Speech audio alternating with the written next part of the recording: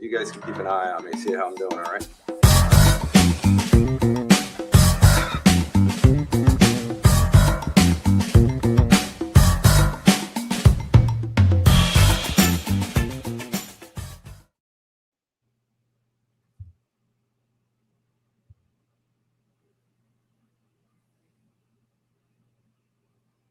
Go, Joe. Ready? Yeah. All right, we're live. Can they hear me? Yes, ma'am.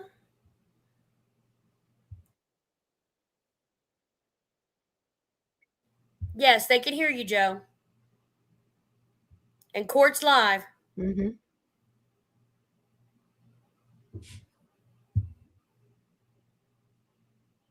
You can go ahead, Joe.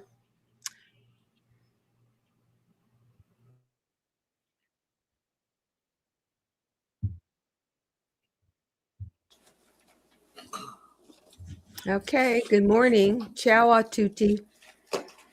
All right, Detective, good morning. Good morning. I just wanted to touch on a slightly different topic to start off today. In 2018, Paul was receiving three different payment in terms of disability from three different sources, right? Yes. And that would have included Social Security. Right? Yes. It would have included an insurance company called Unum. Yes. And it would have included an insurance company called Sun Life. Yes. Now, when you put your chart together to show the revenue that Paul earned in 2018, we saw that the Unum payments were the same for both years. They were the same for 2017 and 2018. Yes. The Sun Life payments were not the same, and they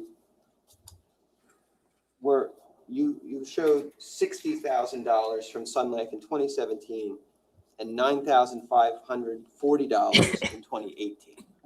Can I refer to my reports Sure. for July and December, please? Sure. This is the forensic accountant, police detective.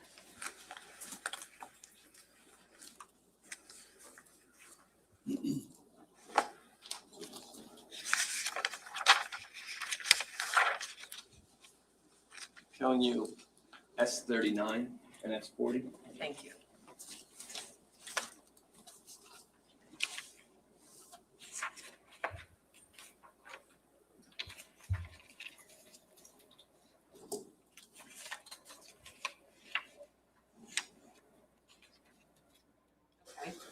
Okay.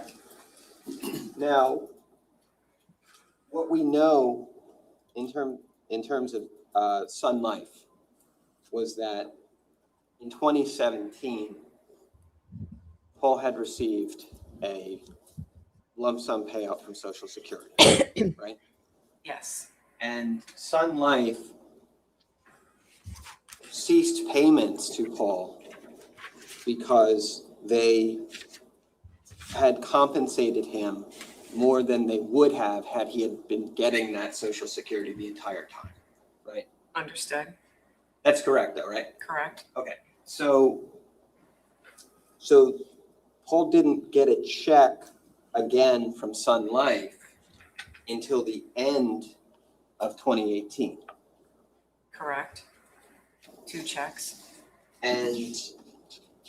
But once that offset that Sun Life took from Social Security came to an end, they began to issue checks to Paul again. Correct. Right? And so they did issue checks to Paul at the end of December 2018, right? Correct. And then in January of 2019. There were payments in 19, but my analysis for my purposes here at this trial encompassed 2017 and 18 only. So I'm just going to talk to you about documents that you received as part of your investigation, okay? Okay. Because I think you've looked at them, like you said, and those documents show that Sun Life began payment again, and they made payments to Paul in February 20th of 2019. Objection.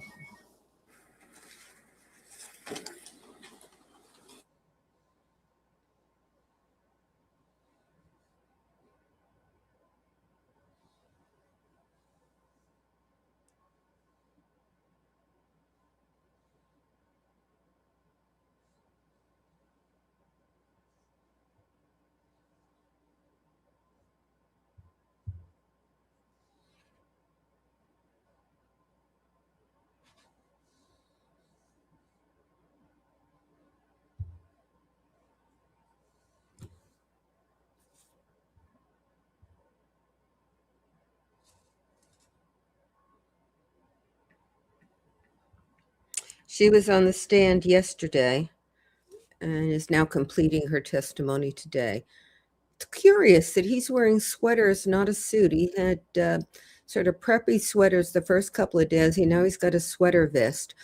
Usually the defense team talks to the defendant about what to wear and how to appear. Anybody have any guesses why they have suggested to him that it would be good to wear sweaters and sweater vests? It seems a curious choice. Oh, and by the way, I'm going to be trying to look at comments on my phone. I'm not able to get them on screen. So I'm going to want to be listening to the trial and commenting. And so I'm not going to be good telling you in advance, good to see the comments. I'm going to look down and try, but I'm just not going to be great at it. So if you've got a comment, if you can write it down maybe on a break, if you can post them, then I'll be able to look at my phone and do a better job. So I'm not ignoring you. I am just trying to look at the trial, and I can multitask, but my eyes don't seem to multitask very well. Even though we have two of them, I can't make one look one place and one the other. If you've got suggestions about how one can accomplish that, I would love to hear them. Put them in the chat too.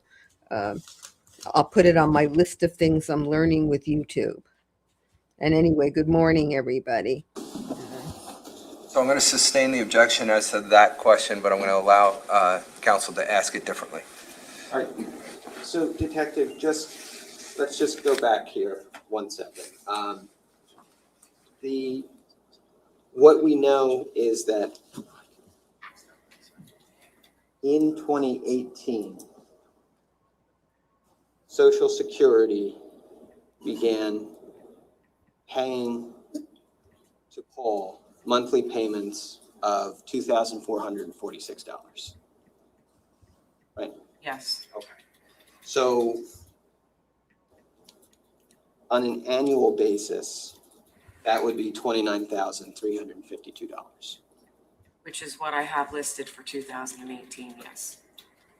And then in 2019, we know that checks from Unum continued to go to Paul in the regular amount that they always had.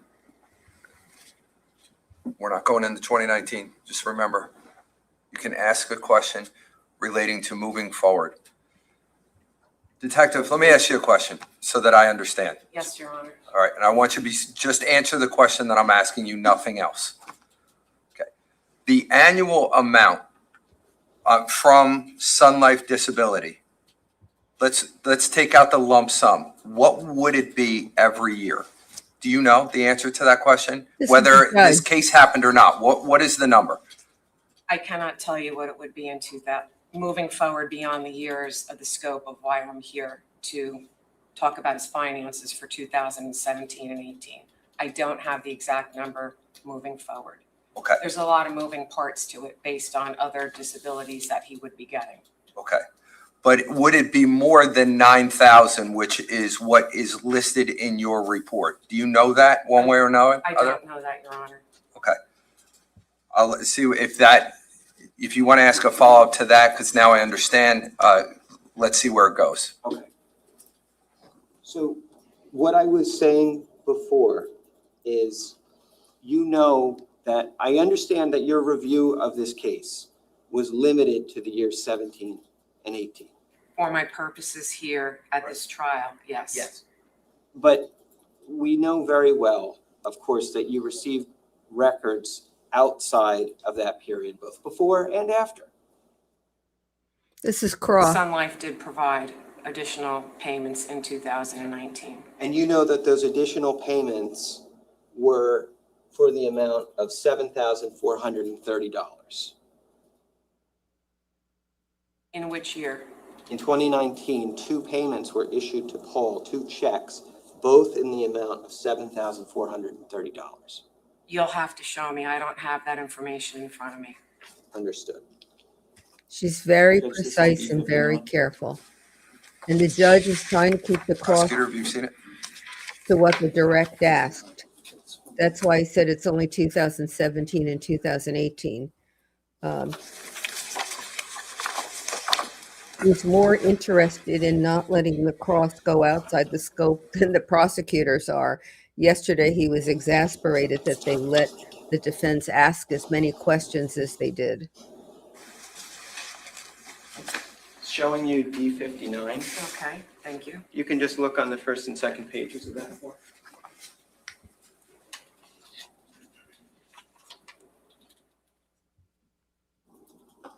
Okay. Tell me what it is that you're looking at. These are checks payable to Paul Caneiro from Sun Life Insurance Company. There are checks dated, one in February and January of 19, and the other checks are all dated in 18 and in 17. Okay. The checks in January and February of 2019 are for the same amount, right?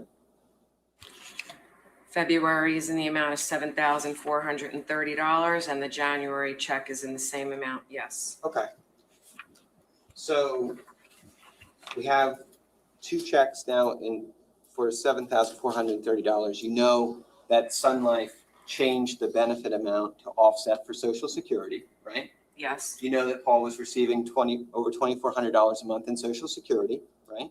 on average, That yes, amounted to on average about $29,000 a year. correct, On average, he was then going to be getting $7,430 a month from Sun Life, right? correct, And then over the course of a year going forward, he was going to get $104,000 from Unum. correct. Okay. So, and those are the disability policies that we're aware of in 2018 going into 2019, correct? Yes. Okay, thank you.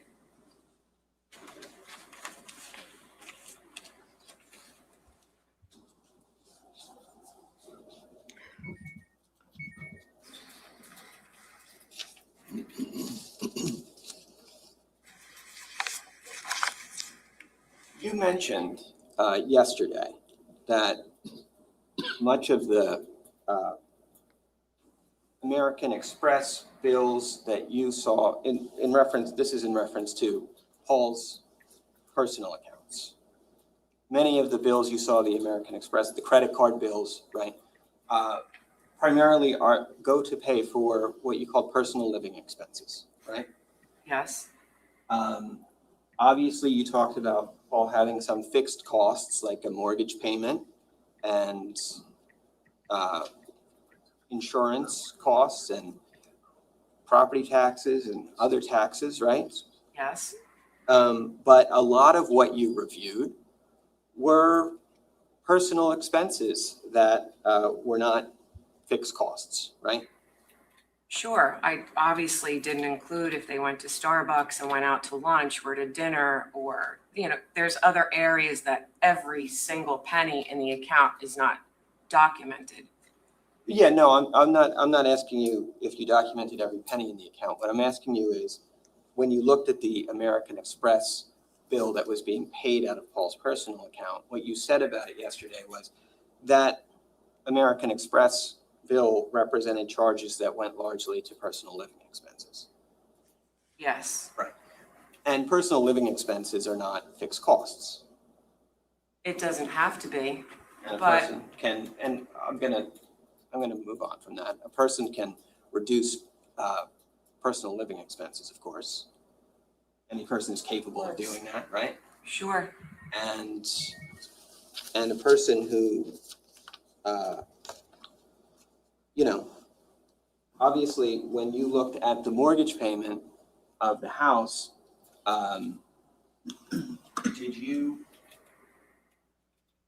did you at the time, when you were conducting this investigation, do any research or conduct any investigation into what the value of Paul's home would have been prior to November 20th of 2018? I did not, but why would I do that? I'm just asking if you did. I'm just asking if you knew that whether there were any renovations made to the home that increased its value, anything of that nature? If there were renovations made to the home, then that would have been more expenses I could add on to the chart if it fell in the parameters of 2017 and 18. So you're saying the answer to the question of were you aware of them is no? I was not aware of it. Got it. So basically, at $74.30 a month from Sun Life, Paul's looking at $89,160 a year from that insurance company alone, right? Right? And $104,000 from Unum, right? Right. And $29,000 from Social Security, right? It's a significant amount of money. She's getting a little annoyed With with him. $3,000 mortgage, right? And also payroll that the family was receiving from the businesses. I'm asking you, not about payroll. I'm asking you about money from insurance Paul's getting and going forward, okay? I'm just asking you, just based on that, we know that Paul's fixed costs include a $3,000 mortgage. Yes.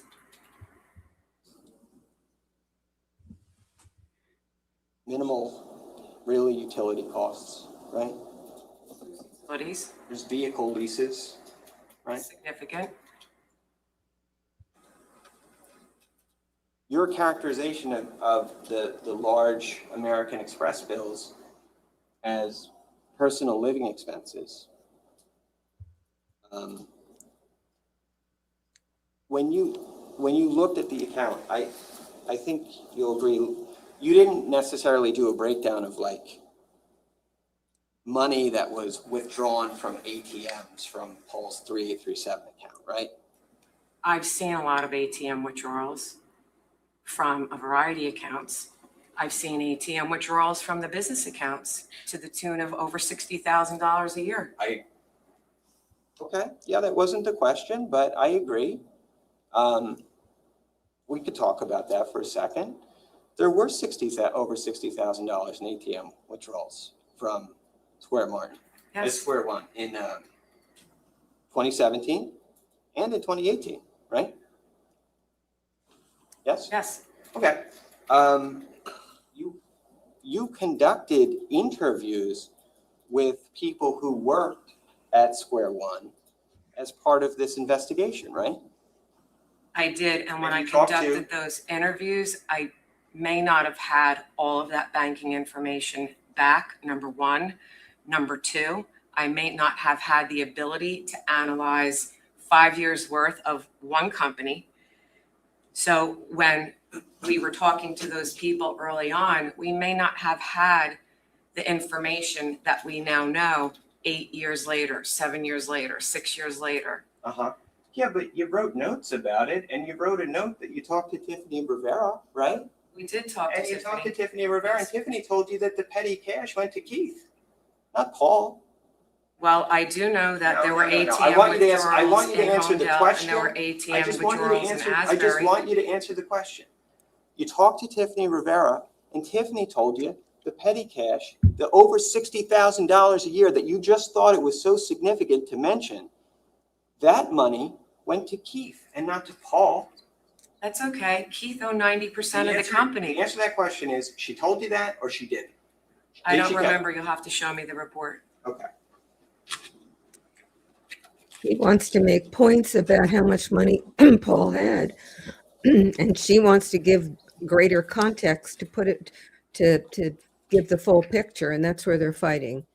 Because he wants points that he can use, particularly in closing, to show that there was no money motive. And she keeps trying to say there's more going on than what you want to focus on. We'll see whether the prosecutor gets up on redirect and lets her clarify more. And I see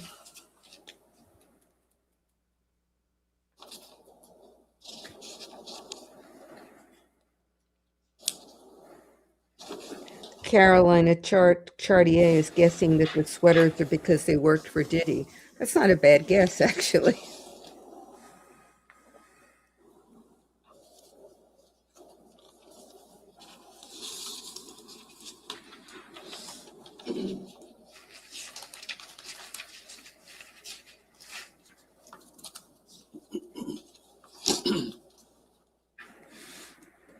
Yeah, Ollie is asking, does anyone know why Paul was receiving disability? I don't know. I haven't seen anything that reported that, and I have the same question, Ollie. The Eric Lieber, the forensics accountant was not hostile yesterday. She was pretty calm. I think she reached her calmness level, and I think what you're seeing is her exasperation as an expert, that he's trying to cherry pick information from her report and give what she thinks is a very either false or at least inadequate picture of what Paul's money situation looked like.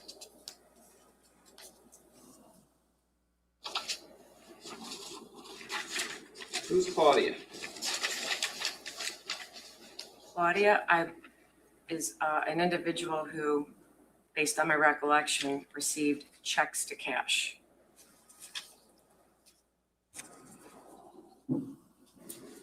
Tiffany told you that Keith, she used the ATM money so that Keith could pay Claudia in cash. But there's also checks to cash that were, I believe, signed by her too. I don't know her role, if she was a babysitter or a house cleaner. I don't recall the role, but I do recall hearing the name Claudia. So you don't know who she is in this case? Not exactly. I did not speak to her, no. Okay.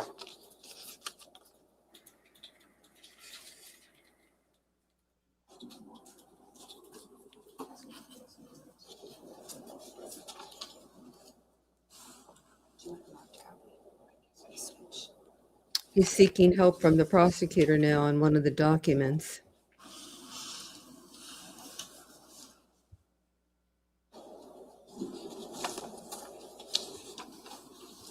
The misdemeanor says it was disability fraud based on a car accident, and it's another charge. Thank you. And the reason why they're harping on it, there was a question about that went by on my phone, is that they're trying to show that he had money coming in, and so the money motive to kill his brother wasn't there.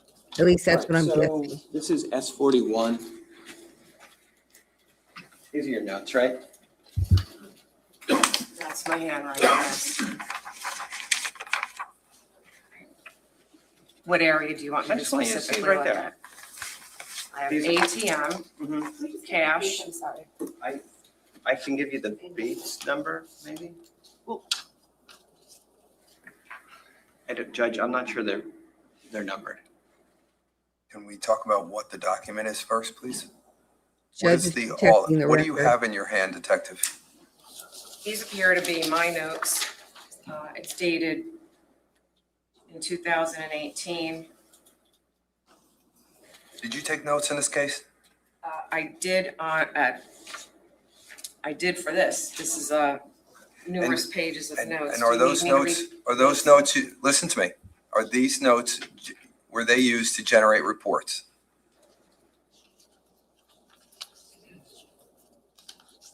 I did not specifically memorialize this meeting because the detectives that were. The question I'm asking you is, are those notes, were they used to generate reports? That's all I'm asking. I don't recall. Okay, so you have notes that could be separate than your reports? Is that are you saying that? Yes. Okay, so these notes that we're talking about now, what are they from? Are they from interviews? Are they from something else? I need to understand what they are so the jurors understand what they are. These appear to be notes of when I participated in the interview with Tiffany Rivera. Okay, so at least now we know what they are. So, and I assume that they're not numbered? The page numbers are not numbered? There are bait stamps on these notes, yes. Okay. So on the page that Mr. Murray is asking you to look at, what's the Bates number on the side?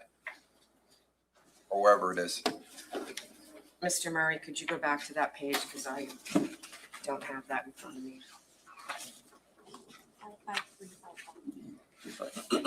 I think the judge wants to do a trial ad class for the lawyers on how they should ask questions and what they need to make clear to nail down and how they can be clear for the jury.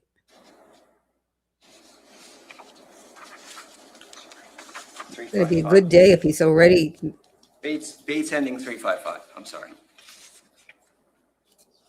interjecting. You can ask your question.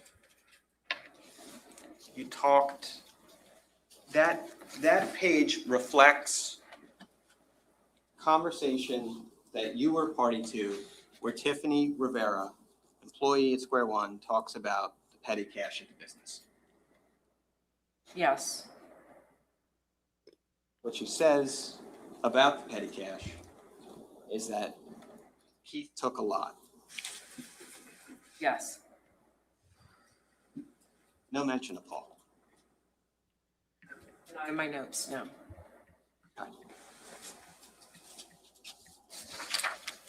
At this point in time, when you took these notes, you were investigating Paul, right? I was investigating the allegations and the potential motive. Those notes were taken November 26th. The murders occurred on November 20th. This was 6 days later. I don't even recall if I received bank statements back from a grand jury subpoena at that point. Well, okay. But the point is, you thought it was important to bring up for this jury, without me asking you a question about it at all, that there was a lot of petty cash taken from the businesses, right? That's a thing that we just saw happen. I thought it's important because I could see the locations where the cash was taken out of, and it appeared twice a week. Once was in Homedale, where Keith Caneiro lived, and the other cash withdrawal was in either Ocean Township or Asbury. They were the same amount, maxed out at $700, because that's the max ATM withdrawal anyone could take back then at a given time. I noticed. So I'm just pointing out, I'm just pointing out that today, with the jury here, you thought it was important to put that information out there, that there were a lot of cash withdrawals from the business. I didn't ask you that question. You volunteered that on your own. Is that right? That's right. Okay. But the truth of the matter is that money, that cash, that you know from talking to Tiffany, was going to Keith and not Paul. Keith took a lot. She didn't say Keith took it all. She didn't mention Paul, did she? Did she mention Paul in that statement? Did she mention Paul in that statement? Yes or no? I do not have Paul written down on those notes. That doesn't mean it wasn't mentioned. Do you take good notes or bad notes when you investigate a case? Do you take good notes or bad notes? I take notes that are good notes. Great. I'm sure you did that this time too. I did. She's not happy. Let's sum up here. 2017, we're talking about around $33,000 that come out of the trust account into Paul's account, right? Yes. 2018, we're talking about $44,000 or so that come out of Paul's account, or come out of the trust account into Paul's account, right? Yes. We know that in 2017, Paul paid almost $20,000 from his own account to the insurance company for Keith, right? Yes. We know that in 2018, Paul paid $27,000 from his own account and put it into the J. Martin operating account, right? Yes. We know that that happened after the issue in April 11th when Keith was upset about the insurance, right? Yes. We know that that money went from J. Martin and it went into Keith's personal account, right? We know that it didn't go It back. went from J. Martin to another business account and then went into Keith's account? The 1361 account? The money goes from, I'm just trying to recap what we learned yesterday, right? Because we went through a lot of stuff. We saw that the money, we saw it go from Paul to J. Martin and from J. Martin to Keith, right? We looked at the $10,000 and the $5,000 withdrawals and it went to Keith's personal account. It went from Paul to J. Martin into another business account numbered 1361. And from there, it went to Keith's account. All right, that's your recollection. That's fine. That's what you showed me. And then it went to an account in Greece, right? Yep. Okay. But not to the insurance, right? No, it didn't Okay. have to Thank go you. to the insurance. Thank you.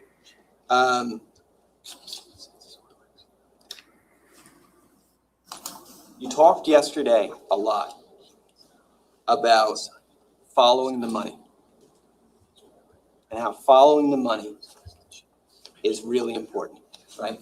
Yes. And that's something that you did throughout this case, right? Yes. And your involvement in this case started all the way back in November of 2018, right? Yes, I investigated 2 different charges back then. And it continues through to this very day. As an expert witness testifying on a financial motive and talking about revenue streams going in an account and expenses, fixed or one-offs, leaving the account. Here's my question to you. Did you follow the money in terms of what happened to the $3 million in the insurance policy? Objection. Sustained. Judge couldn't wait to sustain. You can. The judge thinks this is going well beyond direct, well beyond what is at issue. And he did this yesterday. He was waiting for objections. He made a few on his own. And you could see how quickly he was happy that the prosecutor objected to this. He couldn't wait to get sustained out. I'm going to enjoy this judge. He's a little testier than the ones we've seen before, a little less kind to the lawyers than the ones we've seen before.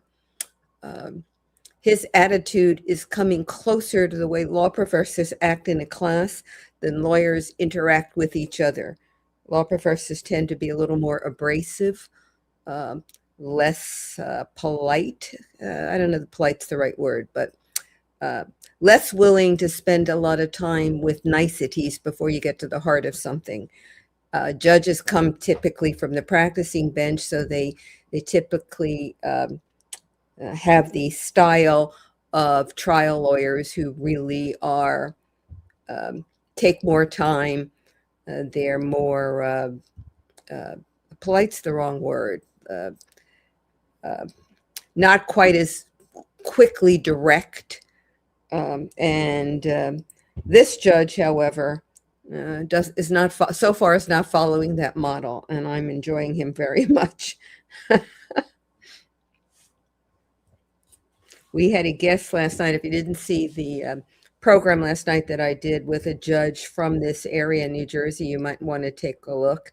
She had a lot of background information, and she said that this Judge Lemieux, I think that's how he pronounces his name, had a lot of trial experience, a lot of prosecutor experience, and his appointment to the bench and then his movement even within judges has been very, very quick. He's now the assignment judge, and the assignment judge is the, at least on paper, the plum job of trial judges, because the assignment judge is one who does all the administrative work. The assignment judge can assign to cases, make all kinds of decisions about how the court as a whole, that is all the judges, will operate. You usually have to be pretty senior to get that job, and some people are never get to be an assignment judge. You don't get it by seniority; you get it by showing, your acumen and your ability. And he got there relatively quickly. I'm going to ask it. The judge is going to ask the question. He doesn't trust them. Did your investigation reveal who received the death benefits as a result of Keith passing away and the rest of his family?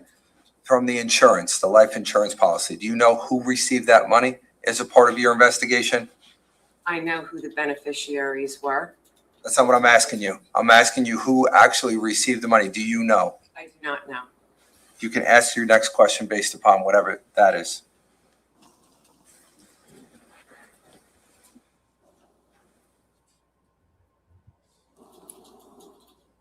You don't know. I would imagine also that you didn't look into it. When were they paid out? You can't ask questions, detective. You can only answer them from your witness chair. I'm just asking if you looked into it. I did not. So you weren't interested in following that money, right? I did not need to follow the money for the charges I was charging at that time. All right, thank you. I have nothing further. Redirect. Here we go. Now let's see if she satisfies the judge by following up in the way the judge Detective, thinks is Do you right. recall being asked on cross-examination about certain times when the TD Trust account was not fully funded? Yes, I do. Now, during those times when the account was underfunded, was there anything preventing the defendant from sending the money that was in the account to Canada Life? Objection. This is not. Overruled. Go ahead. I'm sorry, could you repeat that, please? During the times that the account may have been underfunded, was there anything preventing the defendant from sending that money that was in the account to Canada Life? No, There's no downside to it? he could have sent the money to Canada Life. You were asked on cross-examination about certain times when monies from the trust account would go back into the business. Do you recall that? Yes, Okay. And just to be clear, was the trust account funded through J. Martin or Square One through Keith's payroll? yes, it was. Okay, and then you were asked about certain times then when that money would then go back into J. Martin and Square One. Is that correct? Yes, And I think you already did it, but can you just remind us of who owns 90% of Square One? Keith Caneiro.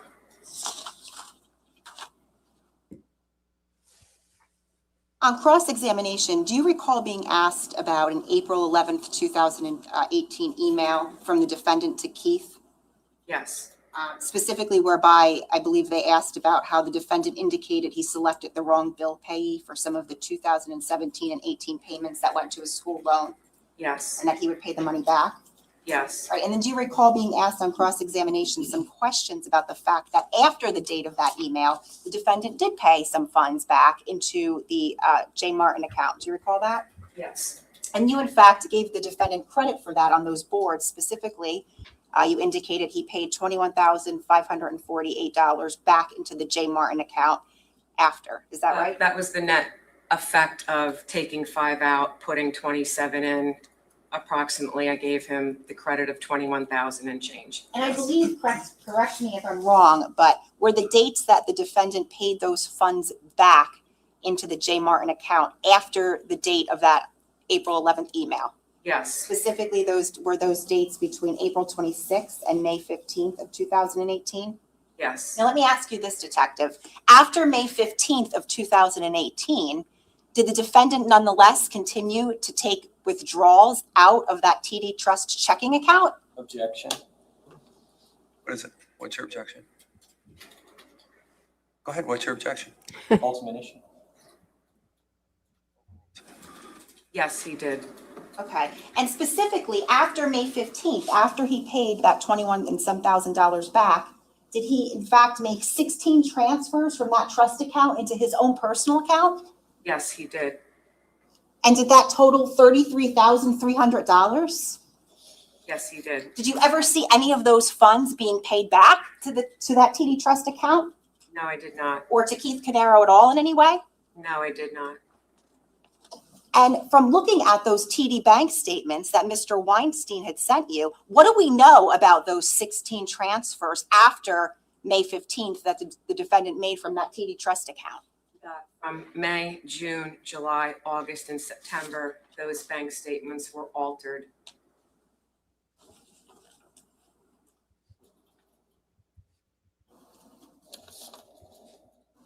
S11. Speaking of that email, I'm going to show you what's been marked as S11. Do you recognize that? Yes, I do. Is that the email we were just speaking about? Yes, Okay, and specifically, is that authored by who?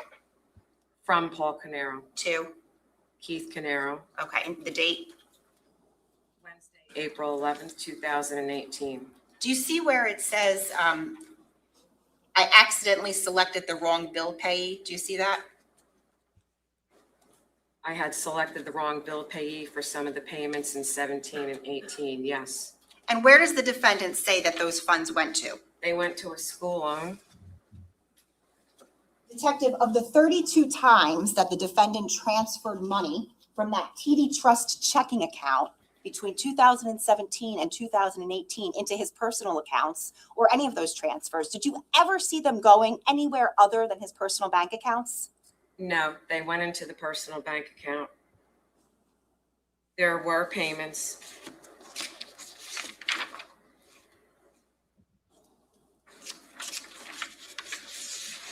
Let me refer to my report. There were payments in 2018 payable to Discover, and they were electronic payments, and the electronic note said student loan payment. That is really the only loan payment I could attribute, and that was $2,525. Okay, but did those loan payments to Discover come from the defendant's personal accounts?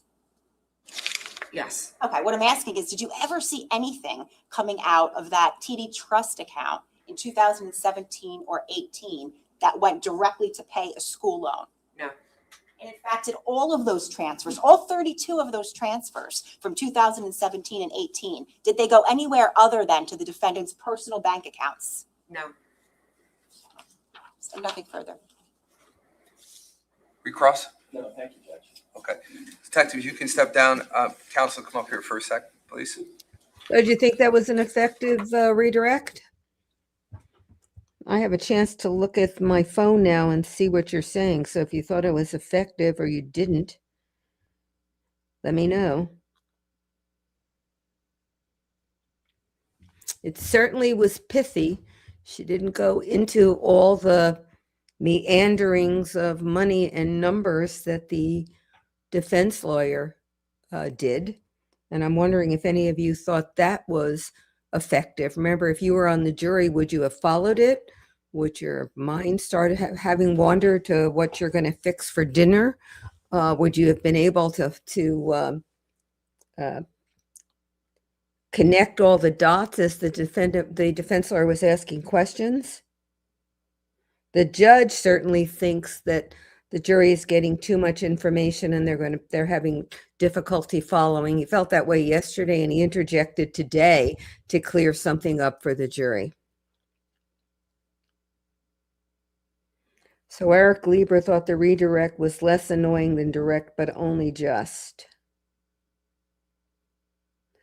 Ladybug wants to know if I'll cover the au pair trial. Probably not, because they're running at the same time. And this one I selected because it interests me a great deal more. I just think this is one of the worst series of crimes, from the money fraud and the insurance fraud and the murders of a whole family, for if the prosecutor proves the case out of jealousy and economic motive, that I think I've seen. So this is the one that I decided I really wanted to follow. Plus, it's in New Jersey, and I thought I should follow what a New Jersey defendant might have done. And certainly there's a fair amount of evidence that he did do it, so we'll see. I saw a little of the au pair trial last night as I was doing other things. I watched a little of the replay of it. I don't know. Are you enjoying the I don't, enjoy the verbs for this stuff are just not good. Are you interested in the au pair trial? Do you find it absorbing and worth following? Okay. I guess I would say that I thought the redirect was effective. What she did was point out that all the transfers went to Paul's account, that his explanation of where some of the money went was a lie, and that it was a lot of money going out, and that he put some money back in when that April 11th email happened. That's when Keith discovered that the premiums to the insurance policy weren't being paid, and the question came up, and then all of a sudden Paul made some payments, and then he went back to his old behavior. So I thought it was effective, and I thought it was certainly a good choice not to go into all the different places on direct where she could have asked the expert, what's the greater context? Because I think she made a good judgment that the jury would not have been thrilled to go through it again with now the detective providing more context. I think she decided that the jury got the point.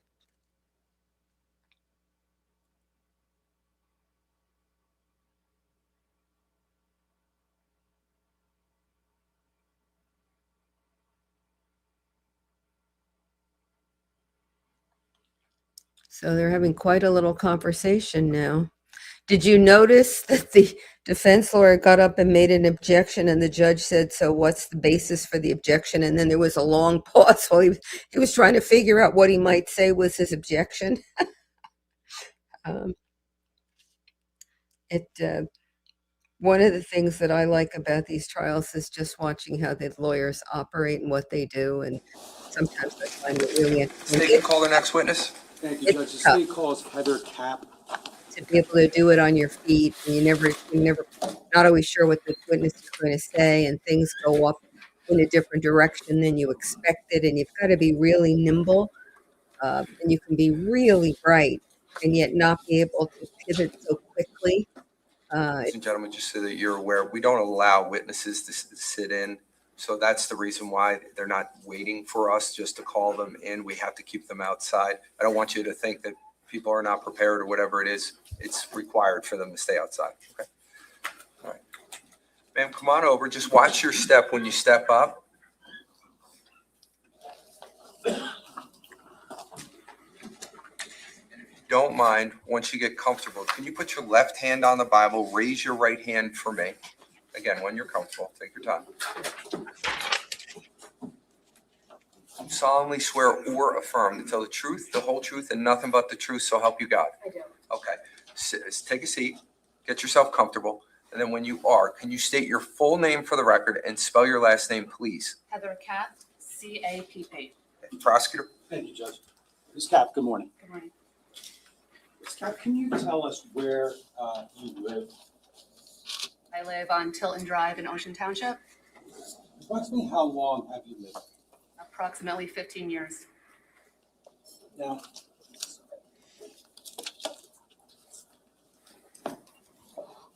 I want to take you back to the early morning hours of November 20th of 2018. Do you remember that morning? I do. Now, was there a point in time when you were awoken from sleep that morning? Yes. Can you tell us exactly how that happened? I woke to male voices outside my home. I turned, I looked at my clock. It was 4:30 a.m. in the morning. I got up, I opened my window shade, and I looked out my window. I saw two men running across the street with flashlights. They were in dark colored clothing and black baseball hats. One ran to the front door and started banging on the door, and the other went into the neighbor's driveway, kneeled down, and was pointing the flashlight into Paul's backyard.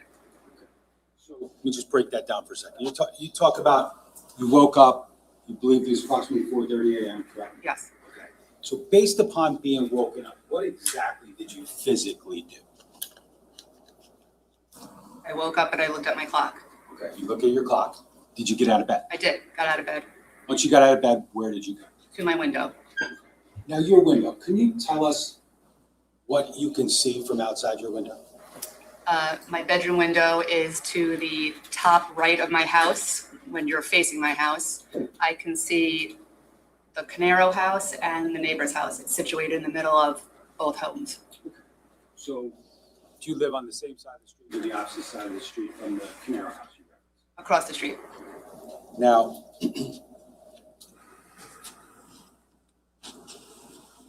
I could just approach Judge, the witness with S1, I believe it's S1A 27 Clinton Drive, Alpha. Okay.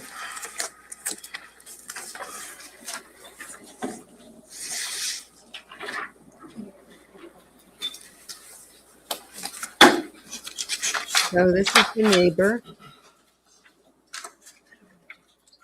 Must have been a little jarring to hear voices at 4:30 in the morning, loud enough that they woke her up. Scott, I'm just approaching you with S1A. If I could just show you first, slide 9. Do you recognize what's depicted in that photograph? Yes, And what is that? the Caneiro home. Okay. And when you referenced two different homes that you could see when you look out your window, correct? Yes, And you referenced this home, correct? yes. And then whose home is the other one you referenced? Marilyn? Okay. And would she be next door to the Caneiro home? Yes, Okay. Now, this picture, I know obviously there's some tape in there, but does that accurately depict the way that you recall 27 Tilton looking in November of 2018? yes. Just going to show you slide 10 for purposes of identification. Do you recognize what's depicted in that slide? Yes. Okay, what is that? The Caneiro home and a part of Marilyn's driveway. Okay, now, so does that accurately depict what the Caneiro house and that portion of Maryland's driveway looked like back in November, specifically November 20th of 2018? Yes, He has to do that before they can show the jury. If he Show you first has to slide show. 11. Do you recognize what's depicted in that photograph? yes. Okay, what's that show? The Caneiro home. Okay. Do you see a portion of one side of the home in that photograph? I see the right side by his fence. Okay. Does that accurately depict that area of that home, November 20th of 2018? Yes, It's called laying a And finally, I think this is foundation. the last one we show you for now. Slide 12. Do you recognize what that shows? yes. What's it show? It shows the Caneiro home and Marilyn's driveway to the right. Okay. And are there any vehicles depicted in that photograph? There is. Okay. And were they there when you first made observation out your window on that morning? No. Okay. Were there any vehicles in that driveway when you first made observations that morning? Not to my recollection. Okay. Does this picture accurately depict the Caneiro house and Marilyn's driveway? Yes. Because you can't, Before we go any further, slide 13 of S1A. Do you recognize what's depicted in that photograph? Yes. And what is it? The side of the Caneiro home and a portion of Marilyn's driveway. Okay. And that portion of Marilyn's driveway, does it have any vehicles in the driveway in that photo? Yes. And again, were they there when you first made observations that morning? Not to my recollection. But does that accurately depict the side yard and that driveway of the side yard of Mr. Caneiro's house? Yes. you can't just randomly put up a Permission to picture and say, publish. this is Paul Caneiro's home, or this is how it looked that morning. You have to have somebody who has personal knowledge, and then who has to affirm that's the way it looked. And then the exhibit can be entered into evidence and the jury can Just see for the it. record, S1A, slide 9. Scott, did I just show you that photograph? You think that- And what again does that show? The Caneiro home. There you go. Now they can show it. Essentially, in some ways across the street from your house? Yes. Does, I think you already said it, but does that accurately depict the way it looked in daylight hours on November 20th of 2018? Yes. Now, just to be clear, the observations that you made that morning, November 20th, 2018, when you woke up and went to your window, was it light out or was it dark out? Dark. Can I have S1A, slide 10, please? Showed you that picture too, correct? Yes. And what does that picture show? The Caneiro home and Marilyn's driveway. And the vehicles that are depicted in that photograph, were they there in that position when you first made the observation? Did you ever make observations of those vehicles or any vehicles in that driveway at some point that morning? Believe so. Okay. Can I have S1A, slide 11, please? Do you recognize that photo? Yes. Okay, when I showed you that a couple minutes ago? Yes. What does that picture show? The Caneiro home. You referenced the fence, correct? Yes. And that fence is on, looking at the photo, what side of the picture is it on? The right. And that fence, if you know, leads to where? The Caneiro's backyard. Kathy, if you could just keep your voice up a little bit. Thank you. Okay, can I have S1A, slide 12, please? Do you recognize that photograph? Yes. Okay, we talked about it a minute ago. Yes. And can you tell us what's depicted in that photograph? The Caneiro home and Marilyn's driveway. And again, there's vehicles present in that photograph, Yes. but they weren't there when you first made observations. And lastly, can I just have S1A, slide 13, please? And you said you recognize that photo, right? Yes. And what's that show? The side of the Caneiro home and Marilyn's driveway. Marilyn must be the next door neighbor. Good. I'll probably be back, just some photos. Now, you wake up, you approach that window, which is on the front side of your house, I think you said. Yes. And you said you made some observations of two men. Yes. Let's talk about them individually. Man number one, what was he doing? Man number one was running across the street and ran to the Caneiro front door. At that time, were you also seeing person number two, or were you watching them individually? They were together, running across the street and then kind of separated. Now, you say together running across the street. Can you explain, like, where they were in relation to your house, the street, and the Caneiro and Marilyn's residence? When I first saw them, they were somewhere in the middle of the street on their route across the street to the Caneiro home. And I know you talked about the clothing, but did you talk about what, if anything, they may have had in their hands, observations you made? They had flashlights. Okay. Now, the person who ran up to the Caneiro door, He begins to bang on the door. can you hear the banging or you see the banging, or I can both? hear it. I I could hear it more than I could see it. Okay.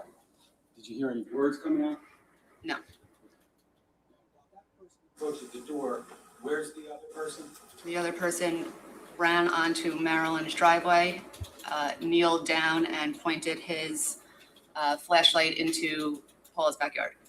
So you look out your window, you see the first guy go to the door, you see the second guy somewhere in Marilyn's driveway pointing a flashlight, correct? Yes. How long did it take you from your first observation to see the guy pointing the flashlight? Approximately, Pretty quickly, like less than a minute? probably a minute.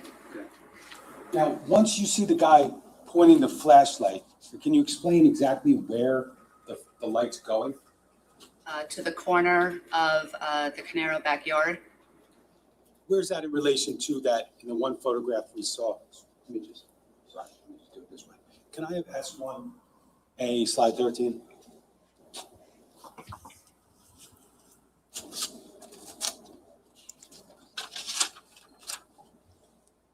You already talked about this photograph, correct? Yes. Can you just talk about the flashlight and the light in relation to this photograph? The man was kneeling somewhere where the white truck is right now and pointing to the corner, through the fence, to the corner of that backyard. When you make that observation of the guy pointing to the corner with the flashlight, do you look immediately to that, where the flashlight's going? Yes, Okay. And did you make any observations when you did that? I did.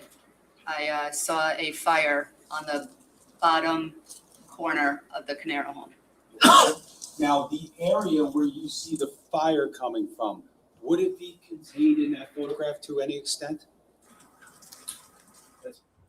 Looking at me, I'm imagining that's a bad question. So, the area where the guy's pointing the flashlight, Yes, is that area anywhere within the photograph that's in front of you? it's right on the corner of the home. I can see it. So if I were to ask you to put like a box or an X where you saw that fire, could you do that? A lot of technology. Yes. Okay, I'm going to ask you to do that. Does anybody, oh, there it is, little box. Just in case. Okay. Can we preserve that? This is S1A, slide 13.1. He had to add to it because now they've got two slides, one without the box and one with the box, two exhibits. For a second, let's get back to the guy at the front door, okay? You said you heard banging. Did you hear anything in response to that banging or see anything in response to that banging? No. Let me ask you this. The people that live in the house depicted in the photographs we've talked about, you referenced the Caneiro house, correct? Yes. Do you know who they are? I knew them as neighbors. Okay. But I should have asked you, back in November 20th of 2018, did you know those people that lived in the house? I knew that the Caneiros lived in the house. Did you know any of the names? I only knew Paul's name and Susan. Okay. Did you know at that point in time whether or not they had any children? I knew they had two daughters. Okay. But fair to say you didn't know their names? No. Now, do you know whether or not they had any dogs or anything like that? They had two larger dogs. Okay. How did you know that? I've seen them walking the dogs. I've seen them running around the backyard. Just neighbor stuff. You Neighbor saw stuff. dogs. Yep. Okay. Now, in response to the banging on the door, did you hear any dogs barking or anything like that? No. Now, while that banging's going on, the second person you referenced has the flashlight on the driveway, correct? Yes. You look and you see what's depicted in that box, Yes. and that's fire, correct? Yes. Did you continue to make observations or look at that area from your bedroom window? Yes. Okay, and what happened? Can you tell us that? At some point, I noticed that the fire was escalating up the back of the house onto the roof. Now, if you know, or if you could estimate, from the point in time when you first saw the small fire to the fire growing up towards the roof, could you possibly approximate that amount of time? I believe my statement said 20 to 30 minutes. To that end, at some point in time, as a result of what you saw, did you provide a statement to police? Okay. And in fact, before that, were you spoken to by an investigator prior to that from the law office? Yes, Did you provide information to them? yes, Okay, and then did you also provide detailed information to the police? yes. Now, so I think you just said approximately 20 to 30 minutes from seeing the small fire to seeing the fire grow.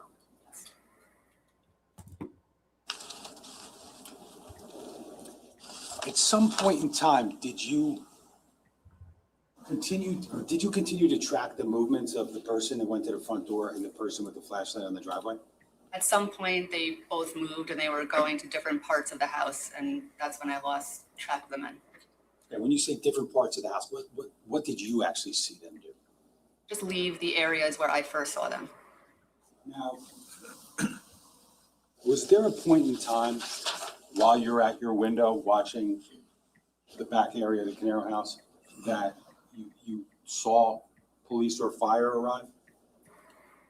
I saw the first, what I believe to be the first fire truck arrive and pull up on my lawn. Sorry about that. Your first observation of a police or fire vehicle was a vehicle that pulled onto your lawn. Okay. Do you remember like what the vehicle looked like, color, et cetera? It was an SUV and I believe it was red. Did it have like fire, some sort of motion capture markings on it? Not to my recollection. Okay. Red truck, Yes, red SUV, you said? Correct? yes. What made you think it was a fire vehicle? The color and the fact that someone came out of the truck and was taking things out of the trunk of the SUV. When you say things, did you know what they took out? No, Did that person and see where they went? no.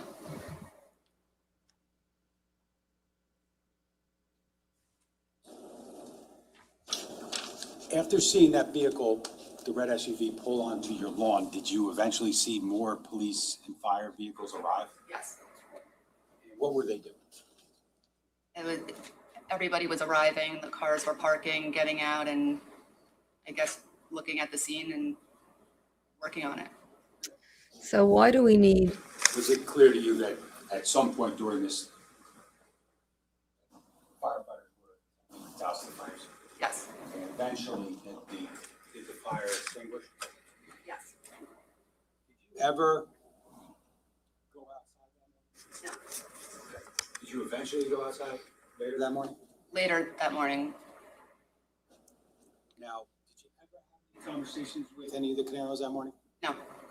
Now, as far as you talked about those two guys, and I think you said the initial observations were in the street.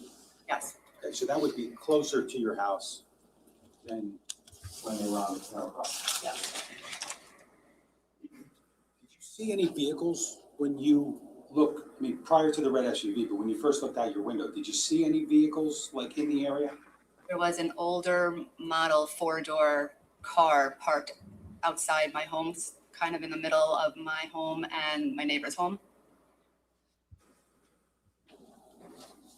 When you talk about your neighbor, do you know your neighbors, who they are, their names? Yes, Okay, who are? the Harringtons.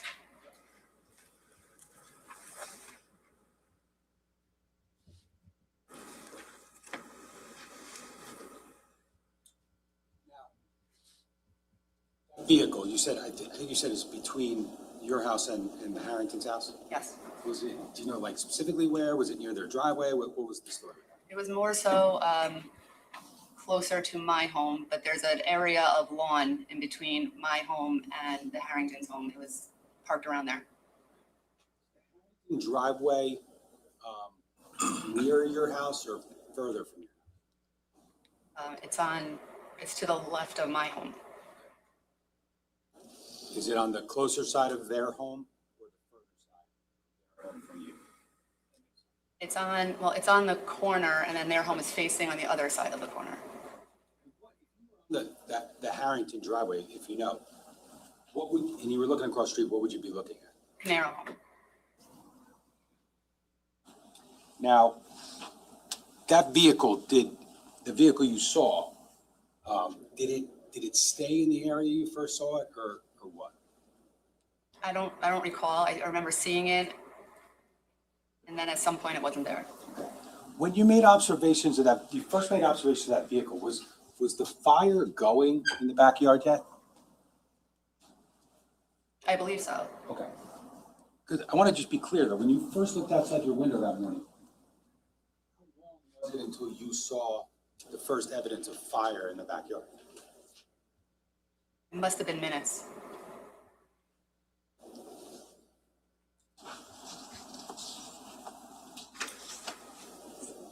I asked you if you had any conversations with any of the Caneiros that morning, and you said no, correct? No. Did you ever make any observations of them at all, without speaking to them? Did you see them? At some point after the emergency vehicles were there, I saw the Caneiro Porsche SUV parked outside across the street between Marilyn and the other neighbor's home. Again, you didn't speak to them, correct? No. So they were across the street, so on the Caneiro, Maryland side of the house? Yes.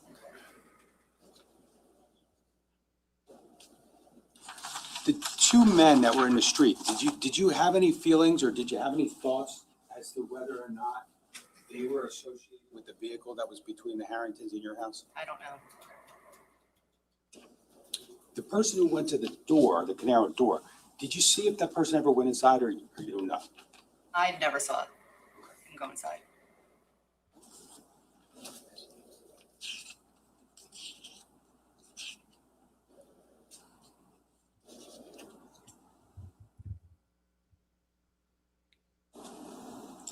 Now, as far as the observations you made, did you call 911 as a result of what you saw? No, Did you relay the information to anyone as you were saying it? my husband. But ultimately, based upon your observations, did police and fire arrive at the area of 27 till November? Yes. Was it long or short from when you first started describing those observations and seeing those things? I believe my statement said 20 to 30 minutes. And during the course of that time, was the fire going for the entirety? Yes. Judge, I have nothing further. Ross, Interesting how much time he took and why he asked her. ma'am, if you could do me a favor, in the corner, right where it says 9:45, there's something that says undo. You see that? Can you just hit that until the box goes away? It's in the black area. Oh, I see it. Thank you. Why there was so much time spent on the fact was it a fire truck or fire car or, where they were. Morning. What to tell why. So you referenced your statement a couple times on direct. I believe in my statement it said this. Is it fair to say that you've recently reviewed your statement, is that fair? Yes.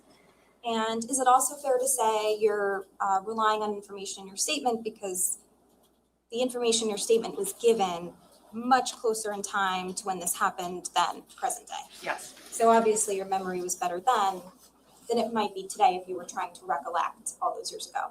Yes. Okay.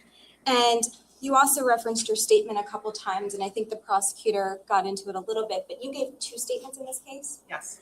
And the first statement you gave was on November 24th of 2018, correct? I'd have to see that. I don't recall the date. Would seeing a copy of the statement refresh your recollection? Yes. Do you have one? I do. Do you have both?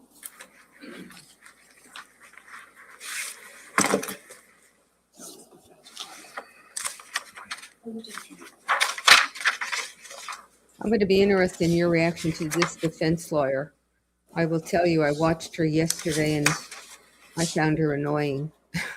I don't want to prejudice you, but I just I'm did. gonna show you what's been marked as D67 for identification. May I approach? Okay. Showing you a copy of your original statement, and I'm just gonna direct, you recognize this as your original statement? It's a summary of a statement I gave, yes. Okay. I'm just gonna direct your attention here where it shows the date, if you wanna just read it to yourself and then let me know when you're ready.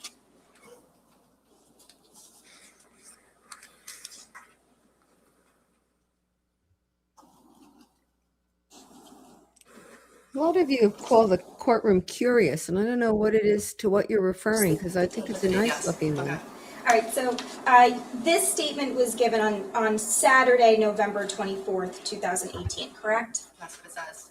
And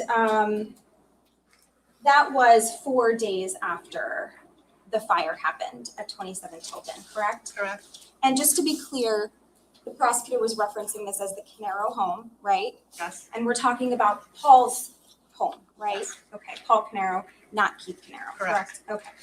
And so you give this statement on November 24th, 4 days after, and the prosecutor characterized it as to a law office. It was to like a private investigator, correct? Yes. Who was hired by a law office, Correct. right, for Mr. Caneiro. Yes. It was not the police department or the prosecutor's office or anything like that. Correct. Now, after you gave a statement to that investigator, you were then interviewed almost maybe like 3.5 weeks later. It was on December 17th of 2018. Do you recall that? If that's the date of the statement, Would seeing a copy of the statement refresh your memory as to the date? yes. Okay. I'm going to approach with what's been previously marked as S81. And you said you've seen your statement before, right? Yes. Okay, so you recognize this to be your statement? Yes. And this is the, let's see, it's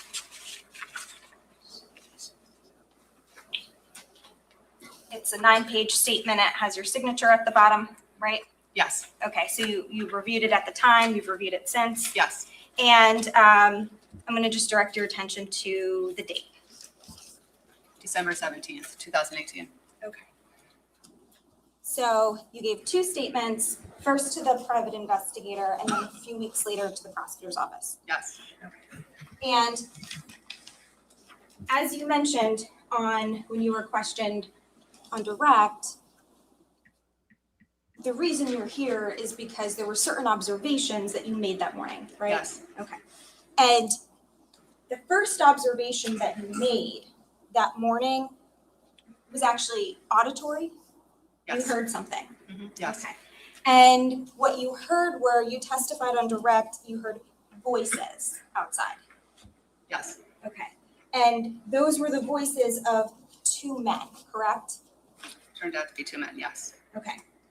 And they were speaking in a little bit of like a kind of excitedly.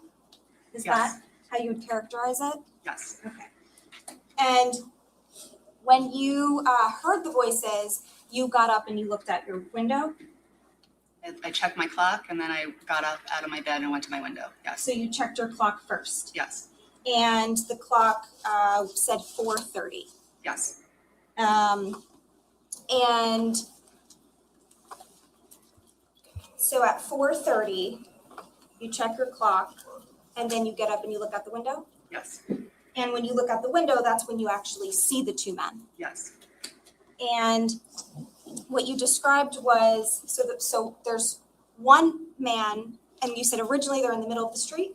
You were running in the middle of the street. Running in the towards middle of the street. funeral home. Towards the Caneiro home, Yes. Paul Caneiro's home. And at that point, did they separate? At some point they separated to go. 1 man goes up to the front door, you said, Yes. and he's banging on the door. Yes. Okay. And you heard the banging, Yes. but you didn't hear any response or anything like that? No. The second man is going, can we put up that photo again with the driveway and the...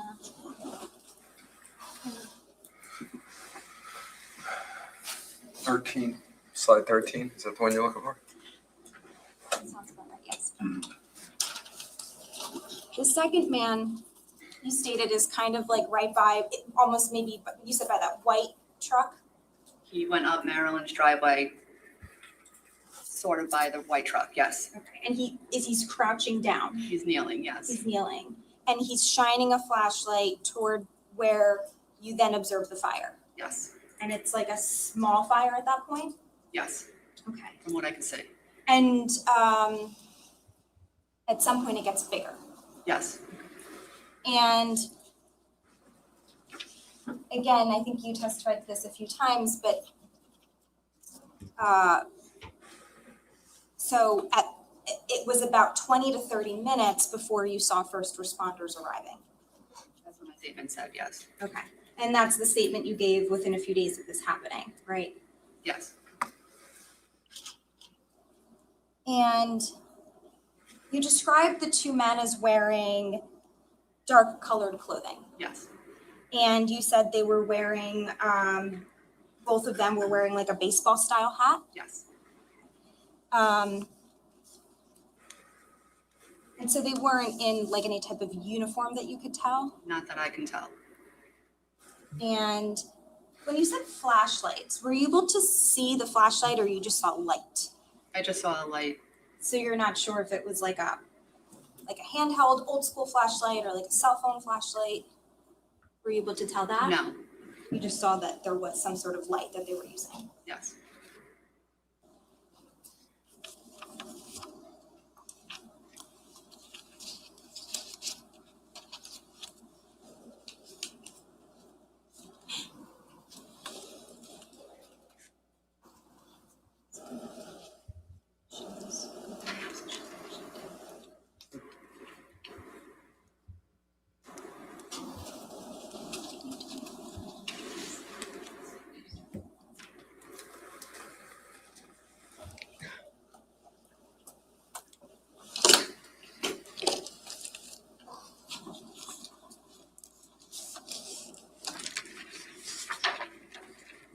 She does look nervous, doesn't she? And I don't know if that's her normal facial Now, the car expression. you saw, you said it was a older model car, correct? It appeared to be an older model four-door, yes.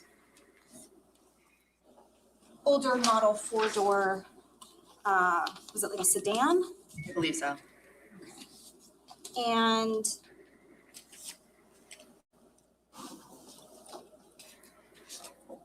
how long would you say the man was banging at the front door for? I couldn't say. A while. While. And when you saw the man kneeling by that white truck and pointing his flashlight toward the fire, he was just watching the fire? Yes, Okay, he wasn't like doing anything with the fire, he was just watching it. just kneeling. How long do you think he was doing that for? A good amount of time. I don't really know. A good amount of time?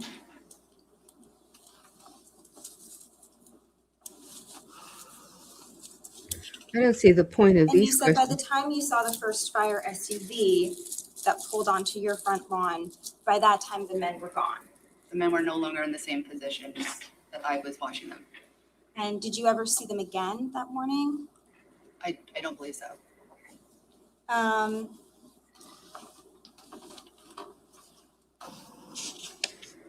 And see the point of some of the questions. She just had to repeat what she said, and it seemed to me to be no purpose to it.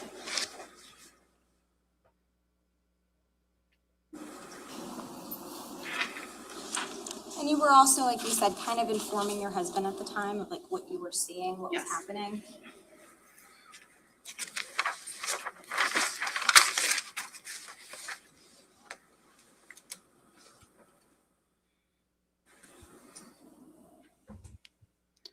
Yeah, And when you say 20 to 30 minutes, is that because in one statement you said 20, in another statement you said 30? So it's like you're kind of saying it could be either one? It could be, I didn't keep checking my clock.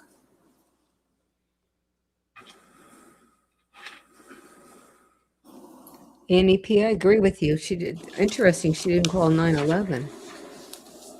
And you didn't see their faces, right? No, She's really, And said they were like average men, average build. I believe so. really an uninvolved neighbor. I'm going to. I know, it's gonna do.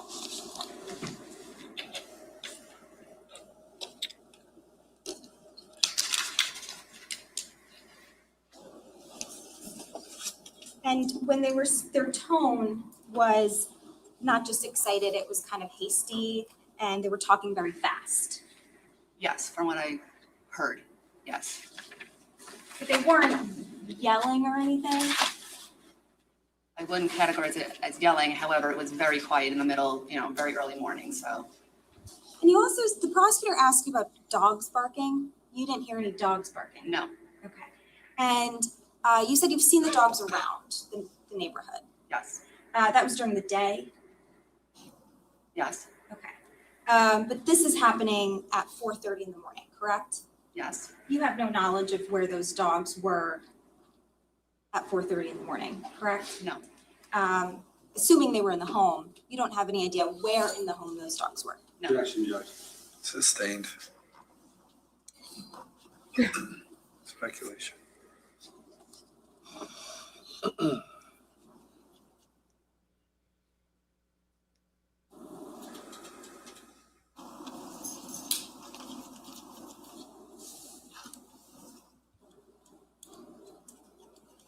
And just to be, you said the car you saw was a sedan. It wasn't like a pickup truck. No, And you don't remember the color of the car? I don't. And you don't know if that car was associated with the two individuals, but you saw the two individuals running from the direction of that car. Yes, I'm going to approach the witness with what's been previously marked as D1-100 and D-101.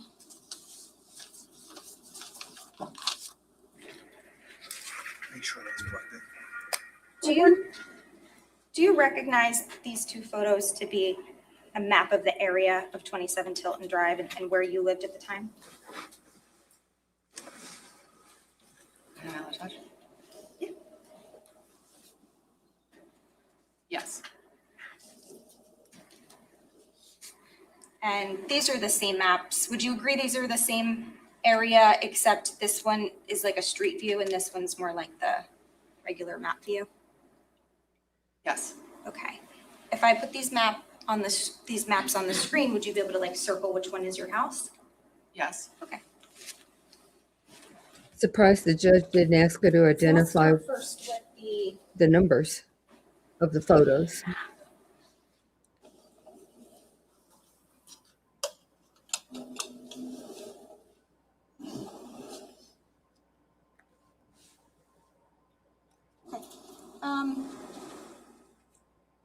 So again, do you recognize this map to be the area of 27 Tilton Drive? Yes, Okay. And do you see 27 Tilton Drive marked on the map? yes, Okay. Would you agree that that accurately represents 27 Tilton Drive? I believe so. Okay. Can you just put like a small circle or X on your house?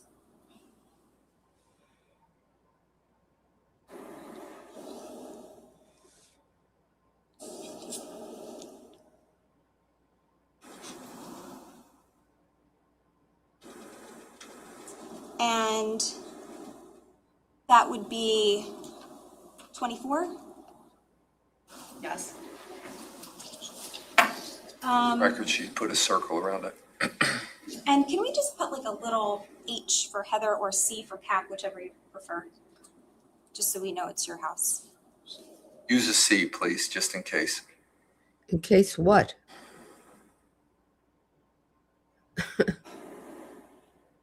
Perfect. Okay. And I'm gonna ask that you do the same thing, actually, I'm gonna ask that you do the same thing on D dash, oh, do you have to, you didn't get it? Okay. We wait until you're done. Okay, so we're gonna print this. This is D1 slide 100.1 now.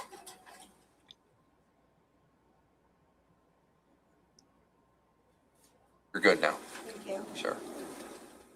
So Ms. Kapp, I'm just gonna ask that you do the same thing for this map, which is if you wanna hit the undo button, we can get rid of the circle and see. I think if you hold it down, it undoes everything. Okay, so here's the street view. Do you see 27 Tilton Drive on there as well? Yes, Okay, and these actually have house numbers.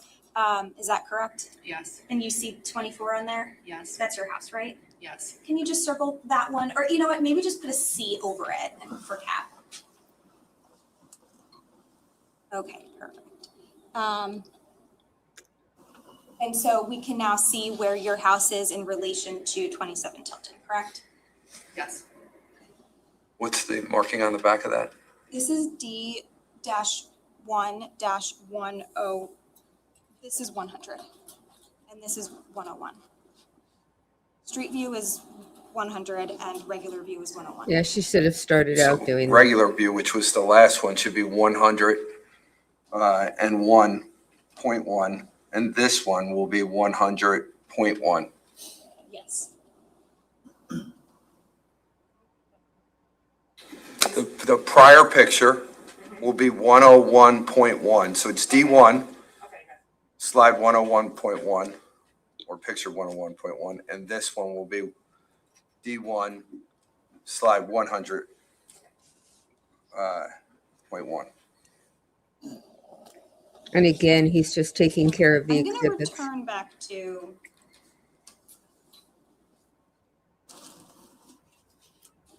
D. Oh, do you mind hitting the undo button? I'm just gonna return back to D-1-101. So you indicated that this accurately represents the area of 27 Tilton, right? Yes, And we see 27 Tilton is like this this U shape. Do you agree with that? it's Tilton Drive. Yes, Right. Tilton Drive is like a U shape, yes, and it intersects with Green Grove Road, which we see on the image as well. yes, Okay.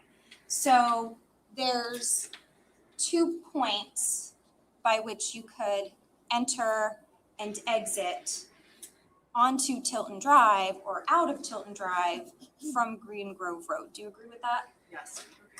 And do you mind just circling the 2 areas, the intersections?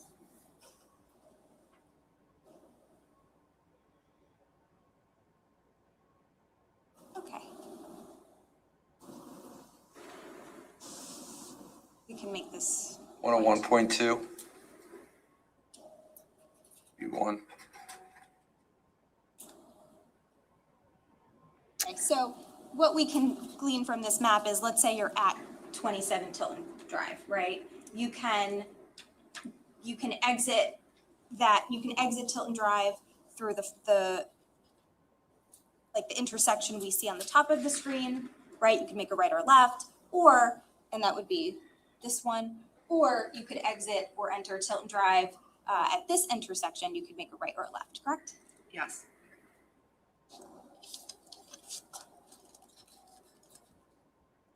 I never understand why the cameramen don't stay on the screen when they're talking And you about never it. saw which way those 2 men went, whether they went left or right, ultimately. No.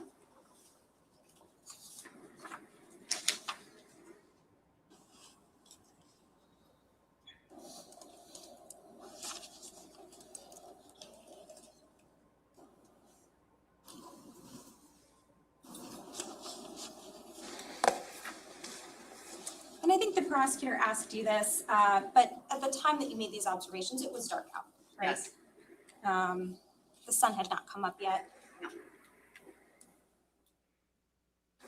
And we talked about how you gave a couple statements and then you testified today. You've never wavered from the time frame of 4:30, which is when you looked at your clock, right? Correct.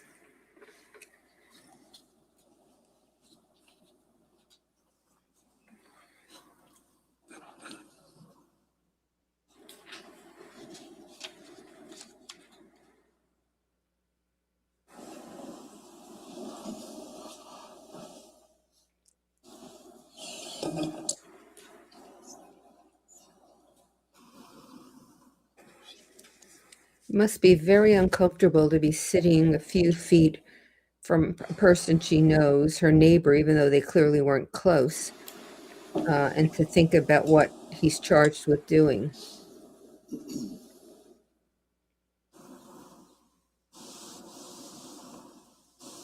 She's trying very hard not to look towards him.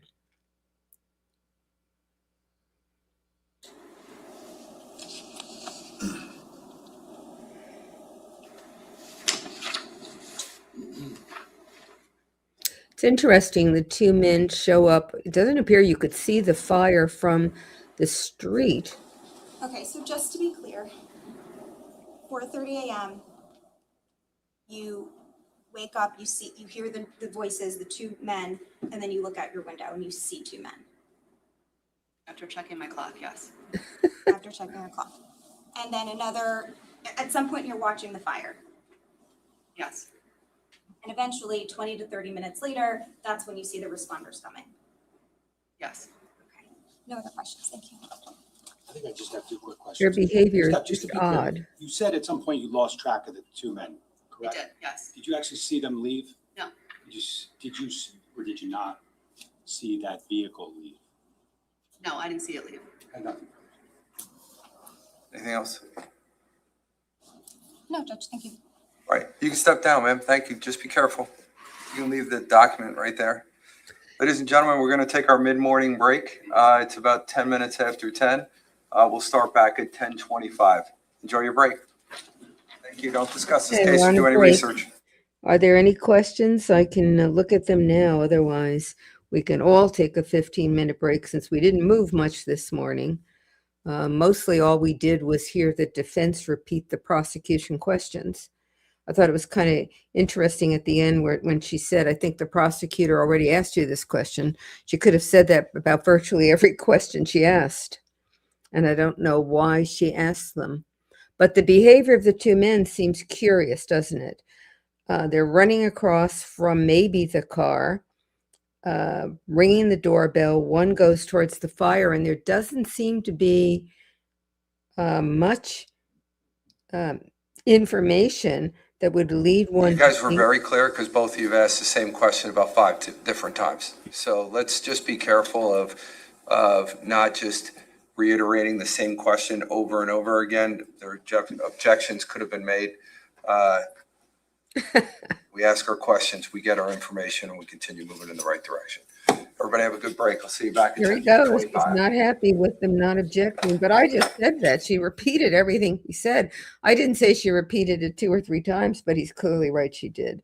But these two men, from where they were running from, it doesn't appear that they could have seen a fire. So what in the world were they doing? It is a curious question. You know, you wonder whether they were expected to do that so that the a call to the with regard to the fire would be made in good time. And this witness is just an odd neighbor, certainly not a close neighbor.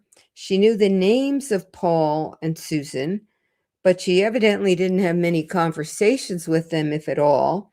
She knew they had 2 dogs. She sees the fire and doesn't call 911. Apparently, she doesn't even wake up her husband to say, you know, there are loud noises here. Come see, there's a fire next door. It's a very kind of a distant neighbor relationship. I wonder if that describes that whole neighborhood or this neighbor or her interactions with Paul and his wife in particular. These trials always leave you with all these questions that never get answered. Okay, are there any questions here? It doesn't appear to be. See a lot of comments, but no Nurse Kristen said this is why it's a 2-month case. I agree with you. If they're going to do it this way, we're never going to be done with this case. Repeating questions, asking questions that seem to me to have no purpose. The questions about how did you know it was a fire vehicle or an emergency vehicle? Why does that matter to anything? It was curious. But what can we do? I don't know how I'm going to recap this tonight, except to be a little querulous, uh, which the judge is trying hard to get them to object to things. Now we just gave them another lecture. You don't have to ask the question 5 times. Once is enough. You get the answer, you move on. Now I can understand why the defense would want to make a point of a particular answer, or the prosecution would want to make sure that the jury heard it. But 5 or 6 times seems to me to be no purpose. Okay, I don't see any questions here. So why don't we all then just take a break and get coffee or tea or, whatever. And that's what I think we should do. I'm going to turn off the camera and I will be back in good time to go on with this. And hopefully we go at a quicker pace. And it's amazing to me. This is New Jersey, not, now you're going to hear another prejudice, not the deep South where things are crisp and move quickly. And this one doesn't seem to be following what we would think the stereotype at least should be. So I'll see you in about 10 or 11 minutes.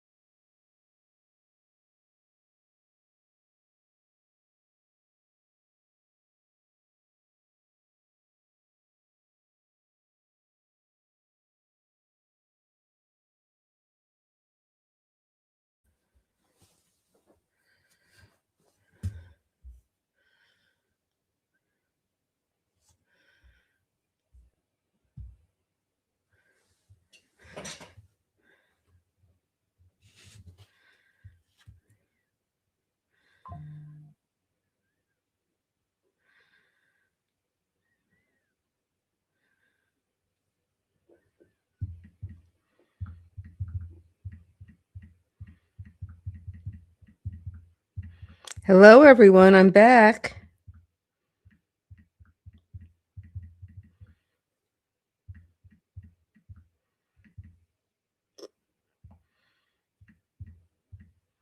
But the judge isn't back.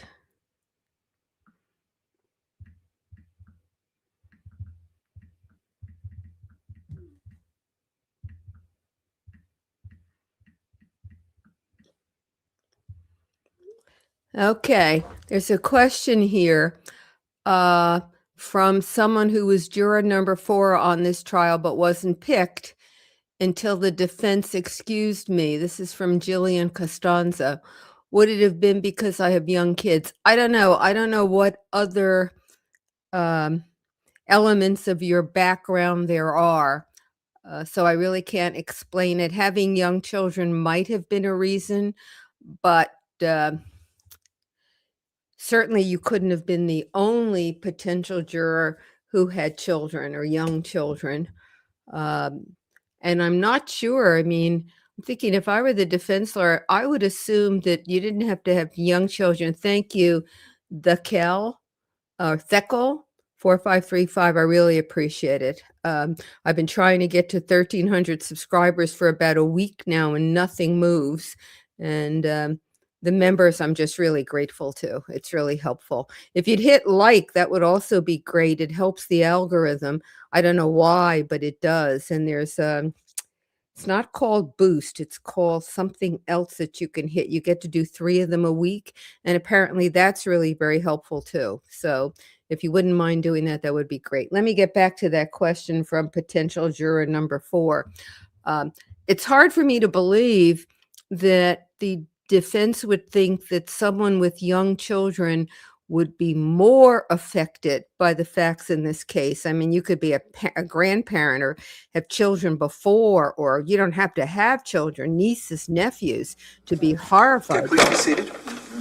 So we would need to know Prosecutor, you want to more call your next about witness? your Sir, background to state make a calls, guess Jonathan about it. Harrington. That's what I'm saying. It's a good question, though. If I were a potential juror, I would be really curious if I didn't make it to the actual jury to see what it was, that led them to strike me.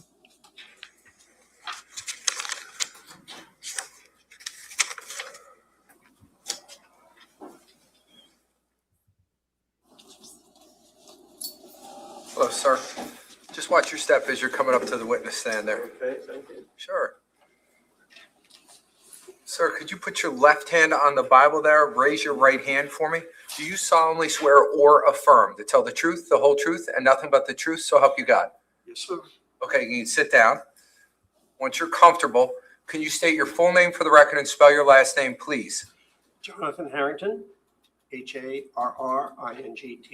Okay. It sounds So I like just want to make sure you speak up loud enough so juror numbers 15 and 16 can hear you in the corner. Okay, sir? It sounds All like right, thank you. another Prosecutor? neighbor. Thank you, Judge. Didn't they Harrington, good mention morning. Harrington or the Could last you tell witness? us where you live, I guess currently? 26 Tilton Drive Okay, and how long have you lived there? since 1994. Okay. Now, I want to draw your attention back to November 20th of 2018. Do you remember that morning? Yes, sir. Okay. Now, at that point in time, were you still working? No, I was retired. Okay. And what did you do for a living? I was a crane operator. Okay. Now, I want to ask you a question about whether or not at some point that morning you were alerted to a residential fire in your neighborhood. Yes. And how did that happen? How were you alerted? By the noise of the vehicles coming and the flashing red lights of a vehicle that was next door. When you first heard any noises around your house, where were you specifically? I was in my bedroom. Where specifically in your bedroom were you? I was laying in my bed. So you were lying in bed. What did you hear? There were loud voices in the street, and I couldn't really tell what they were saying or anything. No, I did not get up then. Okay, tell us what happened. Well, after that, I was just, casually laying in bed. I wasn't going to go back to sleep. And then I noticed that there were some red lights flashing, okay?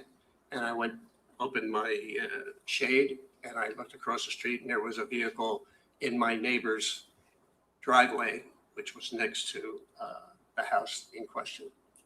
When you say neighbor, who is your neighbor? Marilyn Klein. Okay. So you got out of bed at some point, as you described, and you went to your window. Can you tell us generally what you can see when you look out your window? Yes, I can see Canario's house from the south side to just before the garage. Can you see any other homes when you look directly out your window in the bedroom? Only Marilyn's. Okay. So you could see, you said Marilyn's, correct? And then you also referenced the Caneiro house, correct? Now, you look outside, that's what you can see generally. What specifically did you see that morning? Okay, when I opened the shade, I saw someone, to me, looked like they grabbed the fire extinguisher and was going to walk into the front of the house, the door. That person, I mean, did you specifically see a fire extinguisher or what? I would say that that's basically what I saw, yes. And that person, where did you first see that person? That was the person that parked the vehicle in Marilyn's driveway. Now, that person approached where, you said? The front door? And did you watch that person once they got to the front door? I wouldn't say that I did. No, I don't know whether he went inside. I don't remember that. I don't drive around with a fire extinguisher in my car. Did you make observations, just to be clear, of that person approaching the front door? What do you mean by observations? Did you see that person near the front door? Oh, yes, on the porch, going toward, right in front of the. Just with respect to the front door, and I don't know if I specifically asked you, which house's front door are we talking about? The Canario house.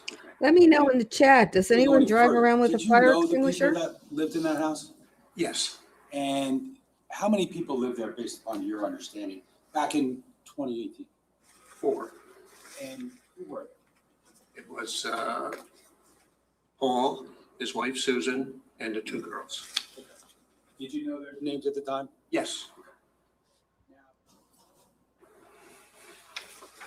Once you made the observation of the person near the Caneiro front door, what if anything did you see? I think at that point in time, to tell you the truth, I didn't really think much about it. I probably just, turned around and, maybe I sat on the bed or something like that. And it wasn't until I heard the approaching fire apparatus that I got back up. Okay. So just to go back a step, Okay. when you first approached your bedroom window, I think you referenced doing so because of some lights, correct? Yes. Could you tell us what specifically in that regard you saw? Did you see lights once you went to the window? That's why I got up, because I saw the flashing lights. Did you see any flashing lights out your window once you looked? That I don't think I did. Okay, so then you see a vehicle, as you said, up in Marilyn's driveway? Correct. That was the vehicle. And a person approached the front door. Correct. Now, at any point in time, did you observe any smoke or flames? Shortly after that, yes, there appeared to be just smoke on the backside, on the right, which would be me facing the house. There was some smoke. No flames at that moment. When you saw the smoke, just to be clear, were you still in your bedroom? Yes. At some point in time, did you go anywhere else? I don't think so. Your bedroom? Eventually, yes. Okay, tell us about that. Okay, basically what I did was, when I heard the trucks, okay, this is after the smoke, so then there was a glow behind the house, which I assumed was a fire at that time. So I got dressed, went to the bathroom, came downstairs, put a coat on, opened the garage door and went outside. Okay. And once you did all that, and you went outside, can you tell us what was going on in the area at that time? Well, the fire trucks were setting up, okay? Oakhurst was on the north side of the building, okay? There was police cars around. There was the Wanamassa Fire Department was to the south. Now, when you talk about fire departments, and do you have any experience with fire departments, just to be clear? I was a firefighter in Allenhurst. Yes. Now, once you're outside and you see the fire trucks, like what's the status of what you can observe fire-wise across the street? The fire was starting to come up above the roof line on the backside.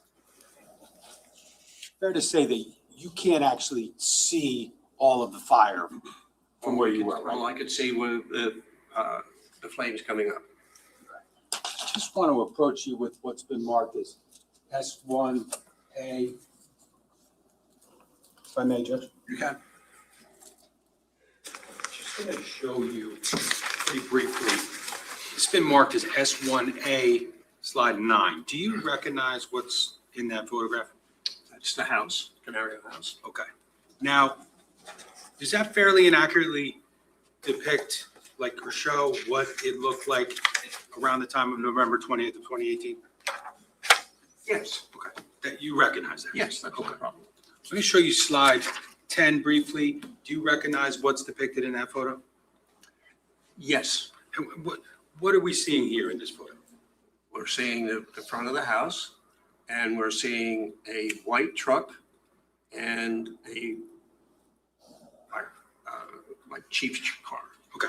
And this is the car I originally saw. Okay, what type of vehicles, just generally, are those two vehicles, if you know? To me, one's a truck and one's a like a suburban SUV.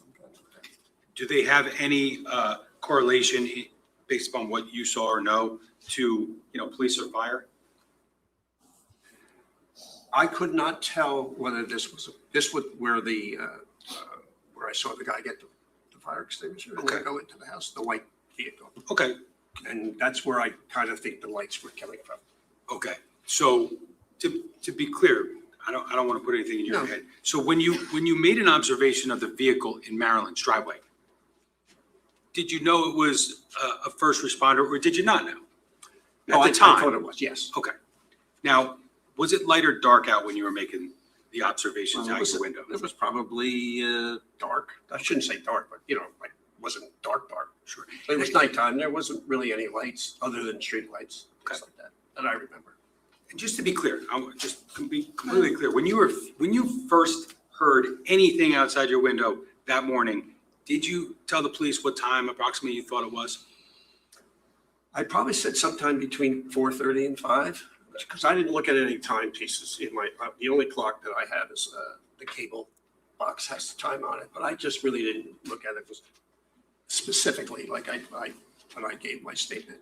Okay, now, your initial observations from the window, were they, did they include what's depicted in slide 10? Why don't they just have Yes. that up while they're talking This about car it? was not there. No, and I'm sorry, that's a good, to be clear, that's a Yes. good point. In slide 10, there's two vehicles in the driveway, correct? Correct. How many were there when you made your observations first? Okay. But as far as like what is shown in this photo, let's say what that is. Whose house is this in slide 10, in the majority of slide 10? That's the Caneiro house. And is there another house that's somewhat depicted in that photograph? Yes, that's Marilyn Klein's house. Okay. I mean, they're exhibits now. They've been admitted. There's no reason why. I'm just going to show you lastly slide 12 of S1A. I see counsel very quickly. Hold on a second. I mean, I don't understand it. I mean, we need to look also, although the camera people, for reasons I don't understand, consistently in these trials seem to think we'd rather look at the witness than look at the document they're talking about. But unless there's another screen and the jury is seeing it, why talk about it and not let the jury see it? I mean, there's a reason for it when the document or the slide or whatever has not yet been admitted, because the jury shouldn't see it until it's admitted. But these have been I'm gonna go admitted. back in 1 second. Can I have slide S1A, slide 9 on the screen, please? Ah. The judge and I are on the same wavelength. That's all I have to say. I Now, like this You judge. see this screen in front of you, correct? Yes. We talked about this photograph. Yes. If you look to your left, you can see it on the large screen. Up there. Oh, okay. Same photo? Yeah. Okay. Yeah. Now, we talked about this photo, and to be clear, what's depicted in this photograph? What can you see there? Just the whole house. Whose house? Canario's house? When you say Canario's house, you mentioned someone by the name of Paul Caneiro previous. Paul and Susan. How long did you know Paul Caneiro? Basically from the time they moved in, How many years was that approximately? I would say probably 18 to 20. I don't know exactly when they bought the house. Paul Caneiro, is that person present in court today? Yes. Could you just point him out? He's to my right here. Identifies the defendant. Now back to that photo. Is what's shown in that photograph, slide 9 of S1A, is that part of what you were able to see out your window the morning of November 20th, 2018? Part of it, yes. Now, can we talk about that?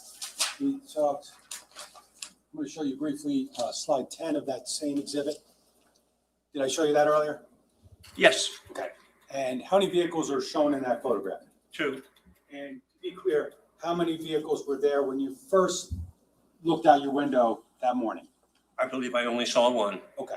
like I testified.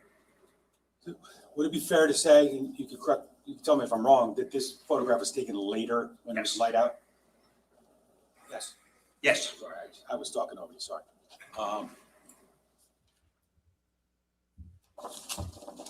And then lastly, can I just have slide 12 of S1A? That photograph we talked about, I believe I showed it to you. What's that photograph show? It shows like a fire captain or chief's car and the house. And that's not a specific observation that you made when you first looked out the window, correct? I do not believe so. I only saw the white vehicle, if I can remember correctly. Now, when you left your house that day and you went out to the driveway, you talked about observing smoke and then flames, correct? Correct. Now, did you ever make any observations of any of the Caneiro family? My only observation of them, what I saw was that I spoke to both Paul and Susan and the girls in his SUV, which was parked close to my driveway.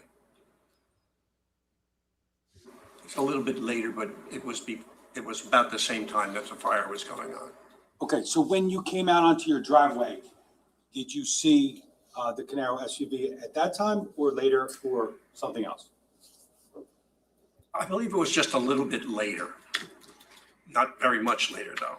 Now, do you know who your neighbor is? You know, if you're looking at the Caneiro and Marilyn's house, do you know who your neighbor is on your side to your right? Yes, those are the caps. That include Heather Cap? Yes. Now, where was the Caneiro vehicle, once you saw it, whenever that was, where was it in relation to your house and the Cap's house? I thought it was a little bit farther towards the Cap house. Okay. Okay, I'm not quite sure now, only because I remember that the Wanamassa fire truck had pulled up and connected to the fire hydrant, which is very near there. So I think it was before my house. Okay. At any point in time, did you have conversations specifically with Paul Caneiro that morning? Yes. And tell us about the conversation. Why were you talking? I walked down, and I spoke to him and the girls, and I asked them, how they were doing. And Paul was a little nervous, he was kind of upset, which I kind of thought was just the fire. And he remarked to me that he was scared that he almost lost his wife with the fire. Just to clarify, was he emotional? Yes. Did he say anything to you about how the fire started or anything along those lines? Nothing like that.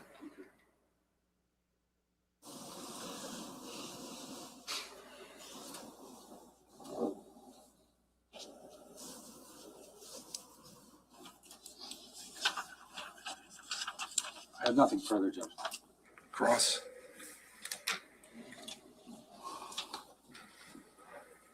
Mr. Harrington, good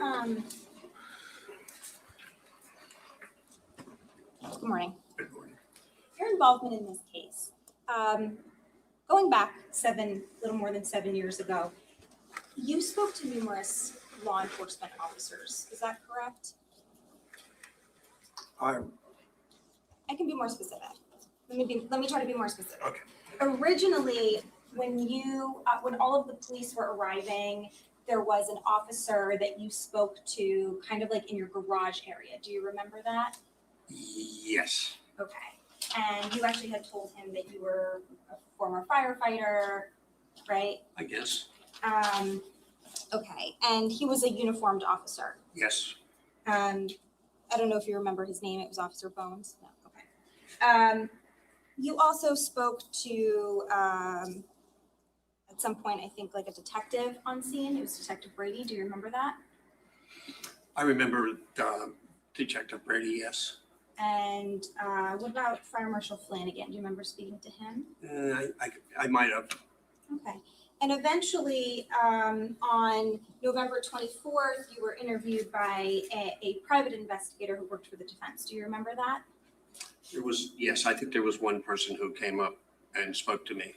About what happened that morning? Yes. And after that, you eventually gave a statement, or you did give a statement to the prosecutor's office. That was Detective Weisbrot and Brady. That was on November 27th of 2018. So another few days later. Do you remember A few that? days later, yes. They That's asked like if a I more- would go to the police station and give a statement about what I saw. And that was like a more formal type statement? Yes, Okay, and that was a week later, right? approximately, yes. So initially, what you testified to today on direct, if I understand it, is that you're in bed, right? Correct. And you hear voices, Loud voices, yes. loud voices. And those voices were multiple voices? I would say so, yes. Okay. And they were men, right? I couldn't tell you whether they were men or women. Okay.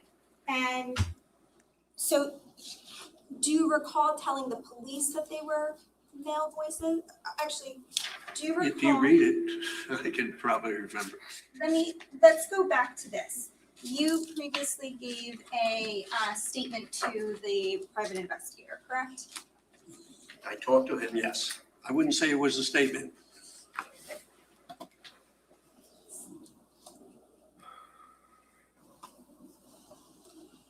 was more like a casual interview while I was outside. Okay. If I showed you a copy of his summary of your interview, would that help refresh your recollection sure of you some of the can. things you said to We're him? talking 7 years ago. Right, of course. Okay, so I'm gonna approach with D70. Which I have never seen before. Okay. That's all right. Okay.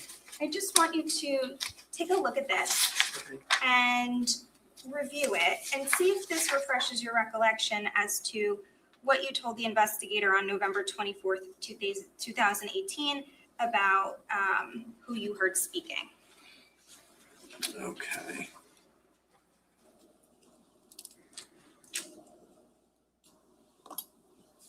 These witnesses are very precise.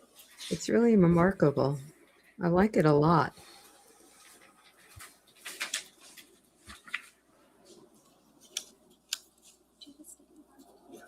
I see That's pretty some. much what it was. If I said males, it could have been, Why does she care? correct. Okay, and again, Unbelievable. like you said, you probably remembered a lot better then than you do now. Oh, sure. I mean, time degrades everything. Of course. And when you gave a statement to the prosecutor's office, and I can show this too if you'd like as well. Now, this one you have seen before, right? Yes, I've seen that. Okay, so I'm going to approach with what's been marked for identification as SED2. Mr. Harrington, this is a copy of your statement. Mhm. I'm going to have you, if you flip to the last page. Okay. I'm just going to show you that it is 5 pages. Yes. And okay. it has, this one has your signature on it. Yes, it does. So, and it also has your initials on the bottom, right? Yes, Is this when you reviewed at the time? yes. And you wanted to make sure it was accurate, right? I don't know whether that was the same day or not, but yeah, that's accurate. No, I I'm don't saying the reason they had you review it and assign it and initial it Yes, was so because it that was pretty accurate, within reason, yes, I agree. these were your words, right? Yeah, I guess. When you look at this statement, it's like question, answer, answer. Right. Right? Do you agree that these are the questions that they asked you and these were your answers? If they're written there, that would be what I answered. Okay. The question. So I'm going to direct your attention to here, and if you could just read that to yourself and then just look up. Okay, Okay, I see it. So in addition to telling the investigator on November 24th that you heard male voices, you also characterized the voices as male to the prosecutor's office as well. That's correct. Okay. And you said you heard them speaking kind of loudly or, but not yelling, right? Or Oh, there was, to me, it was very loud. very loud. Whether you call it yelling or not, that would be, just Okay. how I'm trying to figure it out. But Subjective is what no. you're saying. yes, it was more than one voice. I said a male voice, but that could have been, It two was male more than one. voices. Okay. And when you heard the voices, you were lying in bed Yes, that's true. and you didn't hear specifically what they said, did you? I did not. And then you said, I think, is it fair to say you kind of like fell back asleep for a little while? Well, I let me put it this way. I probably just laid down with my head on the pillow because I usually don't go back. Once I'm awake, I usually don't go back to sleep. It might be a light sleep, dozing off back and forth. Again, I understand you're testifying right now to what you usually do, but I'm Yes. going to direct your attention Okay. once again, just back to, this is the statement you gave to the prosecutor's office, right? Yes. And you told them I fell back asleep. Well, I also said up here that it was a light state of sleep. Okay, so when I say sleep, it wasn't really going into a REM type of sleep. It was just being, my eyes closed, being, like light sleep. I don't know how else to explain it, Gotcha. Any noise, anything. Just to clarify it, I don't sleep very well anyway, so Okay. it would only be a light sleep that Okay. I'm talking about here. They're not incongruous, okay? They both the What she same. gets for asking this So you're question. in a light state of sleep and specifically at around 4:30 in the morning, right? Well, yes, because as I said previously, I don't have a watch on or a clock in my bedroom. The only time that I can tell is what's on the cable box, okay? Mhm. So if I said 4:30, maybe I glanced at it and that was the time that I recollected that it was around 4:30. But it could have been later than 4:30, between 4:30 and 5. That's when I said, Okay. I don't know the exact time because I'm not looking at a timepiece. I'm going to try to ask you just a very simple yes or no question, okay? You It's told insulting. both the private investigator and the prosecutor's office the week that this happened, that you heard these voices at around 4:30 in the morning. Yes, You did, okay. And when you spoke to the officer on scene,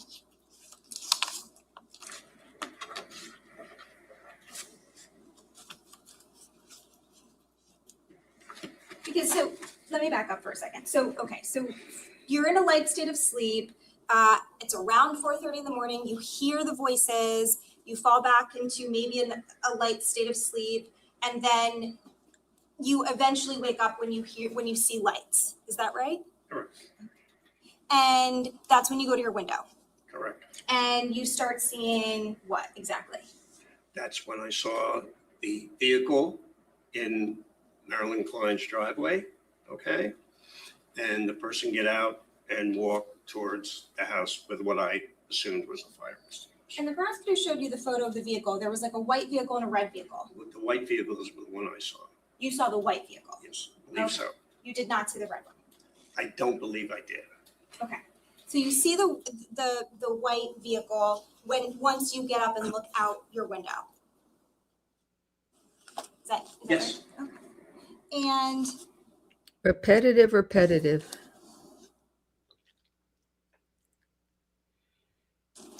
how long after that until you eventually come outside?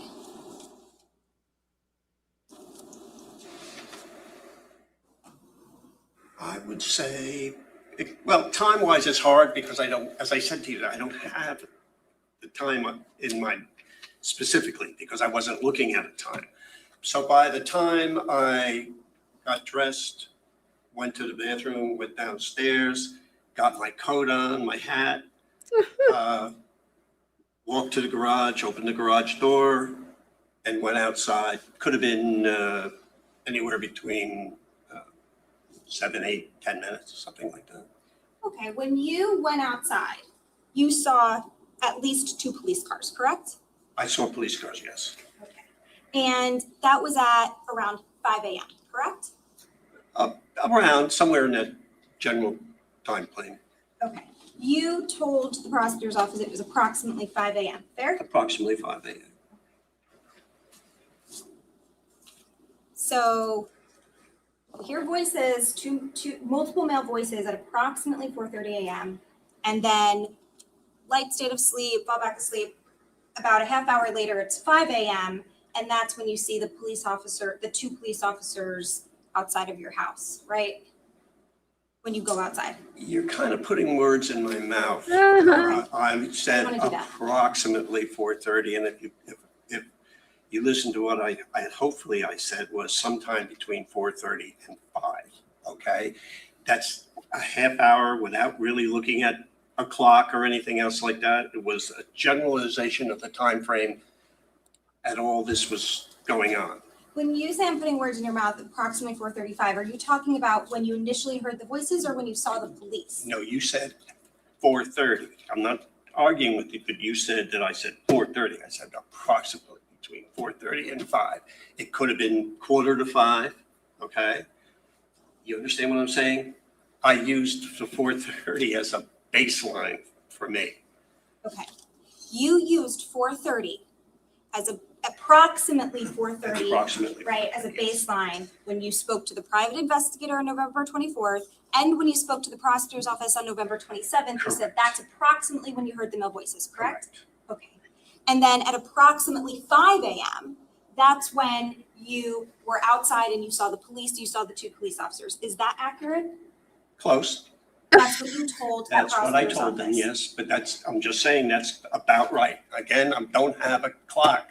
Can to we go be, by. let's be clear, when we say approximately, we're not talking about to the minute, right? Yeah, that's Okay, I'm not putting words in your mouth when I say approximately because we agree that we're talking about within a few minutes at least, right? We're not talking about Give to or the take a second. few minutes here and there, Okay. yes, thank you. All right. And at 4:30 a.m. approximately, Thank you. you did not see any lights, right? No, Okay, you just heard the voices. just the voices. And eventually, when you come outside and you're speaking to the officer in your garage, again, you remember that conversation. I Maybe you don't remember they remember. came up to the garage, yes. Okay. And do you remember speaking with him? Yes, Okay. mostly a general conversation, nothing that's specific that I remember unless you have something that he said. Actually, I do, and I have something you said. You told that officer, right, that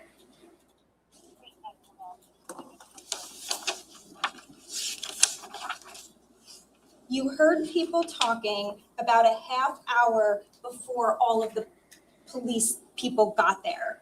Do you recall saying that? I probably did, if that's what I told him. Okay.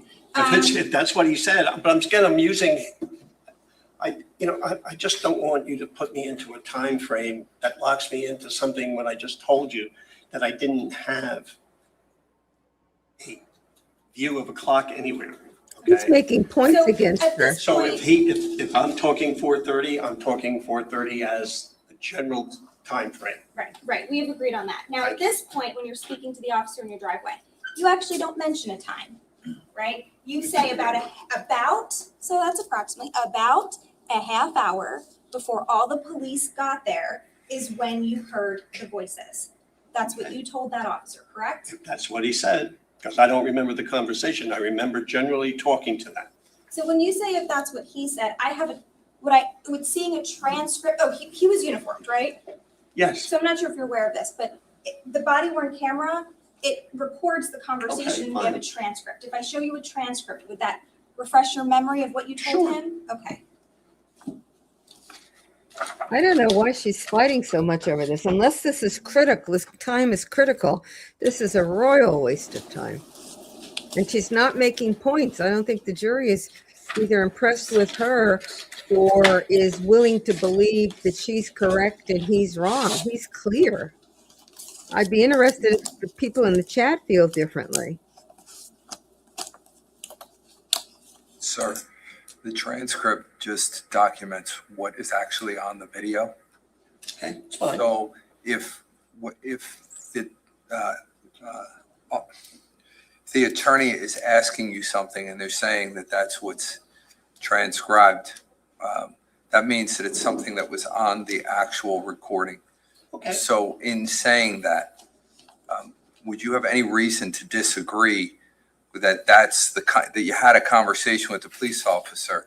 No one's trying to put you in a box. All we're trying to do is confirm with you that you had a conversation. And if Ms. Mastalone is saying this is what the transcript says, any reason to dispute it? All she wants to know is whether that's what you would have said or not, or to help you. Sure. Okay, that's Because it. I I think that's remember what talking we're to her. trying to do. And no one's trying to talk you into anything. No, I understand that. And just to move it along, so it's in that vicinity. And again, the timing is what you remember. It's all approximation. We got it. Judge, I was just going to say that the state obviously would stipulate to the accuracy of the transcript. I mean, we create. Of course, that's what I'm saying. So just trying to be helpful here and moving along this particular area. He had a search to say area. I wonder what he really wanted to say.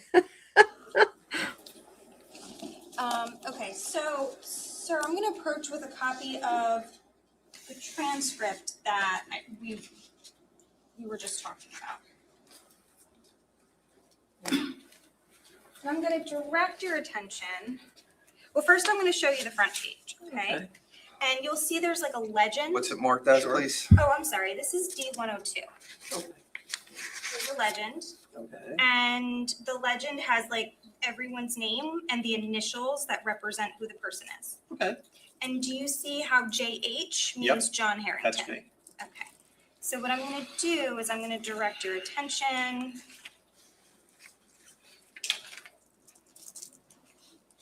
we're going to start on page 14 of 38. Okay. But we're going to, so your initials start here. Okay. Or this is where the conversation starts. So I'm going to ask that you read this page and particularly this part here. Okay.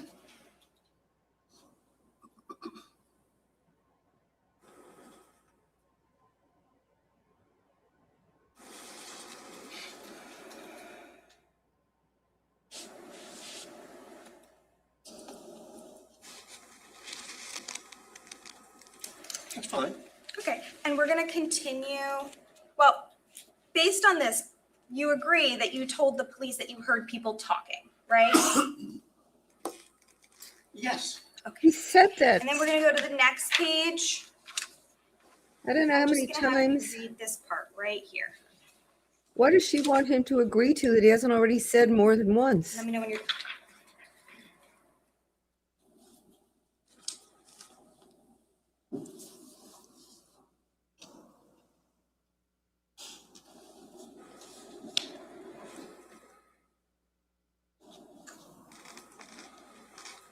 Yeah, no problem. Okay, so during this conversation, you tell the police officer you heard voices talking, and the officer asks you about a half hour before we all got here, and you say yes, and then you say before this all started. Is that accurate? That's what That's what it it says. says. Okay, all right, so.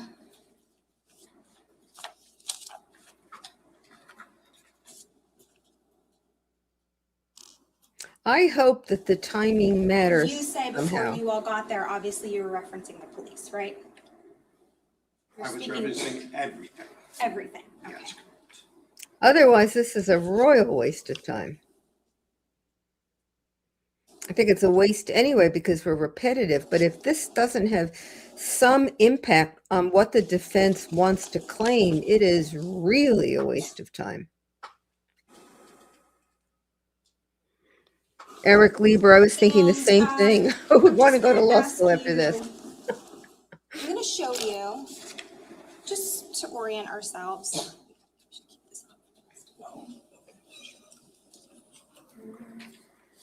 You know, you should have a view of what points you have to Not make, anyone's view. Is it- what information is critical, I'm going to and then stay on track. put up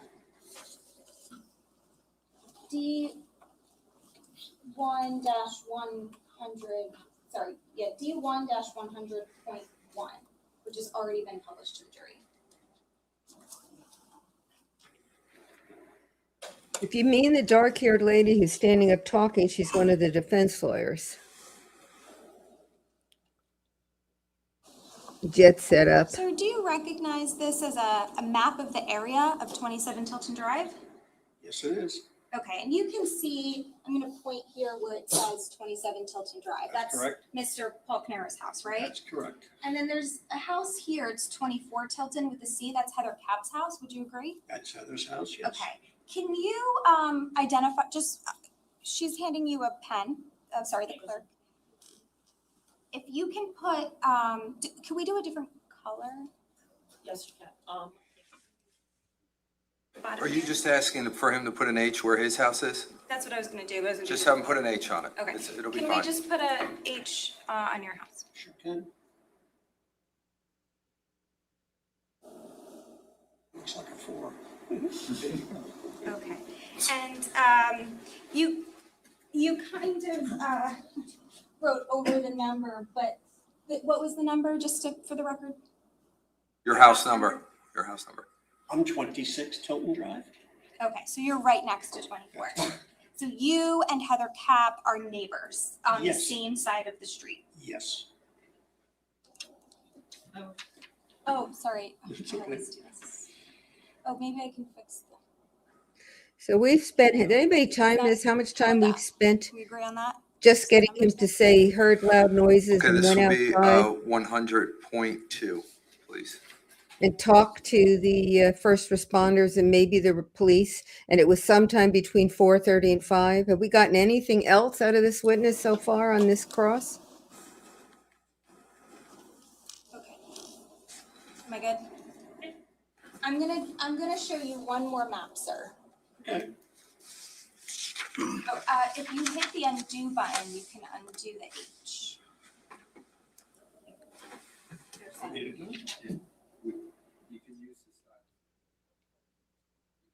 Figured. Nicely done. Perfect, okay. So if I put this photo up, do you also recognize this to be a map of the area of your house? It's not the street view, it's more of like the, I don't know what we would call this, the picture view? Neighborhood.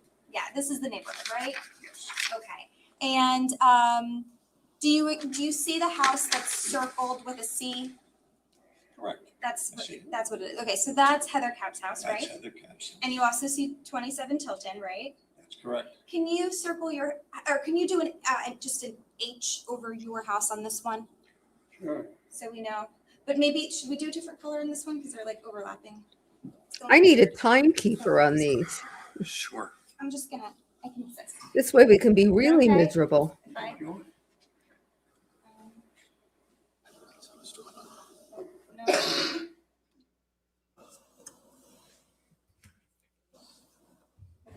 blue? You good with blue? Okay, can we do an H in blue? That's not quite an age, but you have to forgive my writing. It's a good looking you, though. Yeah, it is. That's close enough. We agree to that. All right, we're gonna print that. That's 100.2, please. Well, Heather 101.2, sorry, my bad. Heather bad. Cap was nervous. This guy's enjoying his time on the stand. Thank you so much, sir. Just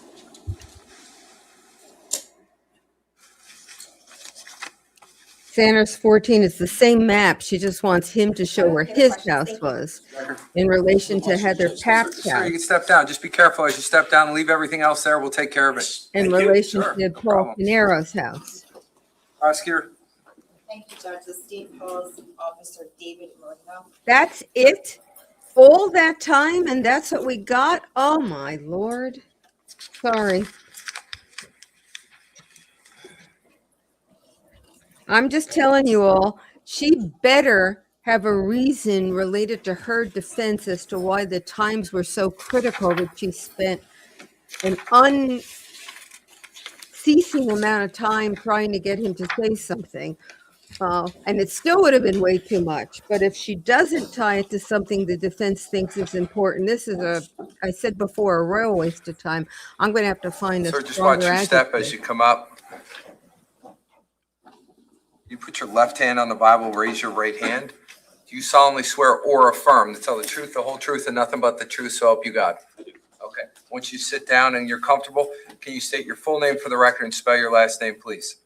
David Marino Jr., Marino. Okay. Prosecutor, go ahead. Thank you, Judge. Good morning, officer. Good morning. Where are you employed? Ocean Township Police Department, In what capacity? police officer patrol. Now, how long have you been a police officer for?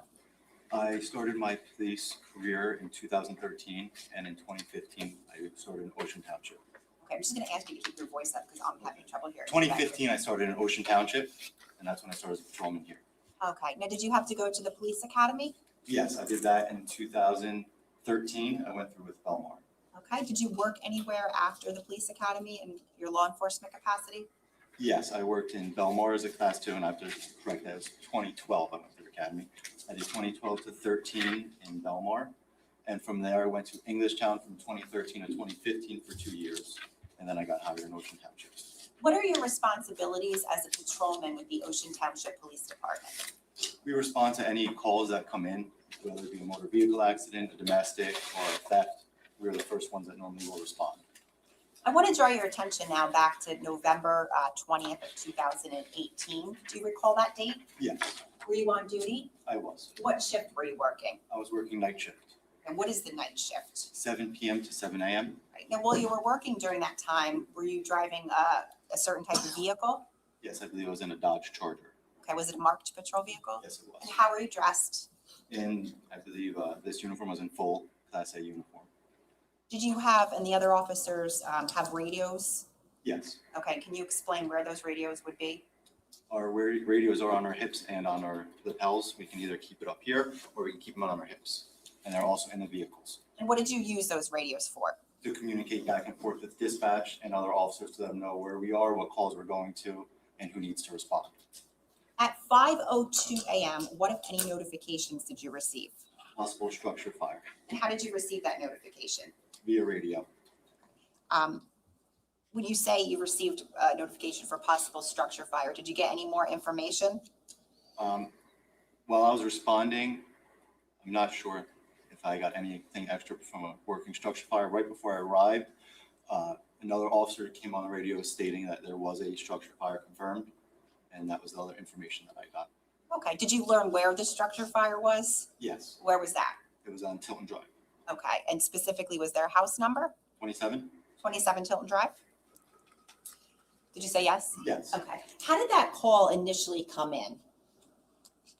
It was a possible structure fire. I guess what I'm asking is, when you received the notification at 5:02 a.m., Yes. do you know how that call came in, how you got that notification? It came from, I believe, county notified our dispatch, and then our dispatch notified us. Okay, so what time was county notified? I want to say, it was 4:59. Okay, so county's notified at 4:59, you get the dispatch at 5:02? Yes, Okay. As a result of receiving the dispatch, is that when you responded to 27 Tilton? that is correct. About what time did you arrive on scene to 27 Tilton Drive? Approximately 3 to 4 minutes later, so 5:05, 5:06. Now, were there any other officers already on scene when you arrived? Yes, there was Patrolman Redmond and Patrolman Winkowski. Was anyone else on scene when you arrived? Yes, Fireman Chris Sorrentino. Okay. What fire department was he from? One is the Wanamasso, Do you recall how he was dressed? plain clothes. Who was the patrol sergeant in charge that morning? That was Malone, Sergeant Malone. Sergeant Malone, and when did he arrive? He arrived, I'd say approximately within 5 to 10 minutes when I got there. In that time frame, I would think 10 minutes. Now, when you arrived, where did you park your vehicle in relation to 27 Tilton Drive? I parked south, approximately a house and a half, 2 houses south of their residence, and I parked on the east side of the road. So if you're facing their house, south would be to which To way? the right. To the right? Correct. And you said you were facing which way? I was also facing, my vehicle was facing south, South would be continue to the right. to the right. Okay. What, if any, observations did you make when you initially arrived on scene? When I first arrived on scene, I was able to see that there was flames coming from the back right corner of the house. If you're looking at it, they were in the back area and they were engulfing a gas meter that was there. As a result of those observations, what did you first do? We contacted natural gas to come out to respond because it was engulfing the meter, and we also started evacuating nearby houses. When you first made the observations of that back right corner where you say the fire was, who else was over there? Over there was Winkowski and Sorrentino. Okay, when you say Winkowski, the jury doesn't know. Who is he? That's Patrolman Winkowski. He's a They patrol already officer told with us. them. With the Ocean Township Police Department? Yes, he was on the scene as well. And you said and Fireman Sorrentino was there? Yes, Sorrentino was there as well. Did you approach that area? Yes, I did. That was the first area I went to. Okay. Now, did you have any concerns about that particular area based on the observations that you just told us about? Yes, specifically the gas meter. And what were your concerns about the gas meter? Well, the gas line was right there, so the concern was that it could possibly explode or start leaking and make the fire that much worse. So we had to make sure we contained that. Okay. After you called the gas company, what did you do? After I called the gas company, I then walked across the street to where I spoke with Susan Caneiro first, and I asked her to move her vehicle. So there was a vehicle parked across the street with people standing outside of it, and it was too close to the scene and the active fire. So I had to move further down the street. That way the fire engines and firefighters can come and do what they had to do in that front immediate area. When you say parked across the street, it was parked across the street from where? From their house. From their house, okay.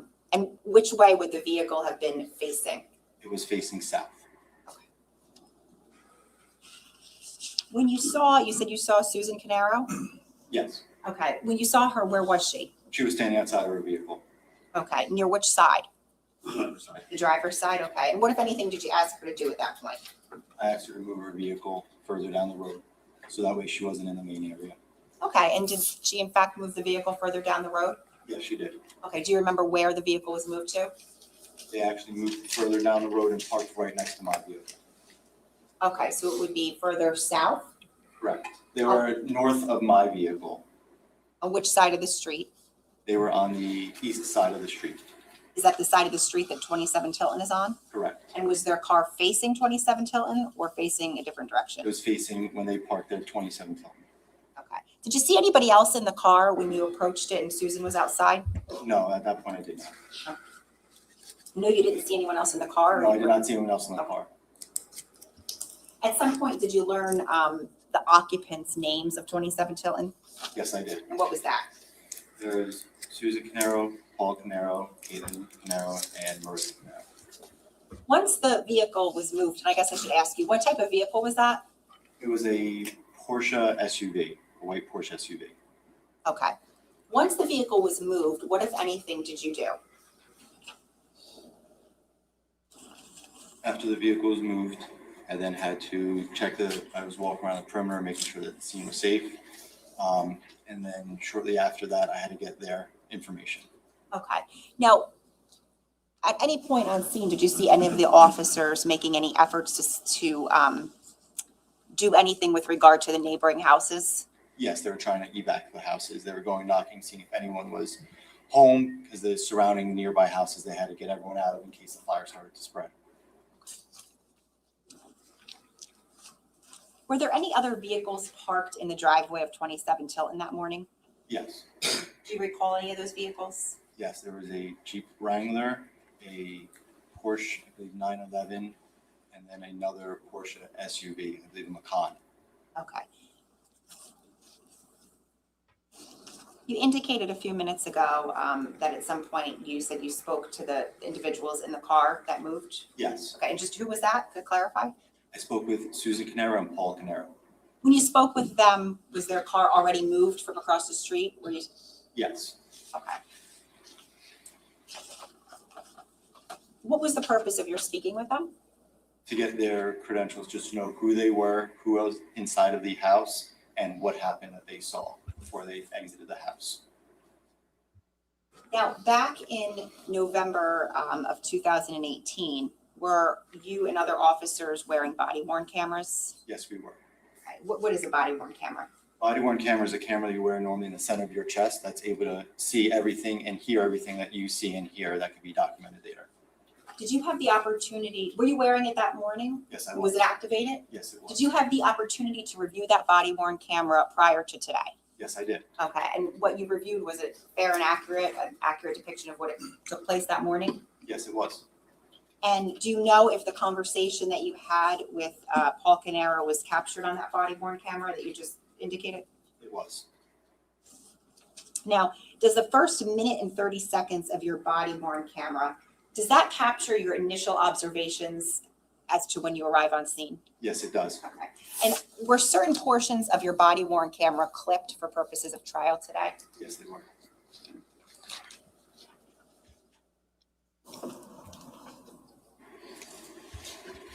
I'm showing counsel what's been marked as S74. This is his body-worn camera. Judge, may I approach? Okay. I'm showing you what's been marked as S74. Do you recognize that? Yes, And what is that? that is my body-worn camera footage. Judge, the state would seek permission to publish right now the first minute and 30 seconds. Any objection? You can.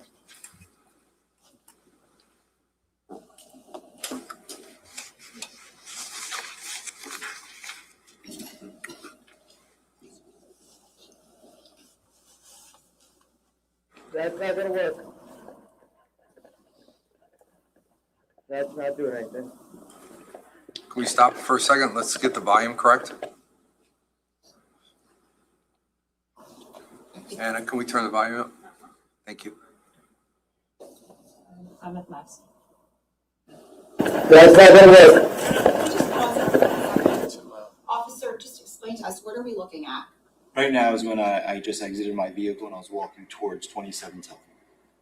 Okay, so just orient us if you could. You're walking toward 27 Tilton. Where would 27 Tilton be? If you look in the top right corner, about midway down, you'll see a little bit of orange. That's actually the residence. I think that's the smoke and the fire that you're seeing right now. Okay, we'll pause at timestamp 0.03. What are those lights back there that you see on screen? Those headlights, those are the Porsches, the vehicle is parked across the street.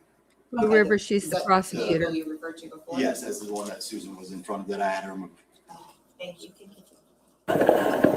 That's not doing anything.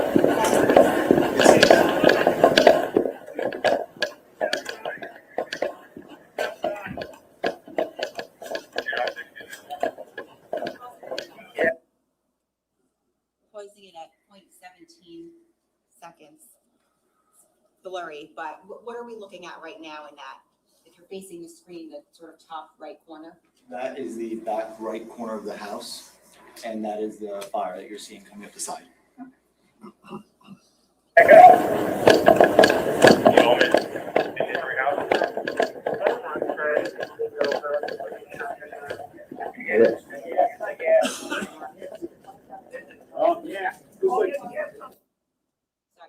officer right there? It's Charlie Winkowski. Okay, thank you. And that was paused at 0.31 seconds. 293 Ocean. Hey, you want me to get them out? Yes, yes. Get them out, we'll get the neighbor. Start that neighbors evacuated.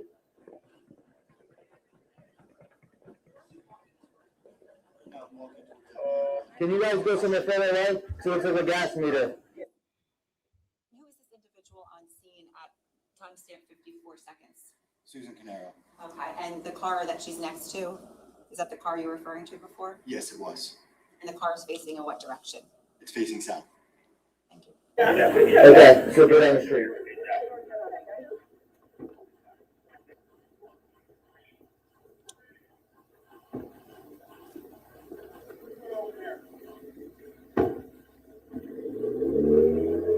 Man's over there?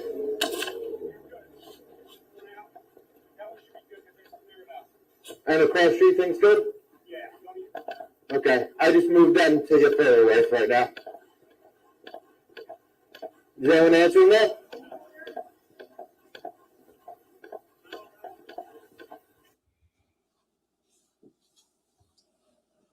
Thank you. Was that the first minute and 30 seconds of your body worn camera? Yes, it was. Okay. Now, what other agencies responded to the scene shortly after that? We had the Oakhurst Fire Department, Wanamassa Fire Department, and several EMS crews, I believe, arrived on scene. Okay. Now, I know you said it before, but did there come a time when you spoke with the occupants in the car? Yes, there was. Okay. And about how much later was that from the time that you arrived on scene? About 9 minutes. Okay. Do you know if that conversation was captured on your body worn camera? It was. Specifically, when you spoke to the occupants, did you speak to Mr. Caneiro? Yes, I did. Okay. And did he make any statements to you? Yes. Judge, at this time, the state would seek to pass out the transcript of S75, which is the body worn camera, 8 minutes, 20 seconds to 12 minutes, as well as publish that portion. Any objection? Can I just see? Yes, the transcript.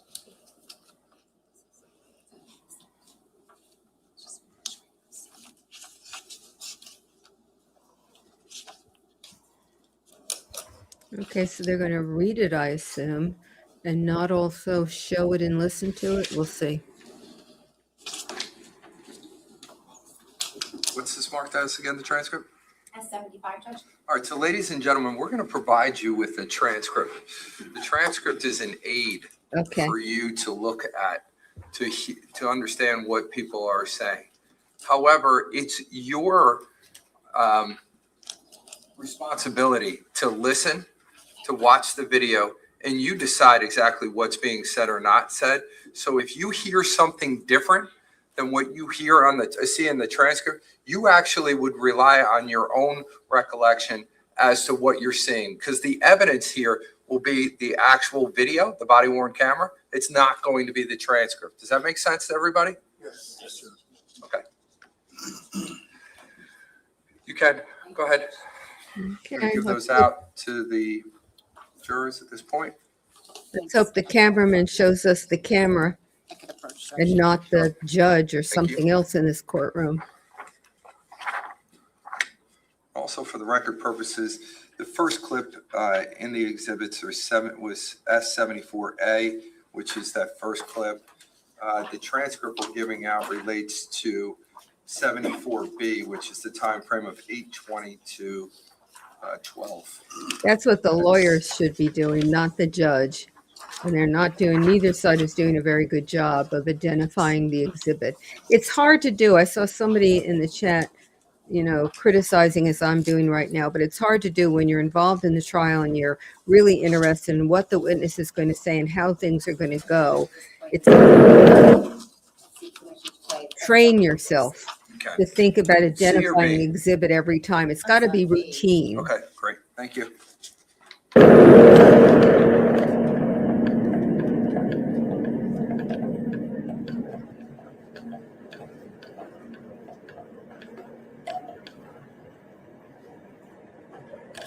Hello, still gorgeous. Salutiate.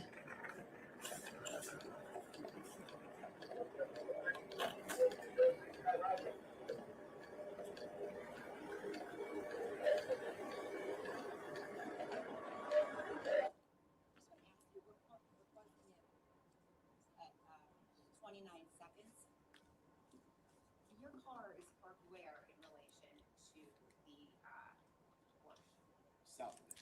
So is that behind it or? Yes, right Okay, so behind if we're looking at it, it's behind it? Yes. And which way was your car facing? Was it facing their car or away? I believe I was facing away, if I recall correctly.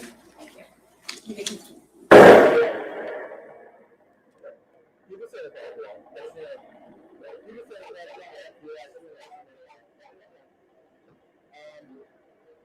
What's your name?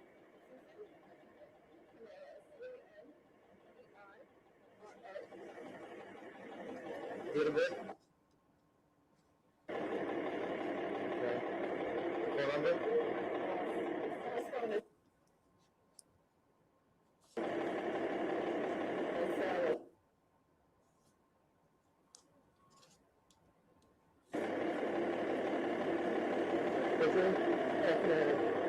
Pause for a second. Does it have a skip, or do we have an issue? Okay, just want to make sure. All right. Ladies and gentlemen, let me just deal with that real fast. So if you see something like that on the screen, there may be a legal decision that had to be made, that there's certain areas that would have to be redacted so you would not see that. I don't want you to be concerned about that at all. You should assume that the court had to make a determination one way or another, and it's not for your consideration at all. You're just looking at this as like it's just straight going across, even though it may have been redacted for some reason. Does everybody understand what I'm saying? Yes. All right, thank you. Go ahead. Manage yourself. Okay. Yourself.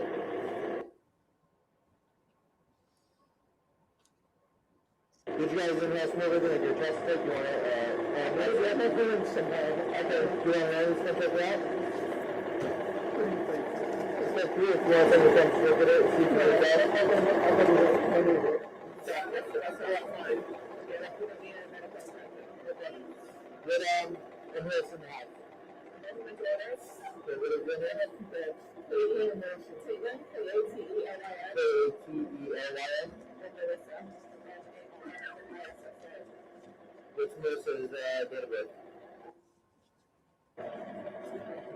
And Jordan's? We could use a transcript. Okay, so Joanna, you good? You said asthma? Yeah. Okay. I was making sure it's not smoke related. Yeah, no. Okay. So what is that trap that you're sleeping in? We should do the alarm from the house from the smoke. I didn't even see the smoke at first. We saw the smoke right away. Oh my God, it was just so quick. Good morning, we're going right out of the house. We don't have some of our shoes.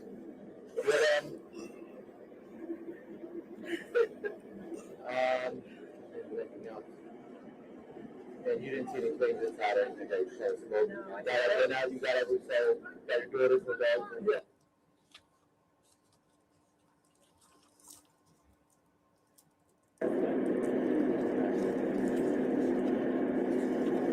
That's where my was standing. That's why I saw when I came outside, I saw it. Is there anything like down there? Yeah.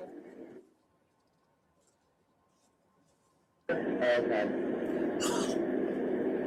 Alright, so I went to back. No, there's nothing. It's inside of the room, they have to go inside.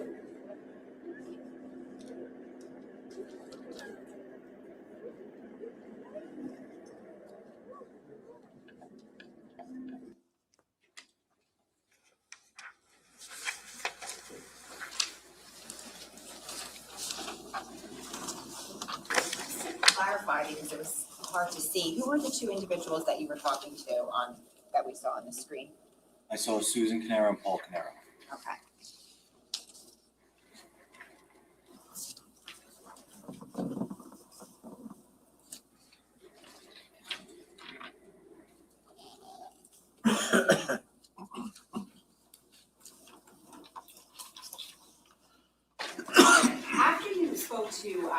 Mr. and Mrs. Caneiro, where did you go?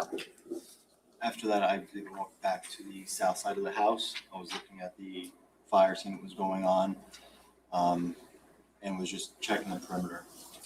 Did there come a certain point in time when your attention was directed to a particular area of 27 Tilton Drive?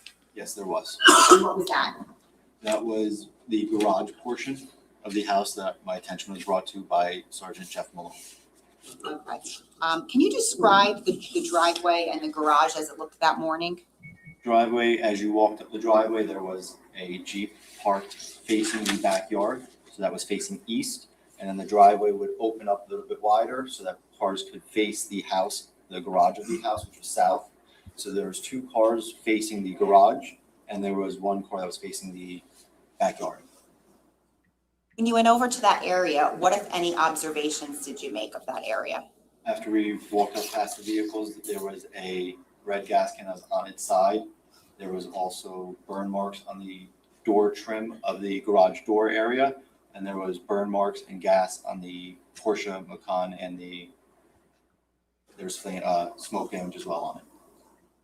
Okay, so if you're over by the garage area, where was the fire that you observed when you initially got there? Where would that be in location to the garage area?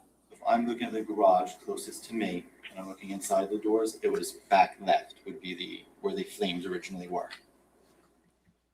Were your observations that you just described over by the garage, were they captured on your body worn camera? Yes. Okay. Judge, permission to play the S74C. Okay.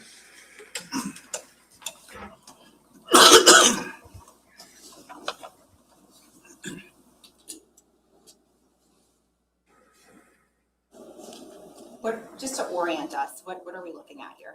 Right now, we're looking at 27 Tilton, where that tree is on the side of the house you're seeing towards the back portion. Actually, is, I believe, smoke and fire damage.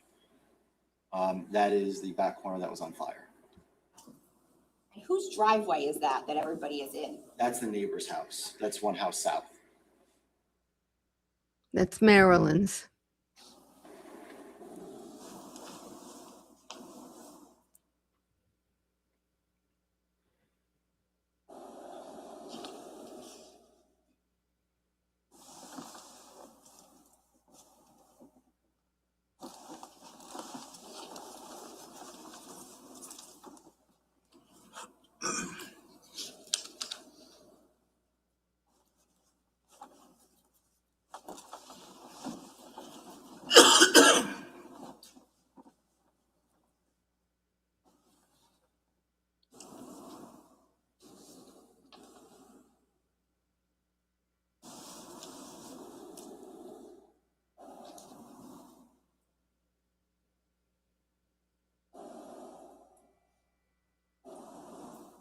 Is that you writing on the pad?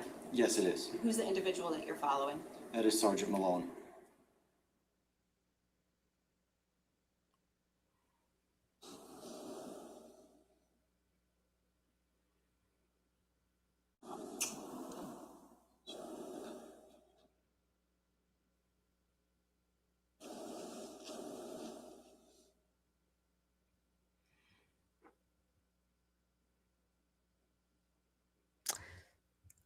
I think they could have edited this a little better.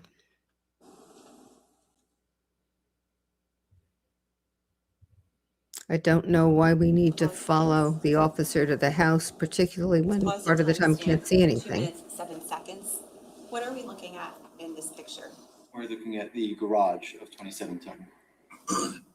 Now, just for purposes of the record, are the garage doors open or shut or something else? One door is open, one door is shut. Which one? The one on the The right? east door, which is the left door in this video, is one that's open. The right door is closed. Okay, you can continue, thank you.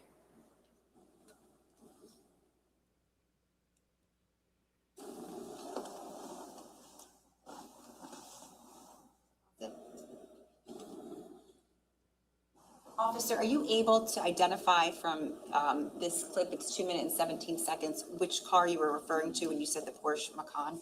The further one in the back, the second vehicle that you're seeing, the SUV. Okay. And what is that red item on the ground? That is a gas can. Thank you.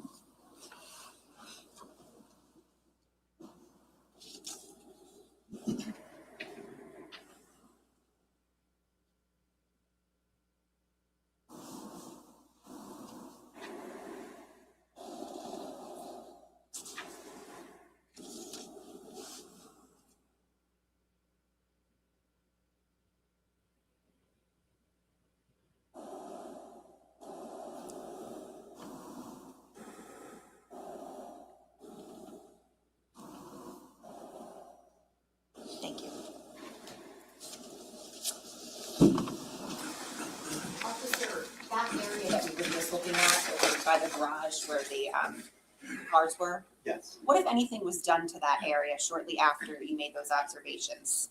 After that, we put caution tape up and around it to secure the scene.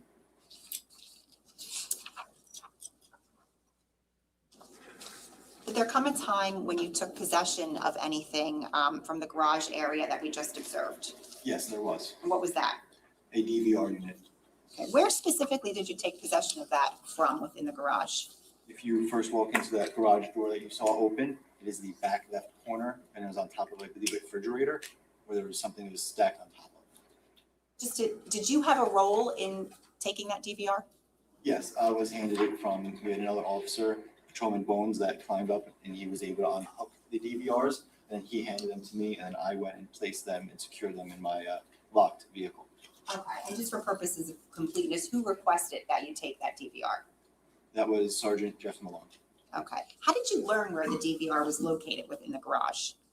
That was from Patrolman Bernhard. He went and spoke with Mr. Caneiro, and he got the information from him, who was relayed to me.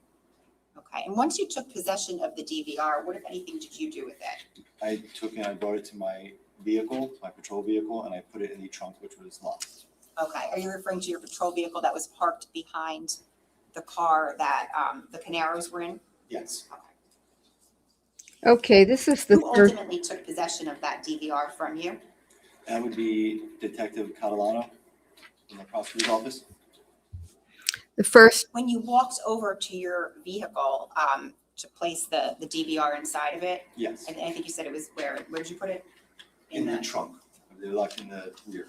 Okay. Did you pass anyone? Yes, I did. Who? The Caneiros were still in their vehicle, Paul's in the driver's seat. important piece of information. This After DVR, you secured the DVR system in your trunk, where did you go? After I went back to the garage. When you went back to the garage, who was over there at that point? Now, Fire Marshal Flanagan was there. Anyone else? If you recall. yeah, thanks, Blue River. The trial's getting in the way Officers, there was Officer, I believe, Redmond there, and Bernhard, I'm not sure who else. of my And if you comments. watched your body worn camera, would that refresh your memory? Yes. Okay. The Do you DVR know was the specifically subject. why Fire Marshal Flanagan was over there?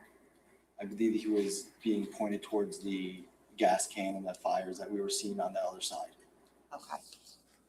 Of a motion to suppress on the grounds that they didn't have a warrant. 74D. When they took it and the trial judge suppressed, not, in other words, it wasn't going to come into evidence, and the appellate court affirmed, and the New Jersey Supreme Court 7-zip reversed saying there was a fire, it was an emergency. Looking at to the left and the right, you could. To the left is Sergeant Malone, to the right is Patrolman Redmond. And what is Patrolman Redmond holding? The DVR units, we were trying to figure out which ones were the correct ones. So had it already been taken at that point? Yes, it was already Okay. taken. And I think you said it was on the someplace. Where did you say it was? It was like the top of a refrigerator or something in the back corner, the back left corner of the garage, if you're walking in through the open door. Thank you. And an emergency is an exception to the need to get a warrant.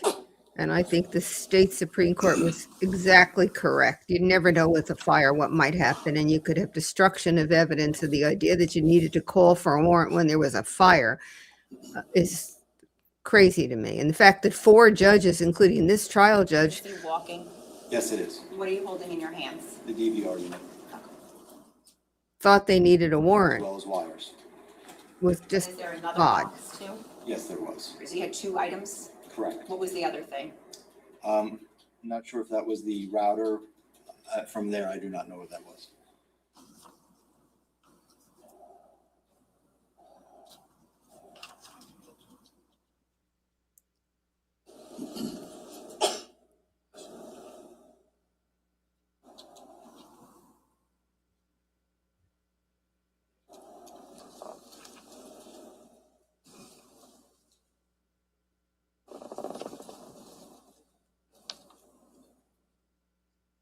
Who is this gentleman in plain clothing? That is Chris Sorrentino. That was the first firefighter on scene.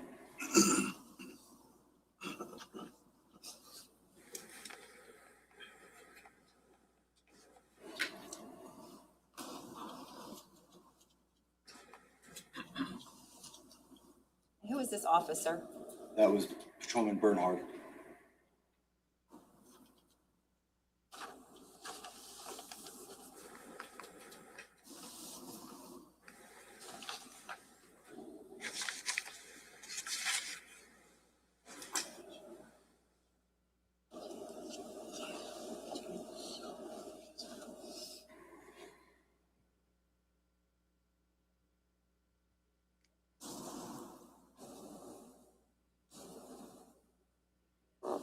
Can we pause it for a moment? We're paused at 2 minutes and 11 seconds. That car, do you see a car in front of you? Yes, I do. Okay, whose car is that? That is the Caneiro's vehicle that they were in. Was it in the same location there as it was when you first spoke to them? Yes. Well, after I got their information, yes.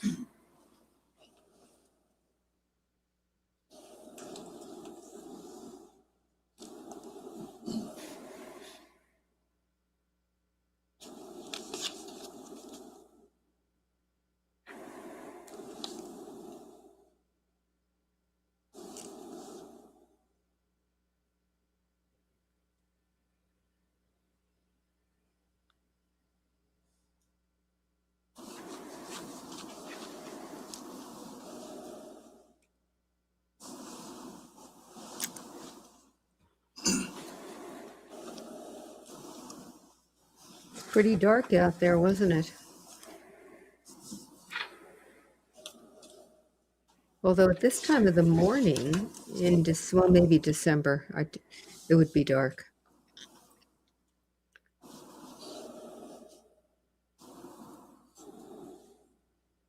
We don't see any trucks with, hoses with water, do we?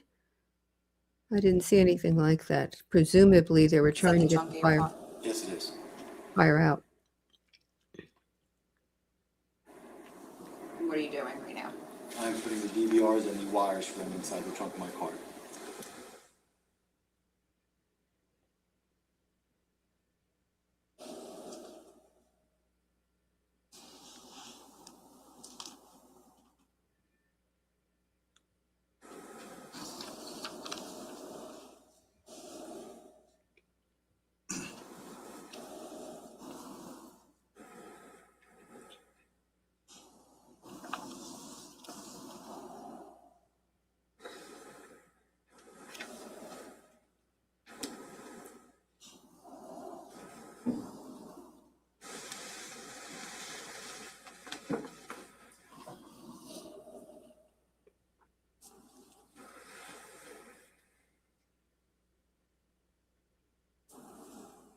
Who is this individual? That's another firefighter who's also the captain of our department, Restar.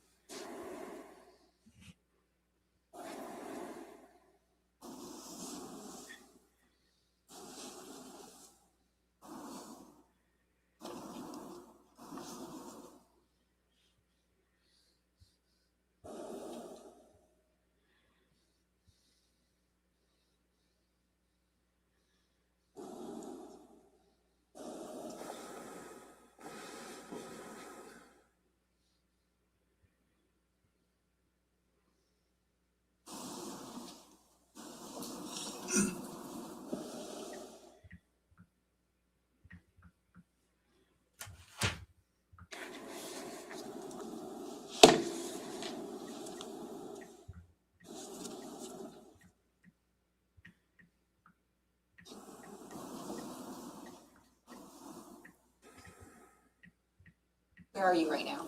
The garage of 27 Tilton.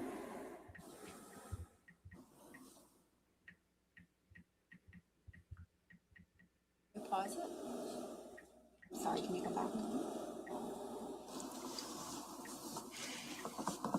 little bit more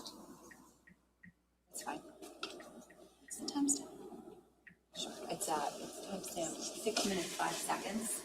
Right, if you're facing the screen all the way to the right, like halfway in the garage, who's that man?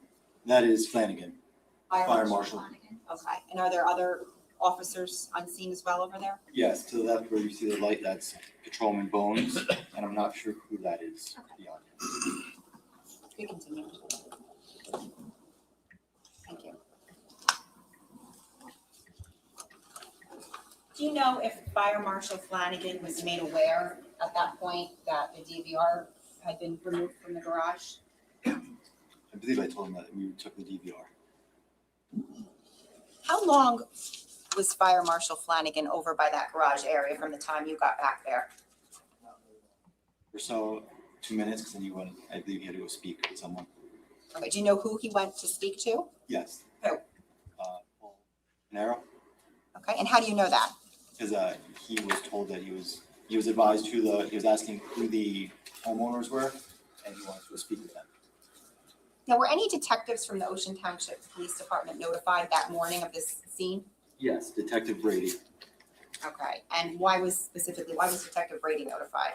because he was the on-call detective, and now with the gas can that we saw and the separate fire on that side, it became suspicious, and we were now possibly looking at a crime. Okay, but just to be clear, I mean, just to be 100% clear at this point, was there any person in particular that you had suspicions about at that point on scene? No, Okay. Who was the scene ultimately turned over to? the prosecutor's office. Okay, and how long were you on scene for? I believe I stayed on scene until approximately 9:30, holding scene security. Nothing further. Cross.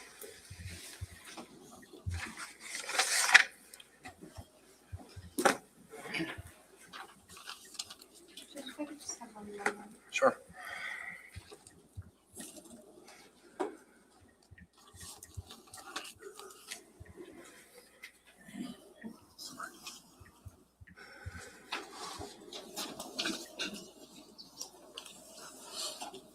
Sorry, Judge, may I take the transcripts? Is it back from the jurors? I completely forgot.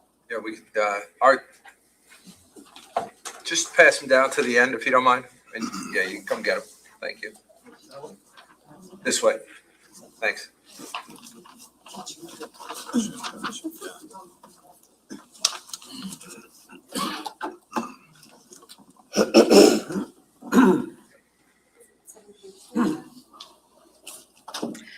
The transcript is not the best evidence, the video is, and that's because the transcript, if some of the words are not clear, the person doing the transcript may be making a judgment call, and any judgment call factually as to what's said has to be the jury's. That's why the judge gave that instruction. The transcript is an aid. So let's start with a little bit of a timeline. You testified on direct that you got a call from dispatch at 5:02 a.m. Yes. Okay. And you explained to the jurors that call from dispatch originated from a call from the county? Yes. Okay. And so it was the county that notified dispatch and the dispatch that notified you? Correct. Okay. And the county call came in at 4:59, you said? Yes. Oh, we're back to the time. And once you learned at 5:02 that there was a potential fire at 27 Tilton, you then responded. Correct. And I think you indicated it took you about 3 or 4 minutes to get there, so you estimate you got there approximately, let's say 5:06. Yes, in that Okay. time. Yes. And so obviously if the call to the county came in at 5:59 and your call from dispatch came at 5:02, you had no knowledge of this fire prior to that, right? Correct. You were not on scene prior to 4:59 or 5:02, correct? Correct. Because in fact, you were not on scene until approximately 5:06 a.m. Correct. That's And pretty when obvious. you got there, who was already there? Oh, God, we're There doing was- this again. Chris Sorrentino was a firefighter. Mm-hmm. We had Patrolman Charles Wankowski and Patrolman Bernhard. Okay. And are you aware who got there first? I am not, I know Wankowski and a Bernhard, they've got there almost very similar times, but I was on the other side from where I believe they arrived. What about Redmond? Yes, Redmond, sorry, Redmond, not Bernhard. Redmond was there before him. Okay. So was Bernhard there before you or after you? After me. After. That was a misspeak of the names. Yeah. Got it. Okay. So just so I understand, so you get there at approximately 5:06, and the people who are already there Yes. are Chris Sorrentino, Yes, who is a fire from the fire. correct. Was it Oakhurst? Oakhurst, Wanamassag, Oakhurst, yes. Okay. He's like a fire person from Oakhurst, and then we have officers Winkowski and Redmond, who are from Ocean Township. Yes. Okay. And so the three of them must have gotten there sometime between 5:02 and 5:06. Yes, And as far as you know, the four of you were the first responders to that scene, yes. right? There wasn't anyone before the four of you, was there? I not believe so. Okay. And when we saw the body worn camera footage, we watched a few different clips, correct? Yes, But those clips came from like a longer video, right?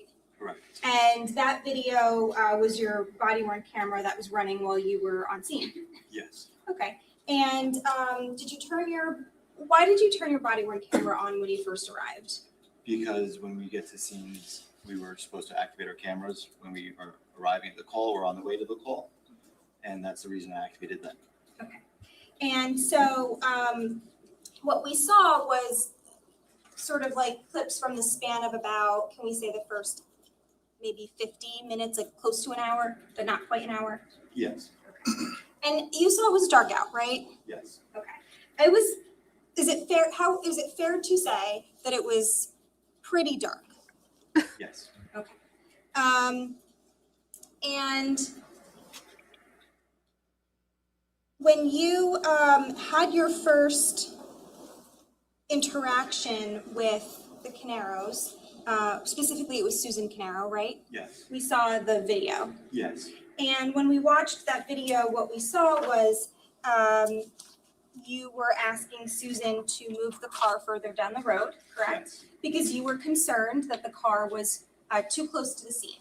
Now we're back And to you repeating. relayed that to them. Yes, And specifically, what you said to Susan was, can you guys go somewhere further away? Because it looks like the gas meter. That's what you said, yes. right? Okay. And I don't want to speculate as to what you meant by that, but you did testify that the fire was near the gas meter, correct? And so were you essentially saying you need to move down the road because this is dangerous potentially? Yes, Okay. And so that's why you related to them because it looks like the gas meter. Those were your words. yes, because But you didn't actually explain to them in more specifics. You just wanted them to move the car. That was your priority. yes, So you weren't like, it wasn't, you did not say to them, the fire happens to be near the gas meter. We're worried about that. You just said, it looks like the gas meter, please move. yes, And now that was your first conversation and it was very brief. yes, It was about another 9 minutes later, I think you said, that you had your second interaction with them. yes, And during the second interaction, that's the one where we had the transcript. The purpose of that interaction was to get what, pedigree information? yes, To make sure they were okay? yes. And that's when you met, did you meet all four of the Caneiros at that point? I didn't speak with the daughters. I only really met with Paul and Susan, who were outside of the vehicle. Okay.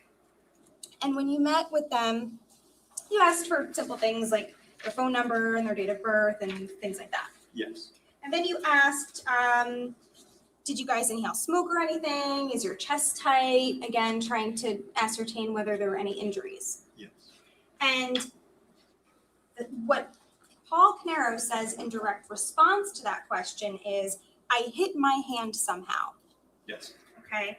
And so he volunteers that information to you, right? yes, Okay. And he's letting you know that's the only injury that he's aware anyone has. And you ask him if he wants an ambulance to check him out. And he says to you, you know, I don't know, what do you think? He wasn't sure. Is that fair? Yes. And then ultimately,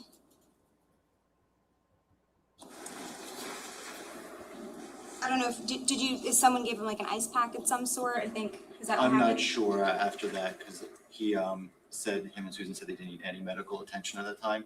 So I didn't, my involvements with medical on them was ended there. Okay. But there was no further discussion about the hand at that point, right? No. Okay. And he did not say he burned his hand, right? He said, I hit it. I believe his hit hurt. It's kind of really hard to exactly hear, but yes, he said hit his hand or hurt his hand. Do you want to see the transcript? Will that help? You can show me it, yeah. The transcript is not the best evidence. Remember, it's what he heard, and if he doesn't hear it clearly, the prosecutor should object. So I'm going to approach with what's been previously marked for identification as S75. And I'm just going to direct your attention.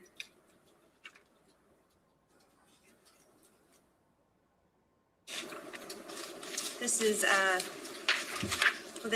transcript of the body worn camera footage, just the clip we saw of the interview. Okay. And I'm going to just direct your attention to line 39. Line 36 is your question about, is that, you know, and then 39 says, I hit my hand somehow. Okay, yep. Okay.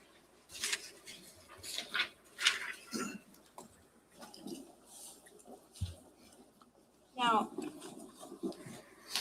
he also tells you during that interaction, he mentions like, oh my God, the smoke was so thick.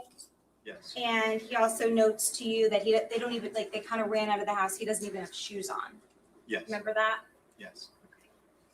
And in any event, after you speak with them, is that when you're shown or was it before or after you speak with them that you're shown the small fire by the garage? After I spoke with him, I was shown that. After, okay. Do we have like just I think it shows like the garage. Just like before.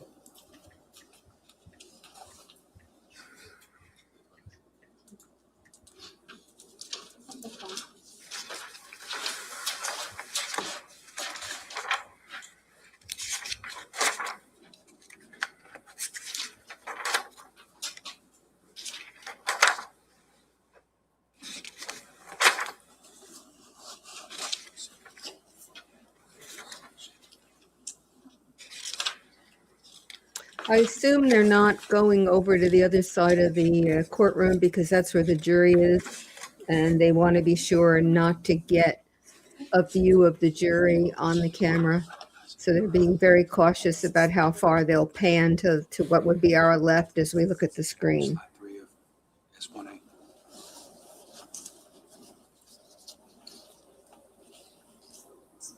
So those of you sitting here, if you haven't hit like and you're willing to, please hit like. You can also hit hype. These things are things that help the algorithm. Who knows how, but they do. So I would appreciate so I it. just wanted to Or hit orient subscribe. ourselves. What we can see in this photo is the front of 27 Tilton, correct? You need to tell us what photo it is for the record. There you go again. S1-1A3. You know, it's hard to remember, but the number of times the judges This is the reminded front them. 27 Tilton, correct? Yes. Okay. This is obviously during daylight hours, right? Yes. Okay. But you're familiar with it?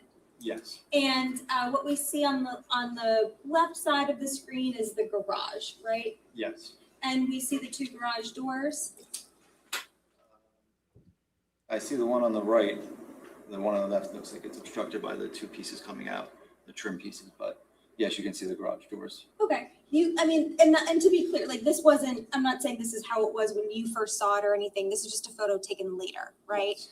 But just to orient ourselves, the garage door to the far left, right? Yes. Sort of, I'm just going to point on the screen kind of where the tip of this Porsche vehicle and the bottom of the left garage door, this is where that small fire was, right? Yes, it was all the way to the left side of that garage door. Do you want to circle it on the screen? Would that be helpful? Yes. Just where you saw that small fire. The fire was as far from where they were. All right, and then on this side here, now this is the right side of the house, Correct, if you're looking at it. yes, And then the smoke was coming out the back side, right? The fire? Like yes, we can't see that part of the house in this photo, right? correct, Because it's behind, it's like the back corner, right? yes, Okay. Far from So where they were sleeping as just to possible. make sure we're on the same page here, there's two separate fires, right? yes, In this house. And the main fire, the big one, is the one we really can't see because it's behind the right side of, it's the back right of the house, yes, correct? And then there's this small fire that evidently occurred by the garage, right? yes. Okay.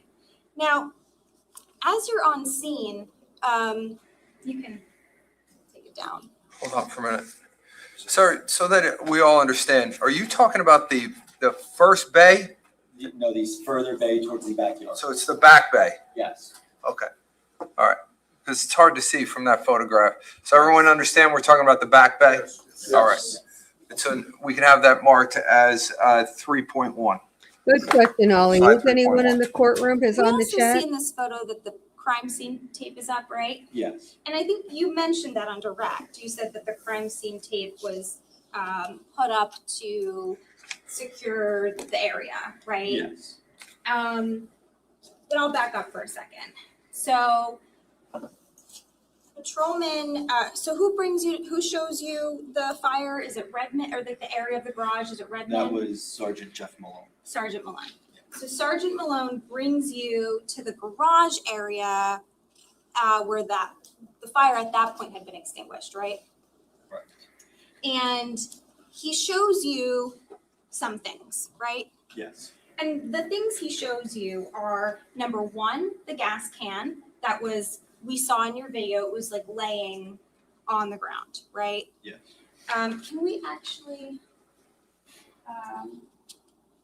so I think it was S74D. The state had paused it at 6:05. Can we get that? Oh, yes. Sir, do you mind hitting undo? It's on the right. I spent so much time on stuff, and I used stuff advisedly that didn't matter. here it is. That now they're getting to something I think they want to make a point about, and I wonder if the jury is paying full attention.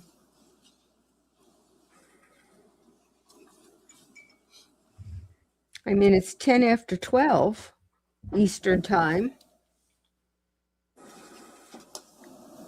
Right there is good. Now, if we can just, I don't know if you can like tap your screen to get the bottom, so we can see the bottom. I don't know if it'll do that. Oh, okay, do that. Let's minimize it. There we go. Okay. So, sir, we see the gas can in the photo, in the still frame of the body worn camera, right? Yes, Can you circle the gas can? She likes everything circled. And maybe don't maximize it, but drag it out so that like it covers most of the screen, cover so she can print it.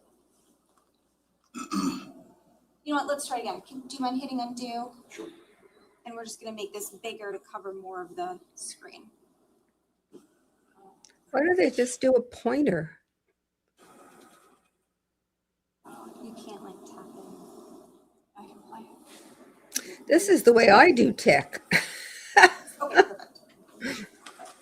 They should have somebody helping her. All right, let's minimize it again then.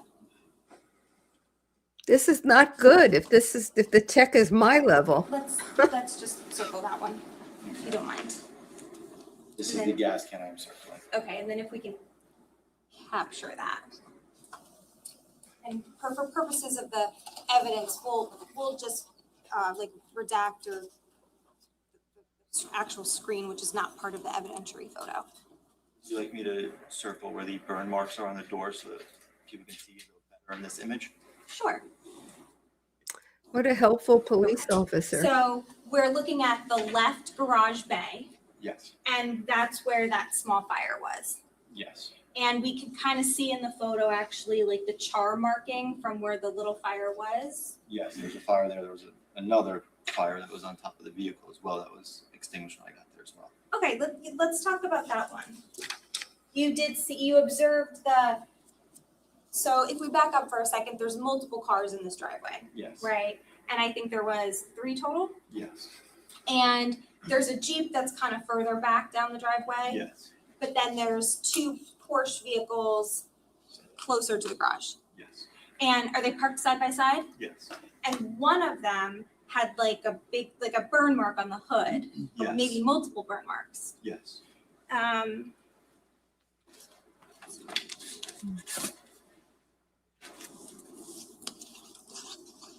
So what we printed with the 2 circles would be a S74 D.1. Again, the judge has to help them with marking the exhibits. You know, they're 2 lawyers. One can remind the other each time.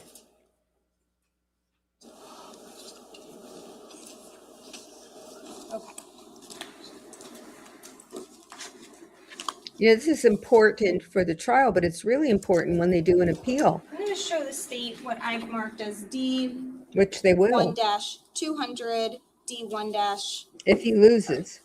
D1-200, D1-201, and D1-203.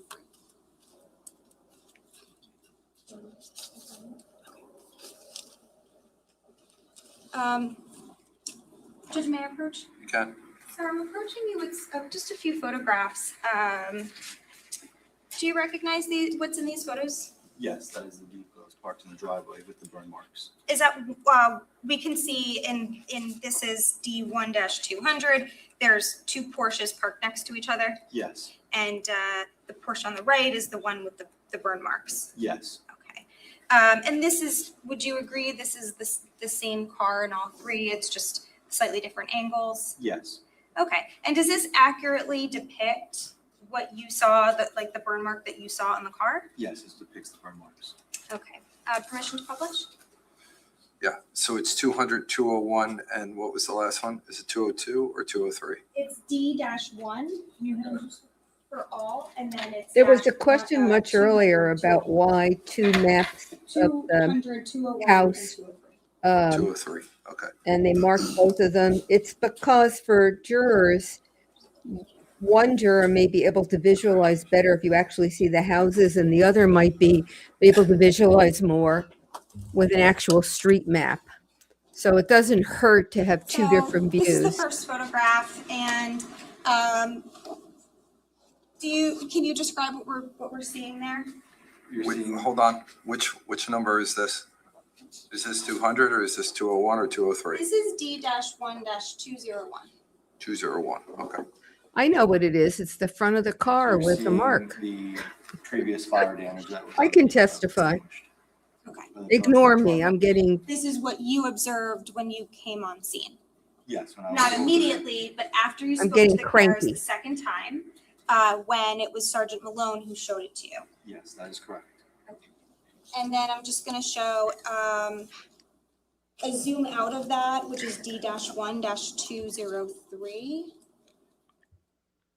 Okay, is that the same vehicle, sir? Yes, it is. Just like a little bit more zoomed out, Correct. and we can see the second Porsche parked next to it. Yes, you can. Okay, and then one last photo is the D-1-200. you know, why just And one? this Or why do you need photo, 3? Again, just a slightly different angle, but you can see there's like the burn mark on the car. Maybe it extends down a little. Yeah. Now, these photographs appear to have been taken in daylight. Is that fair? Yes. When you were on scene, was it dark out mostly? Yes. Okay, and you were on scene from approximately, well, initially it was dark out. You were on scene from 5:04 a.m. until 9:30. Is that right? In that range, yes. Not exactly sure. It was give or take a few minutes at the end there, but Okay. yes.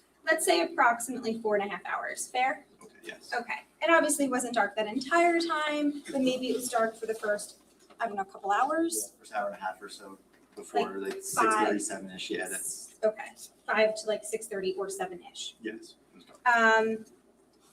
And so there's the gas can, there's the burn marks on the car, there's the fact that the garage door was on fire, right? Those three things so far. Yes. And it was also, so those three things in and of itself were suspicious. Is that fair? Yes. Okay. And what was also suspicious is that there's two separate fires on opposite ends of the house, correct? Correct. Okay. In other words, like normally, if there's one main fire, you wouldn't expect another fire to be in a totally different area if the fire was organic, so to speak. Yes. Okay. This is not a fire expert, And- he's a cop. Prosecute could object it, but it isn't worth it. That one's not worth it. Because of the gas can, because of the burn marks on the car and this garage area, not only there was crime scene tape being set up, but the reason is because it was becoming a crime scene, correct? Correct. And that was happening at approximately 25 minutes into you being there, which was approximately 5:30 a.m. Is that right? Yes. Okay. And so within a half hour of you being there, it's turning into a crime scene. Correct. And the reason why it's turning into a crime scene is because it appeared the fire was intentionally started. Correct. That was a possibility. And so this was, you along with the other officers were starting the investigation at that point. Yes. And one of the things that was also done was to maintain a presence in the area once it was taped off. Yes. And that means that officers were in the area of the crime scene to make sure that it was not disturbed. Right. And can you just explain the importance of not disturbing the crime scene? Like, why would we not want to do that? You wouldn't want to move or disturb the crime scene because you want to see how everything fell or laid and how it was when whatever occurred actually occurred. Okay. And when we saw that video, that it was still dark out and you circled the gas can, approximately, like, it's still dark out. Approximately how soon into you being there was that? Approximately. Within probably the first 20 minutes, I think. That was within the first 20 minutes. When I first got to the garage. Yes. When you circled that gas can in the photo. If that was the one with Fire Marshal Flanagan, that was later then. Oh, that was later. Yes, Okay. that was towards the very end of my body camera. That Okay. should be like the 45, 50 minutes. 45. How about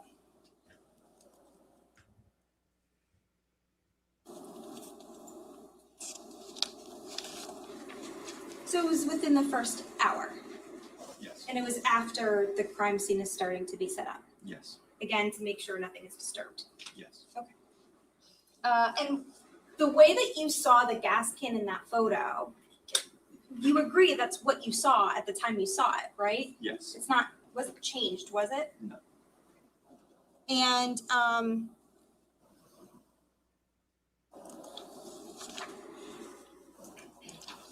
the agencies that ultimately responded to the scene, I think you did talk about it. I'm not sure if you talked about all of them, but just to go through them briefly, there was the Ocean Township Police Department, correct? Yes. And there was multiple police officers, right? Yes. As well as detectives on scene. Yes. And there was also eventually there was Fire Marshal Flanagan, correct? He was the fire marshal from what, Oakhurst or Ocean? Yes. I don't want to say Oakhurst or Wanamasac. I sometimes get those two confused, which fire companies they respond to. But he was from From Ocean Township Fire Department. Yes. like a township fire department. Yes. And since you were there until 9:30 approximately, you were also there when the county fire marshal showed up? Yes. Okay. And so there's like, to clarify, there's like a county marshal for a township, and then there's a county fire marshal, which is a broader title. I'm not sure how they all work, but I know there's different things in them, but I'm nothing with the fire department, so. Okay. You're also aware that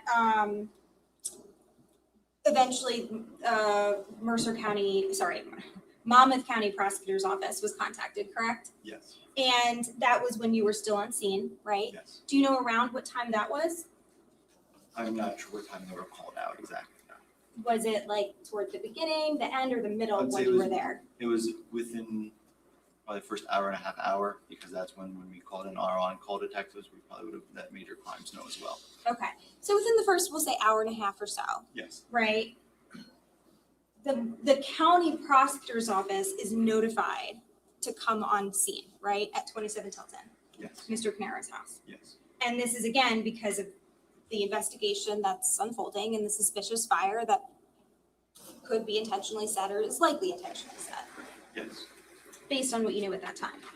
And like you just mentioned, there was the major crimes detectives that showed up. yes, And that's a detective who is assigned to a unit in the prosecutor's office that investigates more serious crimes like arsons. Is that fair? yes. Also, there was detectives from the forensic unit. Are you aware of that from the prosecutor's office that arrived? I'm not sure exactly what units arrived at there. I know the prosecutor's office came out. I don't want to speak on what units actually came. Okay. Did you see while you were there? Did you see the detectives from the prosecutor's office arrive and process the scene at some point? Were you Yes. there for that? Yes. Okay, so there are detectives from the prosecutor's office processing the scene while you're still on scene. Yes,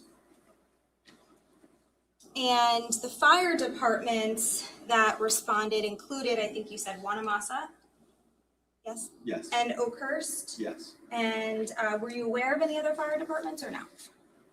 It was a little bit ago. I'd have to look at the sheet, a call-out sheet for who arrived. I wouldn't want to speak on that now. Okay, no problem. Now, the two times that you spoke to Mr. Caneiro and his family members, is it fair to say they were cooperative with you? Yes, Okay. And at some point, as part of the investigation, and the prosecutor asked you about this, you were part of this. You and some other officers went into Mr. Caneiro's garage and you took a DVR, right? yes, That's a video recording. yes, So there were cameras on the outside of Mr. Caneiro's home or something to that effect. Did you see that? yes, Okay. And that's why you meaning law enforcement wanted to seize the DVR, right? correct. Okay. To see if there was evidence on it, right? Yes, And I think you testified on direct that you became aware it was in the garage because another officer spoke to the Caneiros, and then that officer relayed to you where the DVR was located. yes, Okay. So as far as you were aware, again, Mr. Caneiro was being cooperative, right? yes, And the officer that I think you testified in direct that actually retrieved the DVR was Officer Bones. yes, And you were present while he was doing it. yes, You were like watching him, correct. and he was on a ladder, Yes, and the DVR was located on top of the refrigerator Yes. in the back corner of the Yes. garage. Now it took a while. When I say a while, I'll be more specific. It took about, 7 or 8 minutes for the DVR to be removed. Is that fair? about, yeah, And that's because there was a lot of wires and stuff. yes. Is that fair? Yeah, there was Like- wires and we were trying to discern which unit was which because we were looking to see if one was possibly a router or if they were both for DVR units.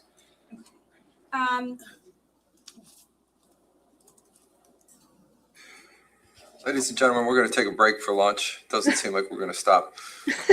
So you guys are going to go downstairs, give you the minutes to get down there so you have a little bit longer. And I'll have you back up here at 1:30. Please don't discuss this case or do any research. I'll see you back up here at 1:30. The judge didn't even ask her if this was a good time to pause. He just announced that they were taking a break. Maybe he's going to give them another lecture about don't repeat, which is how he ended the day yesterday.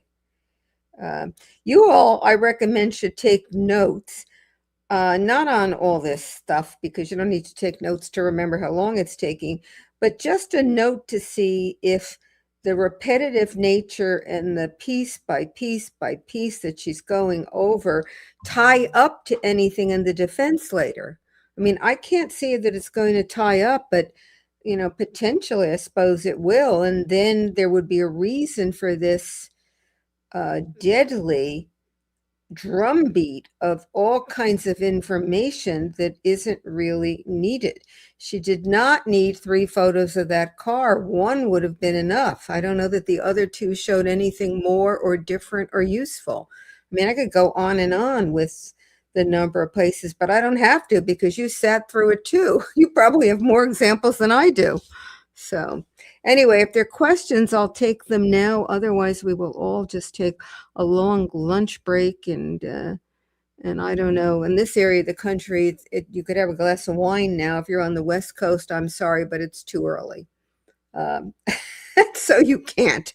That's my directive to you. So are there any questions? I don't know that there's anything I don't see anything in the chat that I had. So if you've got a question, put up a couple of cues in front of it and put it in right now. Otherwise, we will, yeah, it's too early in Nashville for wine. Is Nashville not East Coast time? You know, my geography is terrible. So I assume it's Central time then if it's too early, because here it's noon. Maybe you just are more teetotaler like in Nashville than we are in this area, because in this area, noon is okay. And in fact, if it was brunch, then you could have something much earlier than noon. But we're not doing brunch today. And I see no questions in here, so I am going to the stream will be on, but I'm going to turn the camera off and we will get back. The judge said at 1:30, and maybe they will be more brisk. I will say oh, thank you. It's Central Time. Okay. I'll try to remember that. Central Time for Nashville. I said in between, because I didn't want to interrupt what they were saying, that what should happen when you're putting a case together, you should have a pretty good idea of what your case is and what the major points are and what point you can get from each witness. And then there's no reason to ask detail on detail and on detail. Sometimes the defense does it because what they're trying to do is confuse and obfuscate on the theory that the jury may be their heads might spin so much that they'll decide they must have a reasonable doubt, or one juror would. The prosecutor did it some too, not as much, but some. And I'm just going to wait and see whether some of the repetition and some of the detail about how did you know that it was a fire person's car, somebody got asked, not the way I just asked it, but really relates to anything or not. As I said, I can't imagine how it's going to relate, but they know the case better than I do. Okay, I see no questions here, and I gave you plenty of time to put a question in if you wanted. So I'll see you all at 12:30. Have a nice lunch. And those of you who are in an area of the country where it's appropriate to drink, you might want something. So long. See you later.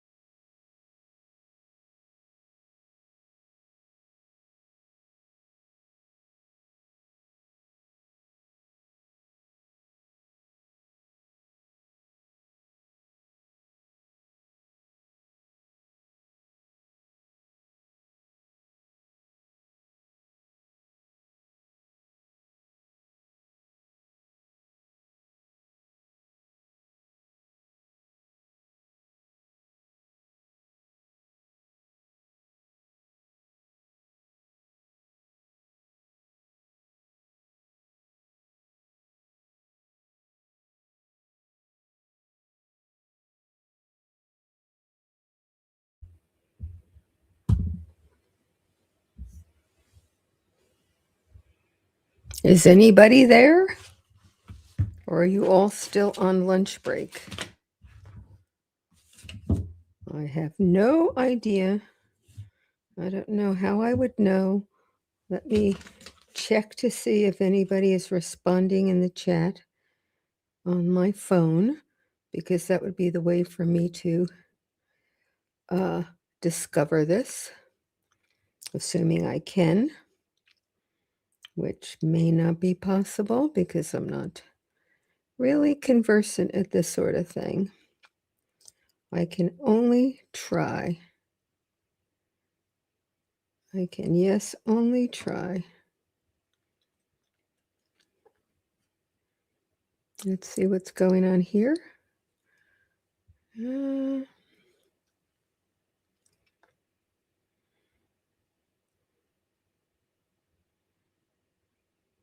We will see. There we go. I see the whatever.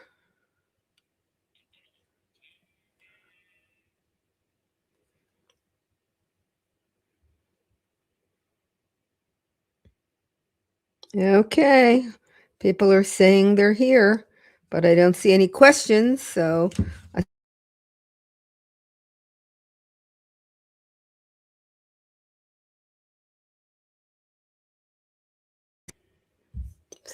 ciao a tutti.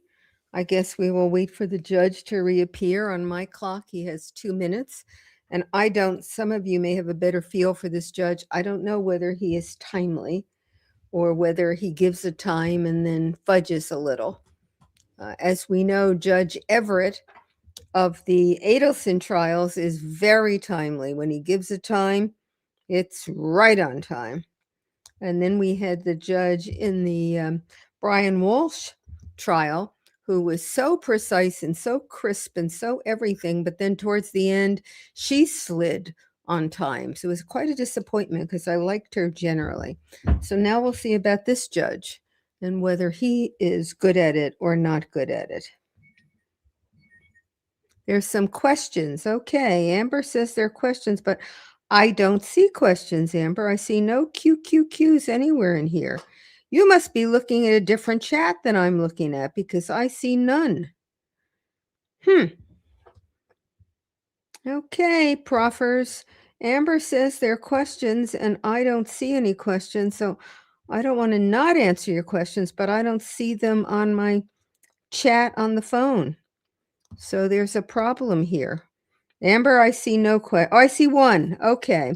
Quickly summarize the AM, says Shelley Malone. Well, there was a lot. Let me say this. There was a lot of repetition.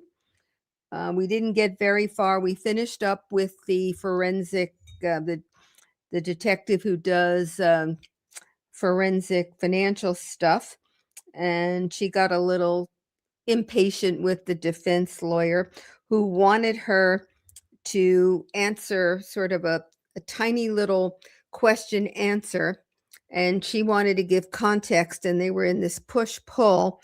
He was trying to suggest that I've switched over to that trial, that Paul Caneiro was not really misusing funds or taking funds and not returning them, but I think the state on redirect put a kibosh to that, as they say in some part of this country, I don't know where, and emphasize that any replenishments of money taken that Paul Caneiro did were after he got caught, after the email from his brother asking what was going on, why he wasn't paying the premiums for the particular insurance policy, and then he started taking money again.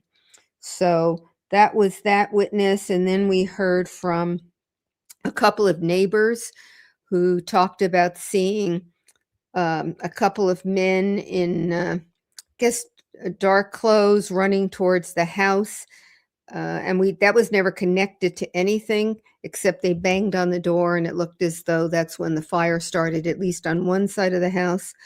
And then The second neighbor was asked quite a few questions about where the emergency vehicles were and what seemed to be going on. And that was interminable, and I don't know where the defense lawyer was trying to go with that. And then finally, we had the police officer who was one of the first responders talking about when he was called to the scene. He had a camera on him, a body, what did they call it? A body, oh, I don't remember. I wrote it down somewhere. But anyway, he had some footage, which was a little hard to see. And he was the one who had gone into the garage with another police officer and taken down, apparently was on a refrigerator, the DVR. And that was the piece of equipment that had the video from the cameras. And that was the subject, I said this morning at one point, that was the subject of a motion to suppress by the defense, saying that the police should never have taken that DVR. They should have gotten a warrant first, and the trial judge agreed with them.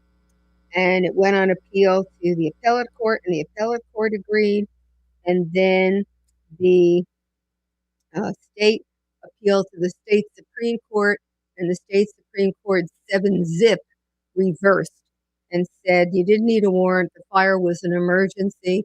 Fire is always an emergency. So this morning we saw why the defense made the motion, and actually why the trial judge sided with them, because the DVR was on the garage side where there had only been a small fire started, and the police officer testified that the fire was out. I still think the Supreme Court of the state was right, because you never know when a little fire might start again. Those things happen. Okay, good afternoon. Please be seated. You never know whether the big fire might have caused some sort of an explosion that would have destroyed that piece of evidence. So that was this All right, morning. back on the record, State of New Jersey versus Paul Caneiro, indictment 19-02-0283. Can I have the appearances of counsel for the record? Good afternoon, Your Honor. Assistant Prosecutor Nicole Wallace on behalf of the state. Then we had a question about whether the defense was infuriating the whole time.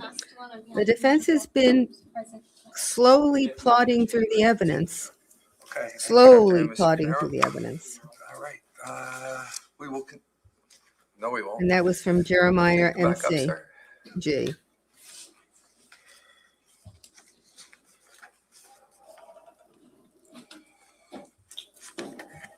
Hello, sir. Sir, you're still under oath, Yes. and we'll continue with the cross-examination, Ms. Massalone, whenever you're ready. Thank you, Judge.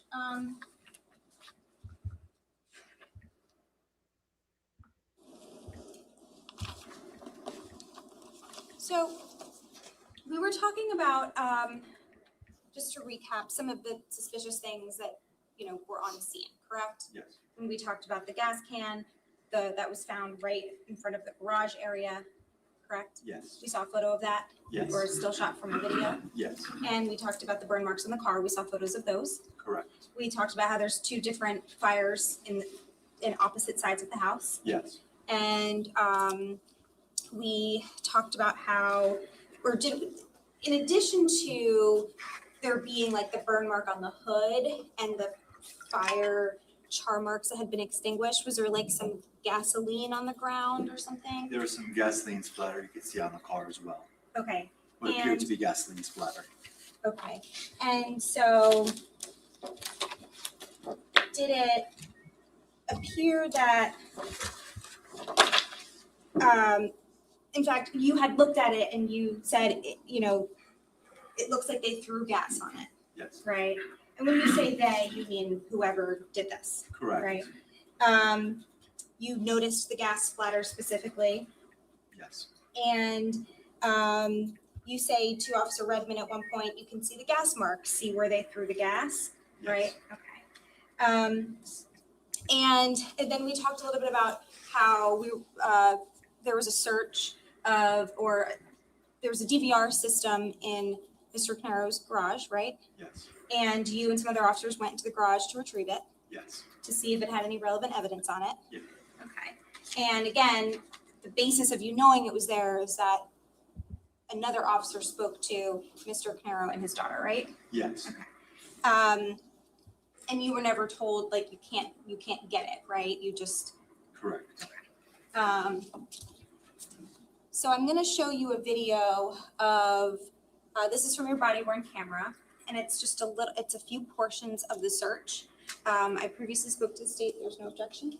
No objection. We're gonna turn, make sure and we're gonna start at, so this is, for the record, the body worn camera file ending 734. Body worn camera. We can, if we want to burn the clips onto a disc later, we can do that, Judge, if that works. What's it marked as? We'll mark it as D1.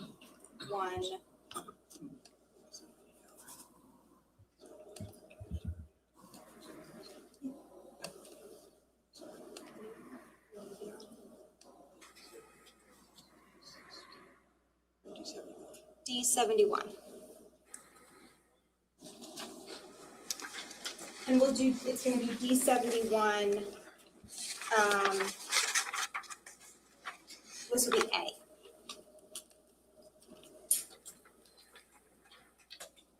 So to 32. So we're gonna start at the timestamp 32. That's good. That's fine, 31:56. And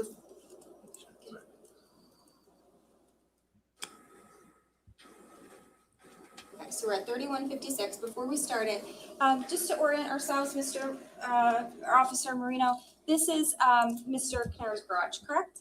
Correct. And we see one of the Porsches in front of the garage. Yes. And this is the left bay garage door, right? Yes. And you were about to enter into the garage, right? Yes. Okay, so we'll press play.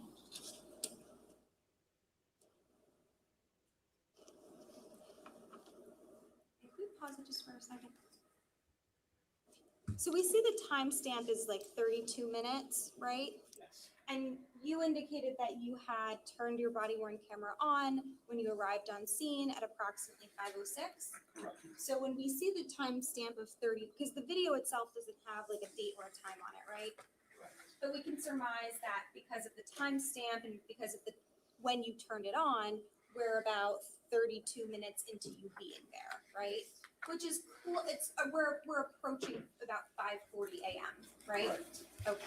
So then, go ahead.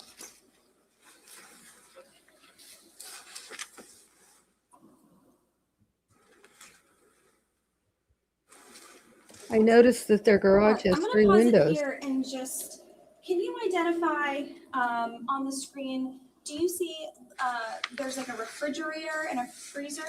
Yes. Okay, do you wanna just, sure, The refrigerator? yeah, that's fine. Okay, just so that the jury knows what we're talking about. So that right there is the refrigerator, and the DVR system, you were informed, is on top of that, correct? Correct. Okay. Did you get it? Is it captured? All right, do you just mind hitting undo? Perfect, all right, let's keep going.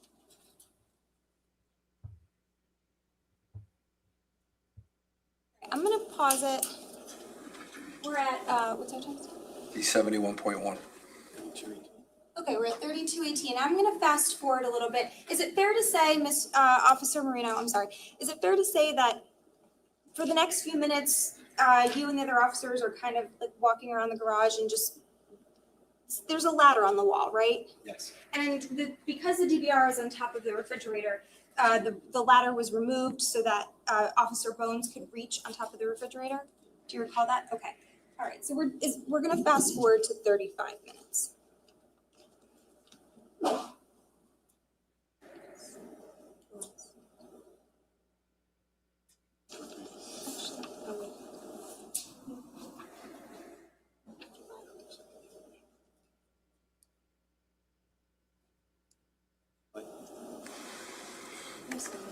All right, so we're at 35:05.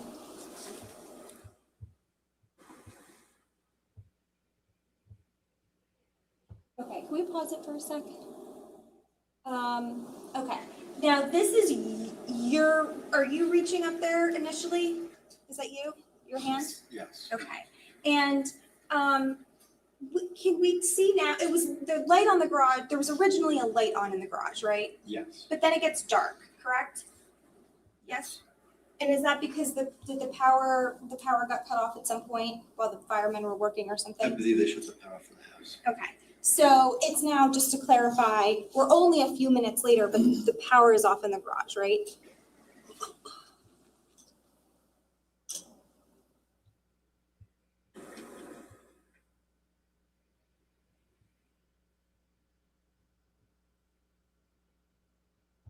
And, oh, sorry. So see where that blue cord is hanging down? Yes. Is that the top of the refrigerator? I believe that might be next to the refrigerator. That's next to the refrigerator? Okay.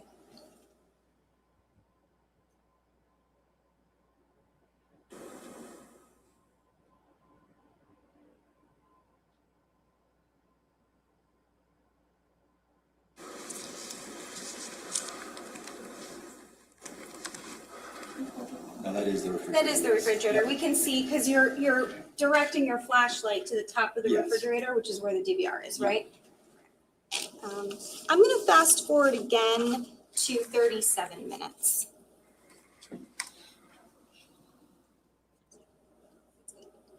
We're at 36:57. Looks like the man on the moon.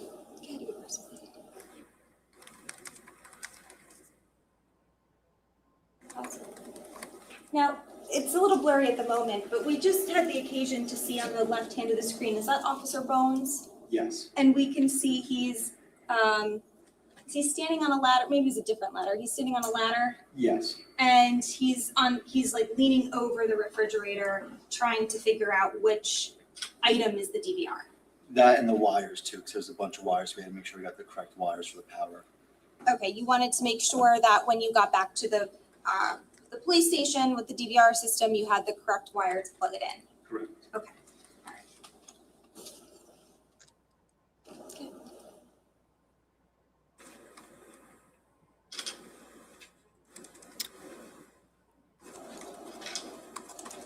Pause.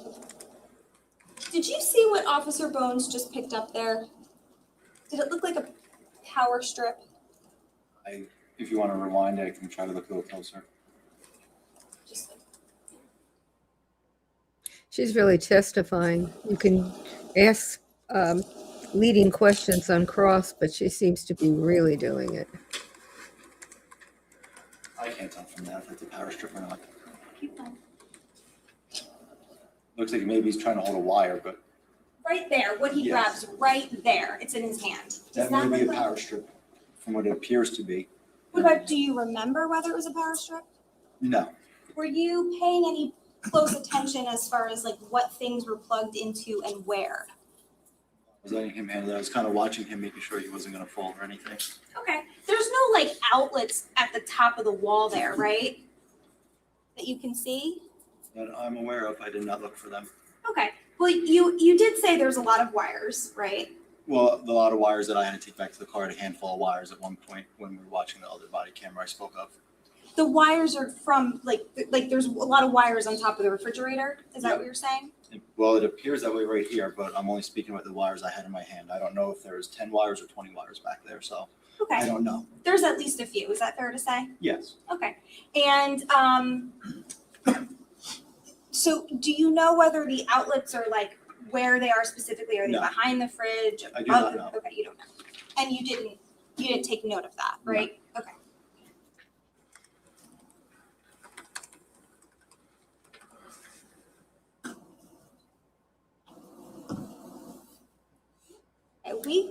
I'm gonna put, maybe this is good.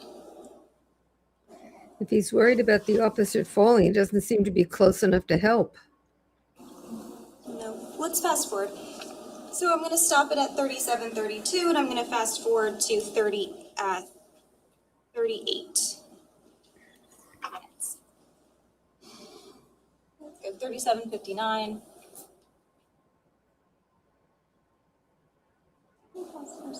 Who's that officer?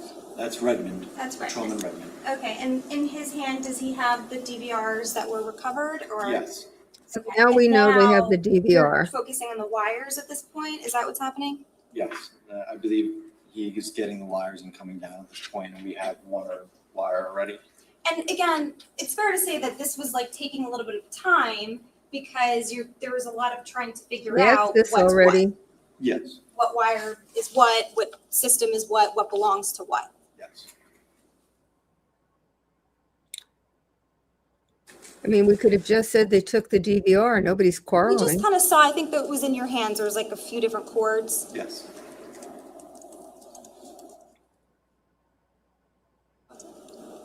And at this point, I think you and Officer Redmond are having a discussion about trying to figure out what wires potentially go to what ports in the system. All right, we're gonna fast forward one more time to Jeremiah and MCG, I wish I could. I mean, I just don't understand. And the Supreme Court has already said it's coming in. 31.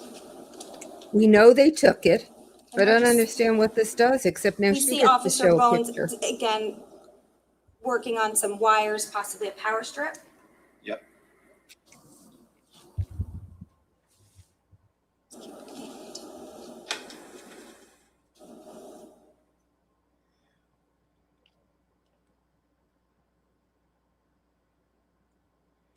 I don't know why the prosecution just doesn't object relevance and have them explain what this is showing. I'm glad they have all those cords.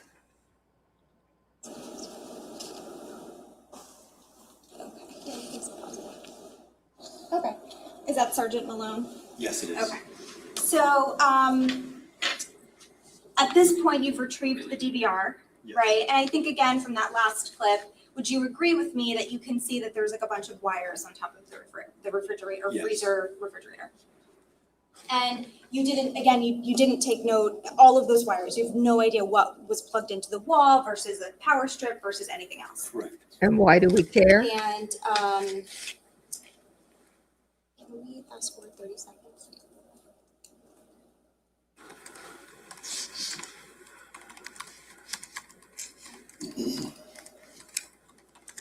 They got the one they needed, the one No, that I would think make, we saw this in the state's exhibit. I'm just gonna play it again. This is you now walking to your car, correct? oh, good, we're gonna see it again.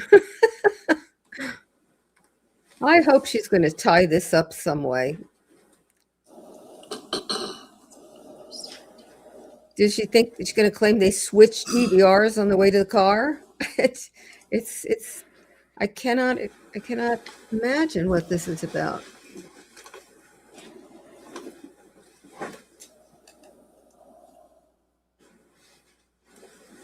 Sorry, Wendy Carmen, they didn't hear you. I want to see when the judge interrupts again.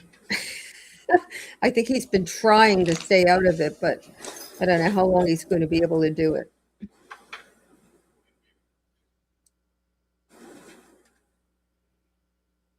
Because the prosecutor can say, you know, relevance, we already agree they took the DVR. What does this show? They're going to claim it was taken, I don't know, switch the DVRs. They didn't take the right cord. They took too many cords. They didn't do it neatly. I can't imagine what this is about. But you get to see what it looks like when you're wearing a body, what is it called? I keep body worn, and what it looks like. I'm sure this is really exciting to you. I think you testified earlier, this is Chris Sorrentino, right? Yes. Okay. And is this, I know this is a blurry image, but he's not wearing like a baseball hat, is he? Not that I see in this one. Okay. And as an officer, it's not part of your uniform to wear a baseball cap, is it? Only if we're wearing Class B uniforms, And that's like if you're in street crimes? or if you're doing a road job or something like that, or Like inclement undercover? weather- inclement weather or something like that. Inclement It shows OTPD on it, has a patch. Okay. Here, we've seen a lot of body worn camera footage. You're not wearing a baseball cap, right? No, not. None of the first responding officers were wearing baseball caps, right? No. So now we know the two guys were not police officers. That's what I knew when we started. And again, you can see he's not wearing the hat, right? Yeah.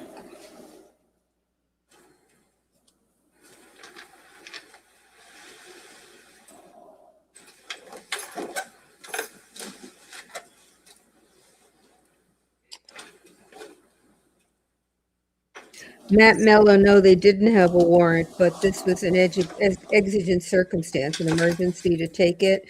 And the New Jersey Supreme Court Is that ruled where you had a conversation with another officer? Yes. Rule 7-0 that it was constitutional to do it, which was the right result. Speaking as a Which common law officer was prof. that? That's Patrolman Bernhard. That's Bernhard, okay. And,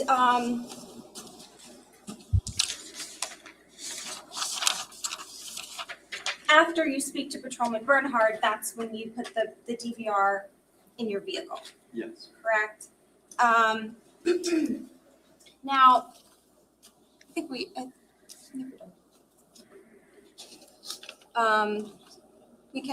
take off the video.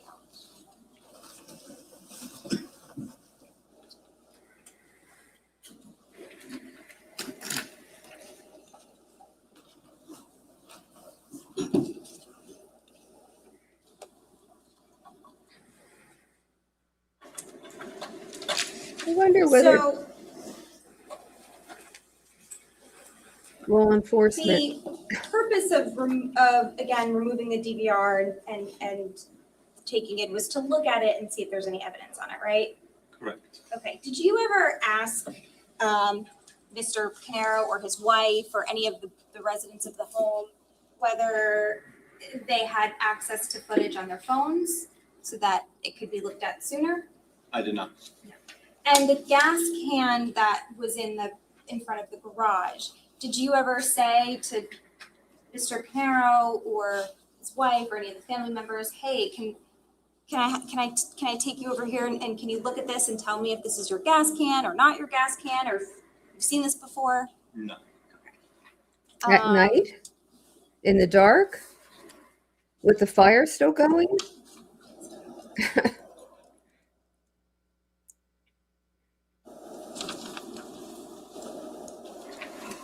Ultimately, for the time you were on scene, which was 4.5 hours, did you have any involvement with this case after that?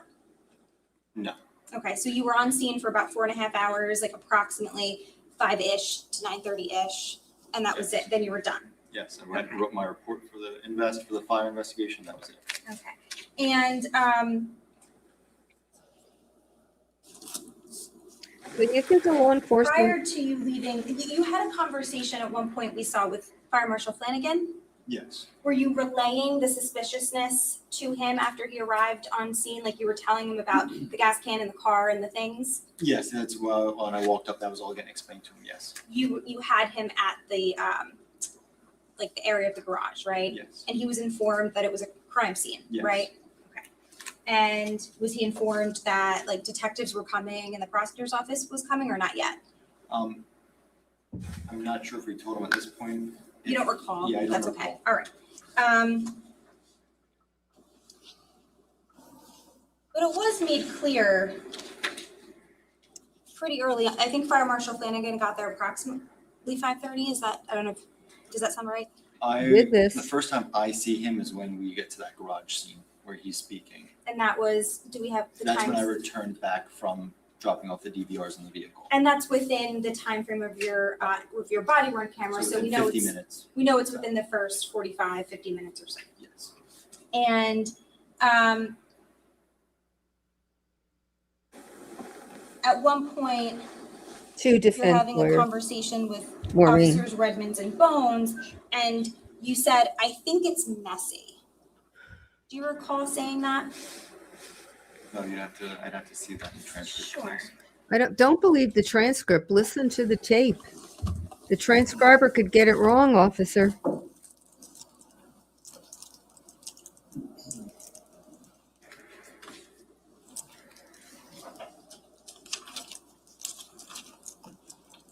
I just wonder whether law enforcement, on the list of things they don't like, would put testifying after or before doing reports.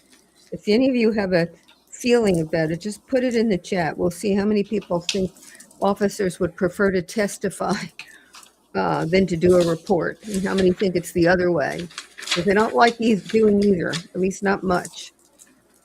On testifying, you have to come in on days off. So and- I'm going to approach the witness with what's been marked for identification as D105. It is the transcript of body worn camera ending in 3926 for subject. So Yvonne Clark, you think they would prefer to do a report? They let them pile up. Now, this isn't your body worn camera, but it's a transcript of Sergeant Malone's, and I'm just using it to refresh your memory, okay? And you'll see there's a legend on the front. Yes. And do you see DM stands for David Marino? Yes. Okay, so I'm gonna ask you to just flip to the last page.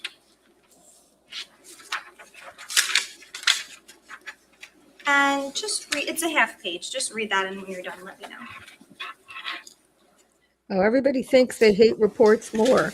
You want me to read who's saying what? Oh, not out loud, just to yourself.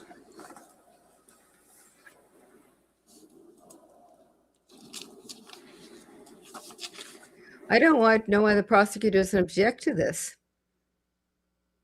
And at least remind the officer that that transcription need not be correct. Why the objection? The object so the officer realizes it, since he doesn't seem to on his own. Okay, see that, yes. Okay, so having read that, do you recall that you, Officer Bones, that's JB, and DM is you and KR is Redmond, correct? Yes. So the three of you, and then there's another officer unidentified, you're having a conversation about the circumstances of the fire, correct? Well, right above that, we were talking about, because Dave Holmes said something along the lines of, Objection. Yeah, I'm not trying to elicit Yeah, I'm what trying to- specifically. Right, can I hear the people said. objection? It's hearsay. He's about to read what Bones said. Sustained. Okay, yes, sir, I just Wait. wanted to see if this refreshed your memory as to just a more broad conversation about the fire. it was broader because I'm also a few lines up talking about a TV show or something. Okay, So I don't know if that was pertinent to this right here or if it was something else, because then it also is, where you can see other things are being spoken about right there. okay, well, I'm gonna direct your attention to what Officer Bones says here. Just read this one line. Okay. Okay, he's talking about the house, correct? Judge, I could object to the hearsay. Sustained. The subject of the conversation is the house fire, is that fair to say? I'm not sure. It's It still says house hearsay, phone. sustained. You're asking him what it says on there. It's sustained. Don't talk, What is officer. the topic of the conversation that you're having with the other officers? It's still sustained. Try, what did you say? In referencing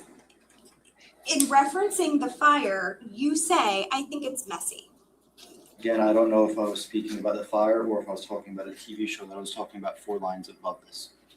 I'm not sure if I was referring to that or if I was speaking to one of these other officers or if I was speaking directly to Bones. I do not Okay, so recall you're that saying point. you're unsure because a few lines above, you're mentioning a TV show, and then 2 lines later, Officer Bones mentioned something else, and you're not sure. I didn't say what the something else was. We just talk to me. We don't comment to each other. I have made it clear that anything that Officer Bones may be talking about and or the topic and or insinuating the topic is hearsay. So therefore, I'm going to sustain the objection. Okay. Sir, when you said it's messy, you're not sure today what you meant then, correct? Correct. Okay, but you did know, and you do agree that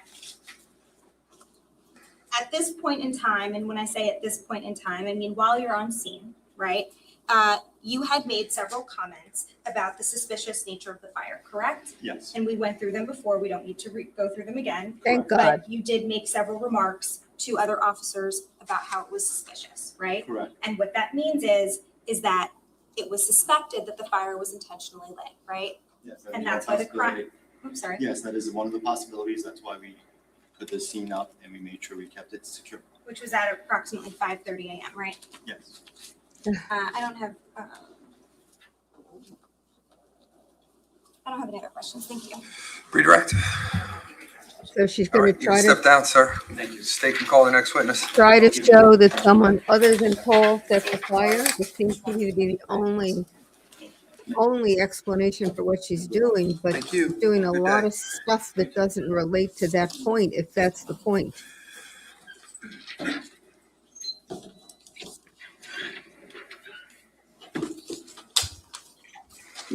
Yesterday, this defense attorney was very entertaining to me. She was trying to get the judge to do something. I guess it wasn't yesterday. It was a video of something they had done earlier at one of the pretrial hearings. She was trying to get the judge to do something with jury voir dire. And she had said, when I do this in front of other judges originally, they don't think it's a good idea, but I persuade them every time because it's better. And she went on for quite a while, and he let her go on for quite a while. And then he said, I have experience with juries too, and my experience is different from yours, so we're doing it my way. It was a very Sir, just watch your entertaining. step as you're going up to the witness stand. Once you get up there, if you can put your left hand on the Bible, raise your right hand. Do you solemnly swear or affirm to tell the truth, the whole truth, and nothing but the truth, so help you God? I do. All right, once you're comfortable and seated, can you state your full name for the record and spell your last name, please? Yes, it's Kevin, and the last name Redmond, R-E-D-M-O-N-D. All right, thank you. Prosecutor? Thank you, Judge. Good afternoon, officer. How you doing today? Are you currently employed? I'm retired. Okay, when did you retire? Retired November of this year. And where did you retire from? Ocean Township Police Department, What did you do there? police officer, What was your title? just patrolman, Now, how long had you been a police officer for in total? 21 years. Can you take us through the trajectory of your law enforcement career? Sure, I was hired in '03 at Fort Monmouth Fort Monmouth Police Department. I went to Federal Law Enforcement Training Center, and then I was hired in 2005 at Ocean Township. It's a young And did you have to go to the retiree. police academy? Yes, for Monmouth County Police Academy for Ocean Township. I want to draw your attention back to Tuesday, November 20th of 2018. Do you recall that date? Yes, Okay, were you working? yes, I was. What shift were you working? 7 p to 7 a.m. How were you dressed? Patrol uniform, And what were you driving? marked patrol. Right. I want to draw your attention to about 5:02 a.m.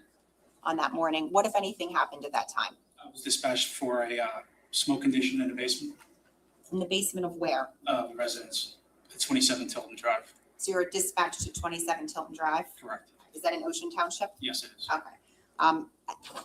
If you know, how did that call first come in? I came into county, I believe at 4:59 and then dispatched at 5:02 to patrols. So what time did you arrive at 27 Tilton Drive? Probably minutes later.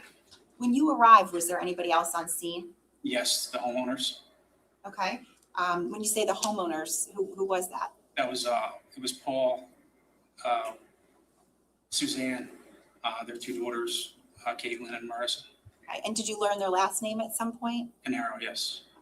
So when you arrived, you indicated that the homeowners were on scene. Was anybody else on scene? Yes. Who was that? Firefighter Chris Sorrentino had arrived just moments before me. When you say moments before you, when he arrived, do you recall where he was? Yes, he pulled up, I believe right in front of me Okay, to the residence at 27. got it. Where did you park? I parked towards the south on Tilton Drive, just past the residence. Okay, so if you're facing the house, south would be which way? If I was facing the house, I was to the right. And where did firefighter Sorrentino park? He pulled in towards the front of the residence, facing south. Do you remember which side of the street he parked on? I believe he was on the left side. What kind of vehicle was he driving? I'm not sure at that time. And do you recall how he was dressed? Plain clothes, came from his residence. What was the first thing that you did when you arrived on scene? I spoke to the homeowners to make sure everyone was out of the residence. And was there any response? They said yes. Okay. And the homeowners specifically, I know you said they were across the street, but specifically where were they? Directly across the street from 27 Tilton. Were they facing south. in a car, outside of a car, or something else? They were in a car. And when you say you spoke to them, what did you say to them? I just asked if everyone was out of the residence, and they said yes. Were you able to see specifically who was in the car at that point? No, I did not. When you first spoke to the homeowners on scene when they were across the street in the car, was Patrolman Marino on scene at that point? No, he was not. When did he arrive? He arrived a short time later, probably within minutes of me. Now, did the homeowners stay where they were when you first saw them, or did they move at some point? They moved further south. They were on Tilton Drive. They were facing their residence, but south of their residence. Okay. And do you know, like, why they moved? Just to have probably more room for the firefighters to set up their trucks. Were they asked to move Yes, they were. by one of the officers? By Marino, yes. What were your initial observations when you first arrived on scene? That there was smoke and fire coming from the southeast corner of the residence. Okay, and you say the southeast corner, where would that? That would be, if you're looking at the house, it would be the far right. What, if any, further observations did you make of that area? That just that there was a lot of smoke and fire.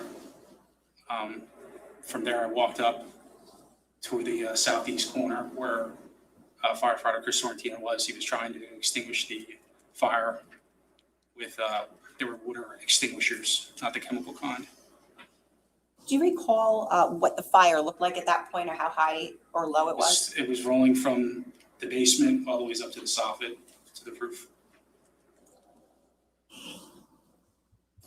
When you were making these observations that morning, were you wearing a body-worn camera? Yes, it was. Okay, was it activated? It was not. Okay, why not? I forgot to activate it just due to the actions and what was going on.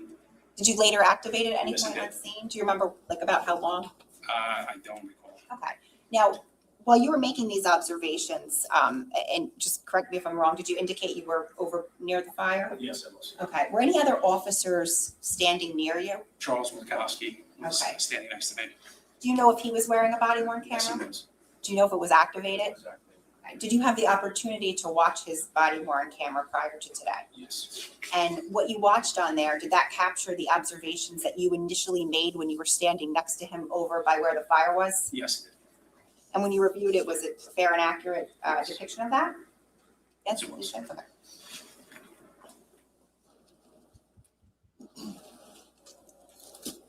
I'm showing council S76. Sir, I'm showing you what's been marked as S76. Yes. I'm going to ask you if you recognize that. Yes, it's the body worn camera Of who? of Charles Wilkowski. Judge, the state would seek permission to publish, this is specifically 76A, it would be clip 1, 12 seconds to 27 seconds. The objection? A lot of people in the gallery left. The whole left side seems to have departed. Can you pause it? Okay, who was that? That's myself. That's you, okay. Yes. And just tell us what side of the house you're on. This is the southeast corner of the residence, if you were looking at the house. Thank you. For the record, it's timestamp 3 seconds. Okay, thank you.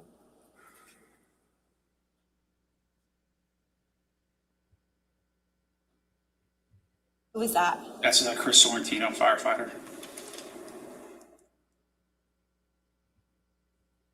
Thank you.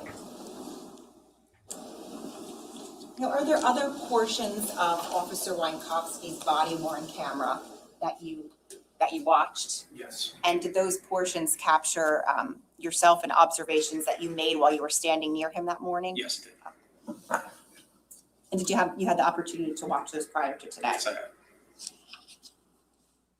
Right, so we left off with you standing near the southeast corner of the house. Right. What happened after that? Where did you go? I walked, I was looking for a fire hose, so I walked over through the backyard to a fence that led to the garage on the north side of the residence. I found a fire hose, I shouldn't say fire hose, a garden hose, but it had been winterized, and that was towards the back of the residence. It was located off the garage. Why were you looking for the hose? That was to help to suppress the fire. Okay. When you went to look for the hose, so you were just looking at the body worn camera, can you indicate which way you went? And I would walk around through the backyard of where it was at, of the fire, towards the front of the house. And I didn't hear you. Did you find a hose or no? Yes, we did find a hose, yes, but it was winterized already. It had been turned off. Okay. When you walked back there initially to find the hose, was Officer Wienkowski near you at that point? It was not, no. Okay. Where do you go after you walk through the backyard and find the hose that's winterized? I walked through the gate, which leads to the garage doors, into the driveway that leads out to Tilton Drive. When you get over to the driveway, what, if any, observations did you make? I noticed that the garage doors started opening, and I saw there was a small fire inside the garage. When you're facing the garage, let me ask, how many doors are there to the garage? There's 2 doors. Okay, so 2 bays? Yes, Okay, when you first arrived at the garage, what was the condition of those doors? they were closed. Okay, when you say, you indicated a door opened? Yes, Which they one are opened you referring to if To you're the facing? left side door. Actually, they ended up both opening, but the left side opened first. Okay. They ended up both opening at that point or earlier? Okay, so that it opened. And what did you observe when that door opened? There was a small fire within the track of the left side garage bay. Now, after that, do any officers come over near you? Yes, Charles Winkowski. Okay. And when he arrives near you, what if anything happens? I had him, he had a handheld fire extinguisher, and he helped put out the fire that was there.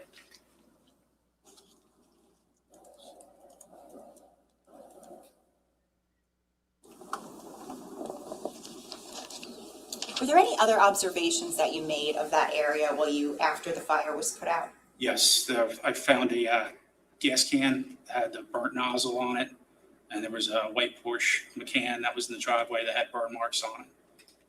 The white Porsche Macan, can you explain where that was located in relation to the garage bay doors? That was parked in front of the left bay garage door.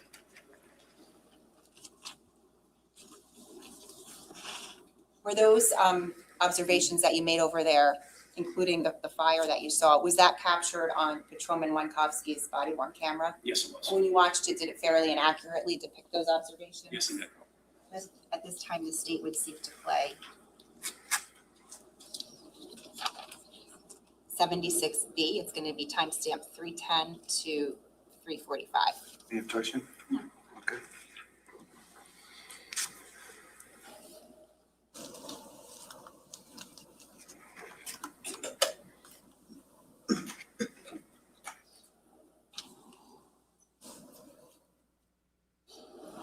Where are you located? I'm located right there in front Can you of pause the it, garage please? bay. Okay, so just to be clear, were you already standing there at that point that Patrolman Wienkowski comes over and walks near you? Yes. Thank you, and that was timestamp 9 seconds. Who has the fire extinguisher? That was Charles Winkowski.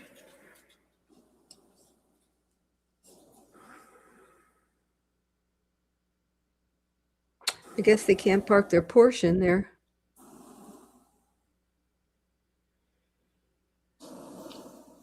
What is the flashlight? What did that just shine on?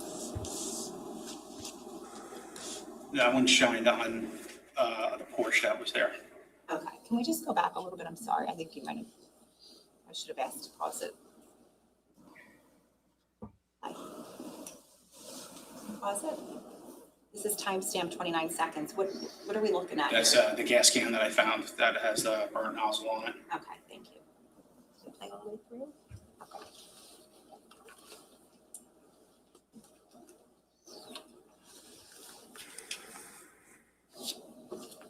It's cold and snowy in New Jersey in the winter, and you have 2 Porsches, as I understand, and you must have a basement in that house, and you got all those rooms, and so you put everything in the garage and you can't park the cars. The gas can, excuse me. Did you notice anything else about that particular area? That area now I don't. Okay, did you make any observations about the garage door afterwards? Just that the garage door were, they were automatic, so someone had to push the button for the doors to open. They weren't a manual to lift from the exterior. Did the doors stay open or? Yes, they did. Okay. Who, if anyone, did you notify regarding the observations that we just observed and that you made at the garage That was area? Sergeant Malone. That was my shift supervisor. Okay. Now, at that point, or shortly thereafter, was anyone else arriving on scene? Yes, other patrolmen. Other patrolmen, okay. At some point, do fire personnel and firefighters arrive? Yes, they do. Okay, do you remember about how long afterwards? I don't know, after probably within 5-10 minutes of the call, I would assume. Now, subsequent to you making those observations, did there come a time when you spoke with the Caneiros, the homeowners? Yes. Okay. About how much time passed between the time you made those observations and spoke with the homeowners? I would say approximately 15 minutes. Okay, and where were they located when you spoke with them? They were further down on Tilton Drive, facing north. Were any other officers with you when you spoke with them? Charles Minkowski was with me. Okay, and what was your purpose in speaking with them? We were to find out who was in the residence that evening. Did you speak with them at that point? Yes, we did. Can you tell us about that, how that took place? So we talked, we ended up speaking to them. They were standing outside the vehicle. And then the homeowner came over and I explained to the homeowners about the fire that I saw. And Paul responded to me when I asked him about the gas can, or where he keeps his gas cans. He stated that he keeps them in the shed that's located on the property. And was there in fact a shed on the property? Yes. Okay, and did you later go over to that shed at some point? Yes, we did. Okay, and did you make observations about the shed? Yes, I looked through the window of the shed and there was numerous red gas cans there. Okay. I'm gonna get to that. I just wanna, I wanna ask you first, were the conversations that you had with Mr. Caneiro captured on Officer Wienkowski's body worn camera? Yes, they were. Okay, and were they fair and accurate? Yes, they were. Judge, at this time, the state would seek to pass out transfer to S77 and, I'm sorry, S77 and play S76C, which is the body worn camera clip 15 minutes to 16 minutes and 36 seconds. Any objection? No. All right, ladies and gentlemen, remember what I said before as it relates to transcripts. We give you that as an aid. It's not something that if you disagree with whatever the transcript says, you're going to rely upon what you hear on the screen. Okay. All right. Thank you. We're going to hand those out now. Judge, may I approach? Sure. Thank you.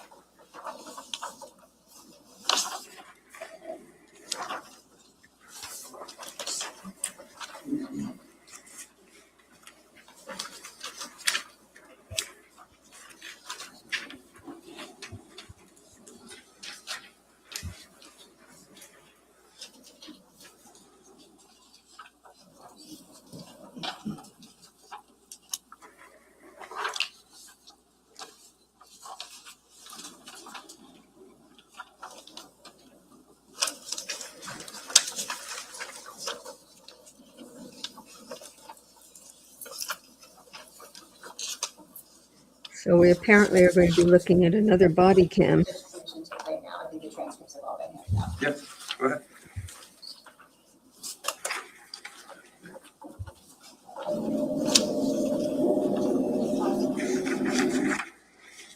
Officer, can you just tell us our vantage point at this, what we're looking at?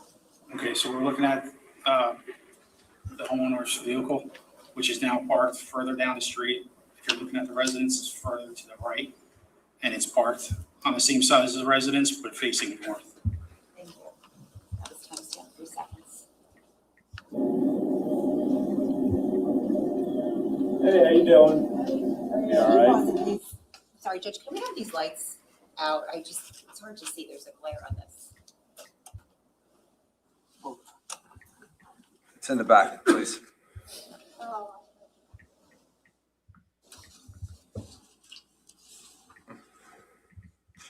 This place was dark before.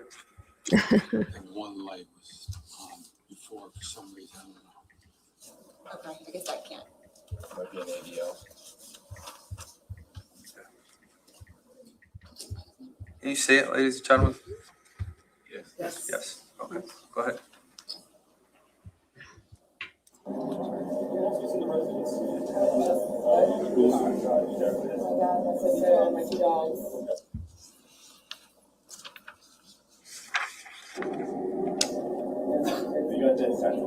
Yourself. Who are we looking at on the screen? This is Suzanne that's being spoken to, and Caitlin is to the right, and then Paul is to the left. Thank you. Yeah, that's all. You guys are safe. You guys are good. You guys are good health. The house was, that's the main thing is that you guys are right here. The opposite side of where it was at when I got here. That's the first spot.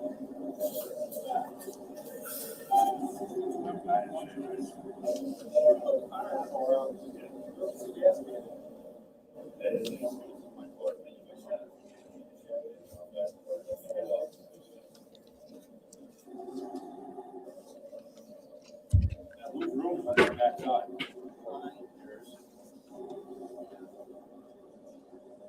Fire alarm start going off first and everything. That's good.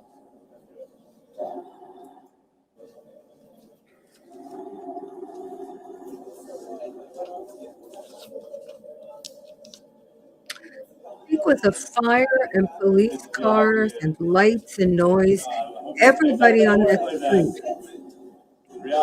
would be out watching.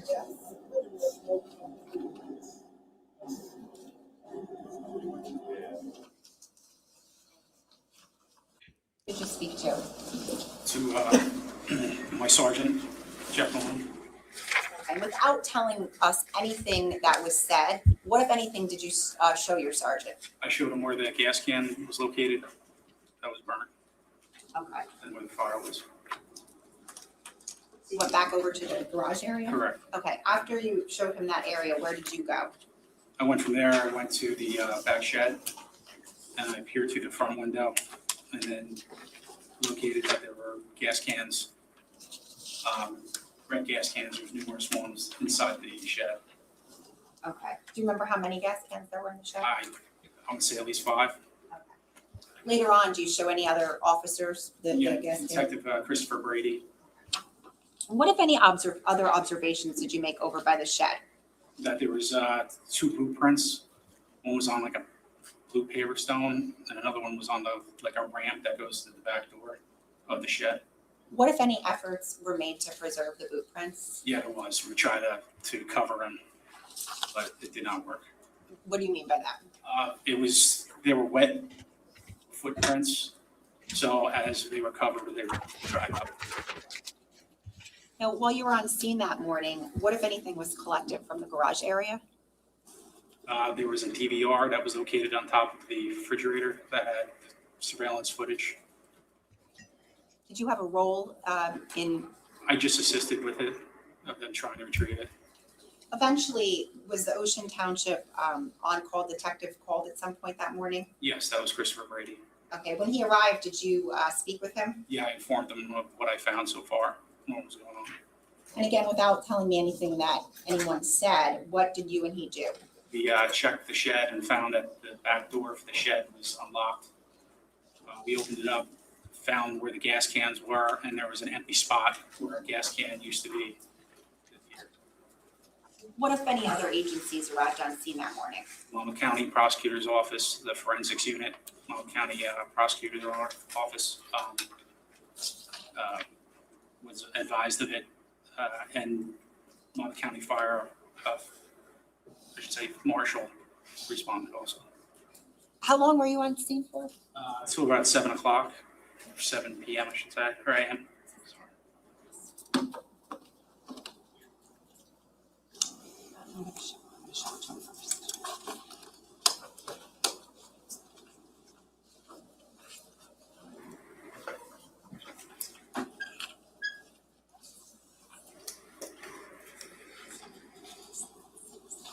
I'm going to show you what has been marked, and I'll show council first. Is S1A slide 6.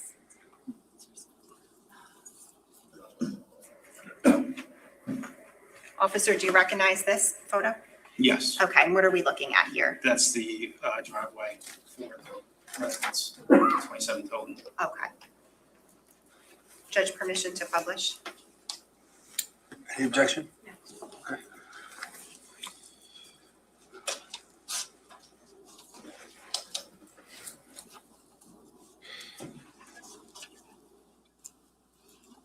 Officer, I just want to be clear, when you indicated earlier that you arrived into that area from around the back, like, can you just show us how you came over there after you looked for the garden hose? Yes, right through the, there's a gate that's in between the hedges and the corner of the residence, behind the Porsches. So did you go all the way around the back of the house and then? Yes, I did. I walked through the backyard. Okay, and where were you when you saw that garage door open up? I was standing pretty much at the corner of the residence. And where was Mr. Caneiro located at that point? He was, at that time, he either was across the street or he had already been moved south of there. Okay, so you're not sure where the car was So I located? don't know, yes. Okay. That morning, did you make any observations about any fixtures on the house? Yes, there were security cameras. Do you see them in this picture? Yes. They're in the front right corner of the residence. Is that the only one you observed, or were there others? There are others around the residence. Do you recall where around the residence? I do not know. I know they were around the front when we were originally looking at it. Okay. Can you, the camera that you see, can you just put a circle around it? Sure.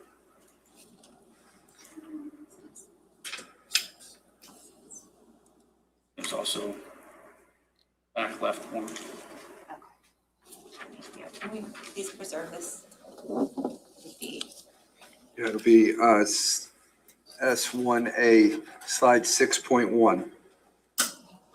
Thank you. Could take that down once they print it. And then if you could just, I don't know if you know how to erase that on the screen. I do not. Yeah. Thank you. I have no Sure. further questions. Cross?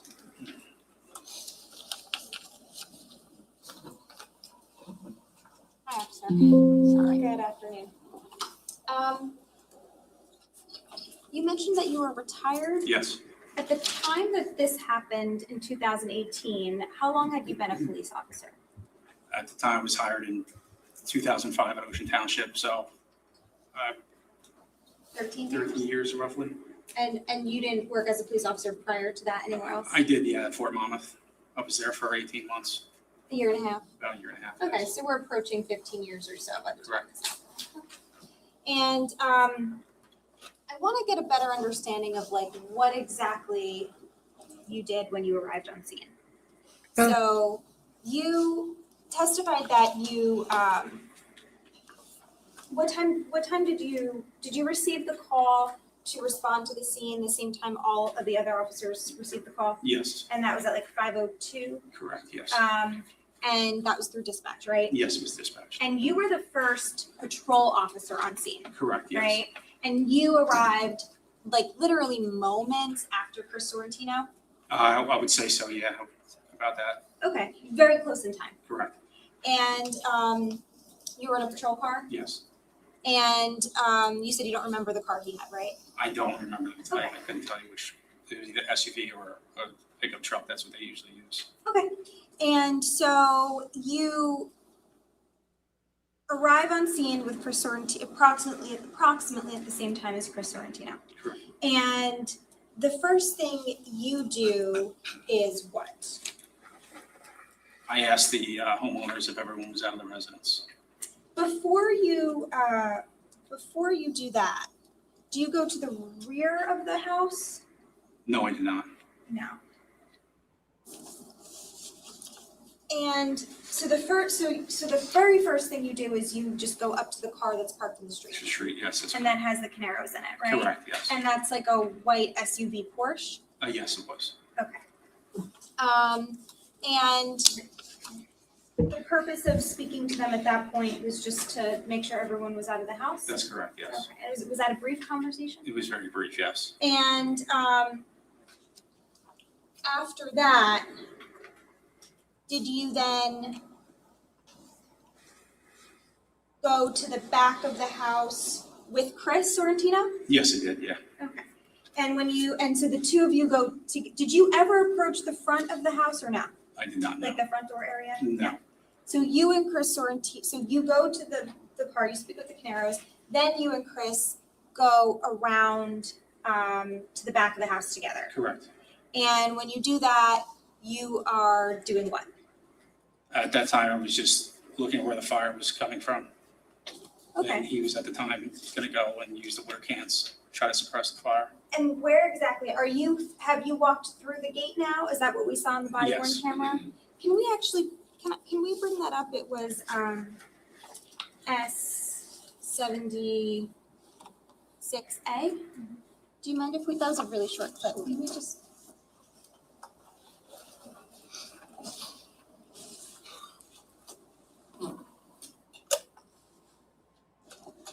We could just pause it for 1 second. So that's you on screen, right? Correct, yes. And this means that when is it Wenkowski? Winkowski, yes. He's here now, right? Correct, he's right So behind. he's already on scene. Yes, Within a couple minutes of you being there? yeah, I would say so. Okay, because the only thing you've done so far is you parked, got out of your car, walked over to the Caneiro, spoke to them briefly, and now you're walking around with Chris Sorrentino and with Wenkowski, right? That is correct. Okay. And you're walking through that's a gate, correct? Yes, it's a gate to the backyard. It's a gate to the back to go into the backyard area. Yes. Okay, can we play it again?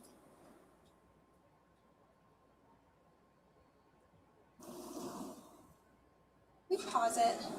Now that's Chris Sorrentino, right? Yes, He's in plain clothes. yes, he He's is. wearing like a hoodie, Yes, but he doesn't have a baseball cap, right? no. Can we keep playing it?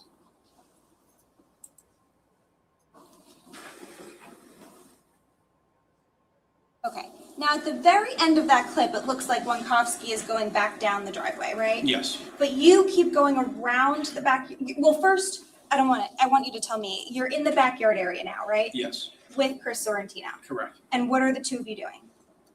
Chris is now gonna start suppressing the fire with the fire extinguishers, and I walk around the back. There's like a patio you can kind of see. Mhm. I walked around that to try to see if there was a hose. Okay, and when you,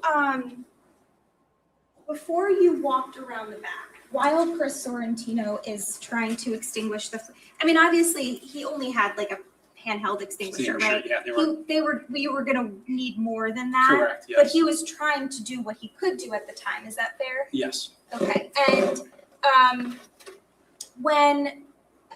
how long would you say you stood there with Chris Sorrentino before you continued around the backyard?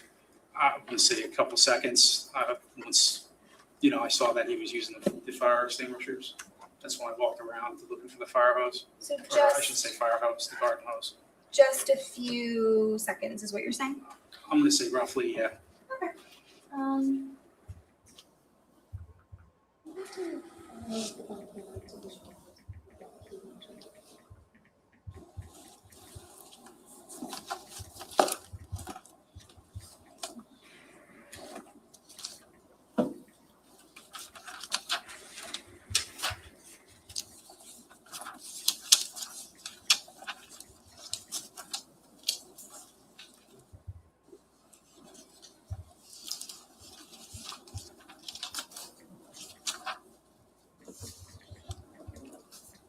Okay, can we have, if you don't mind, is this 1-14? S1A14. Oh, is that okay? Now this is a photograph that was taken after the fire is out, right? Obviously, the fire was still going when you were there at first. Correct, yes. And it's daylight here, but when you arrived on scene, we saw in the video, it was very dark out, right? Very, yes, But do you recognize this back area that you just referenced? yes, So the area that's like the darkest, right? That's when we can see the gate in the photo, right? correct, yes. That's all the way to the left. I'm Yes, gonna it is. point here at the left of the photo, For the record, I'm just like pretty much midway down at the very end. This is the gate here, you agree? Yes, it is. Okay, and then this area here, is this where Chris Sorrentino and you were initially? Yes, it was. And this is where he was with the fire hydrant? Yes, You then keep going this way, correct. around the back of Around the the back, house? yes, around the deck. Okay, thank you. And you keep going and eventually you find a hose? Yes, a garden hose. And the garden hose, you were hoping you could use to help with the fire? Correct, But it yes. had already been winterized? Yes, So it was useless? useless, yes, it was turned off. Again with the hose. After you find the garden hose, then what do you do? I walked over to the corner outside, meaning it was outside the gate, which was on the other photo. Yes, can we put up 15A, S1A 15?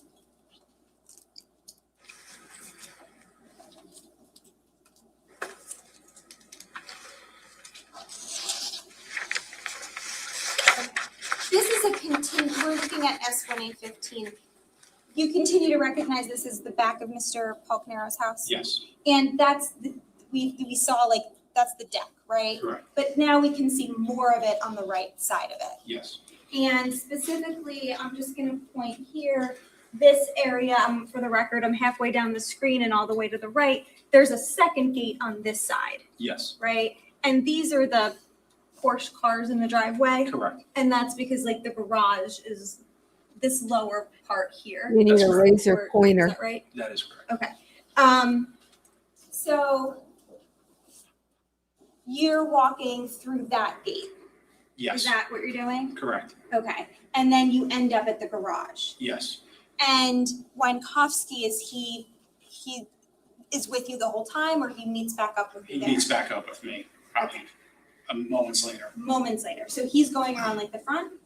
Yes, he must have went back to his patrol car because he didn't have a fire extinguisher at the time. So he must have went back to get a fire extinguisher and he came back to the front of the residence, through the front of the residence, through the driveway, and then up to where I was at. Okay. So if I'm understanding you correctly, you're saying at the time that you separated with Winkowski initially, which we saw at the tail end of that body worn clip where you're Correct. coming through the gate on the other side, he did not have a fire extinguisher. No, I don't Okay. think so, no. So you walk around the back, you go through that gate, and by the time Winkowski comes up with you, he now has a fire extinguisher. Yes, he does. So you're surmising he retrieved it. Correct. Okay.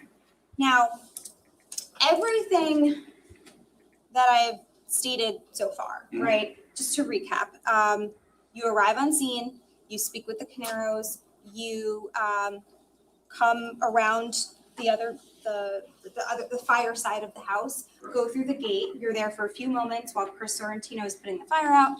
You continue to walk around, and then you end up at the garage and meet back up with Winkowski with the fire extinguisher. Is that accurate? Yes. Okay. Are we missing anything that happened in between, or is that No, best of your recollection that's exactly what my happened? recollection. Yeah, that's. Okay. So at no point in time were you in the driveway on this side? Is that Marilyn Klein's driveway? Are you familiar with it? I don't know who she is. Okay, a neighbor's driveway. Okay, At no point in time were you just crouching down watching the fire? no, Okay. And we saw, you weren't wearing a baseball cap, right? no, I was not. And so you get to the garage area and now you see a small fire. Correct. And thank you. We see you and Winkowski are the only two that see the small fire at first? Yes, Or I guess, are you the only two that see the fire ever? Because you then put it out? he put it out, yes. Okay. So of course, you're not gonna let the fire burn while you go get another officer to look at it. You're gonna put it out. Put it out, correct. Okay. So, and you said you saw the garage door was like rising at that point? Correct, yes. And so you see the small fire, you tell Winkowski to hit it with the fire extinguisher? Yes, And then you notice a few other things in the area too. yes, And what you noticed was the gas can, yes, and it's a smaller gas can. yes, it's on the smaller side. Okay. Do you know like exactly how big it is or no? And that's I don't know how many gallons it was, no. I Okay. don't remember. You just know, relatively speaking, it's smaller. Correct, yes. And did you notice it had a burnt nozzle? Yes. Did you say that? Okay. And then in addition to that, did you see you saw the burn marks on one of the Porsche vehicles? Yes. Okay. And you also did you see gasoline splatter or anything like that? I did not know. No, okay. Did you see anything else in that area that I haven't mentioned? No. Okay. Now, once you saw these items, you told your sergeant on scene, right? Yes. Was that like the next step? Yes. Okay. And just to be clear, the sergeant is like your supervisor? Yes, it He is. ranks higher than you, so to speak? Yes, he does. Okay, so that's why you're reporting it to him? Correct. Because he's your supervisor. So you report it to Sergeant, is it Sergeant Malone? Yes. And then at some point, you show it to him? Yes. Is that right? Correct. Okay. And when you show Sergeant Malone the items, you're showing it to him, why? Like, why is it important? Because there shouldn't be a gas can located there. It's suspicious. It's suspicious. That's correct. fair to say, right? Yes. So within the first 10 minutes or so, maybe 5 minutes or so that you're there, and this happened pretty quickly, right? Correct. Within the first, like, can we say first 5 minutes? Is that fair? Or am Yeah, I? that's probably correct. Within the first 5 minutes that you're there, you see this gas can right on the ground, you see the fire, you see the burn marks in the car, and it is suspicious. Correct. Now, at some point, relatively soon thereafter, Sergeant Malone directs a crime scene to be set up. Yes. Is that right? That's correct, yes. Okay.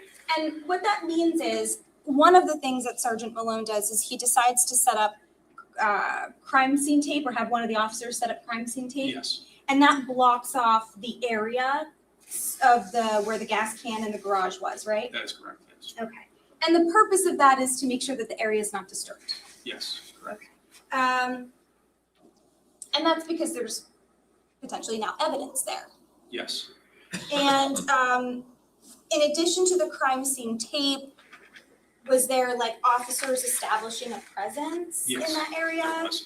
And that just means, and tell me if I'm wrong, that there's multiple officers in the area of where it's taped off to kind of serve as like a second barrier to anyone potentially coming in and disturbing the scene. Correct. Okay. Just to protect the scene, basically. Yes. And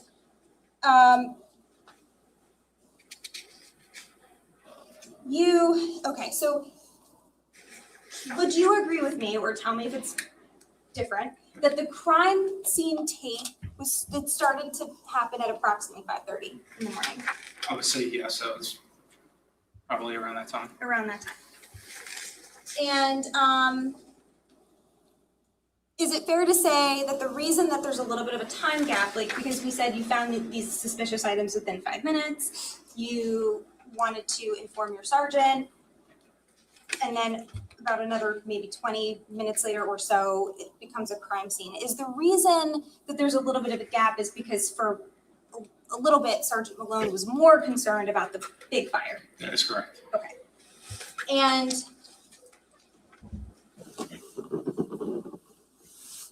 in addition to, you testified about this on direct, in addition to the suspicious items that you found right in front of the garage area, you also found wet boot prints in the back shed area. Correct. Okay, so I want to talk about those if we can.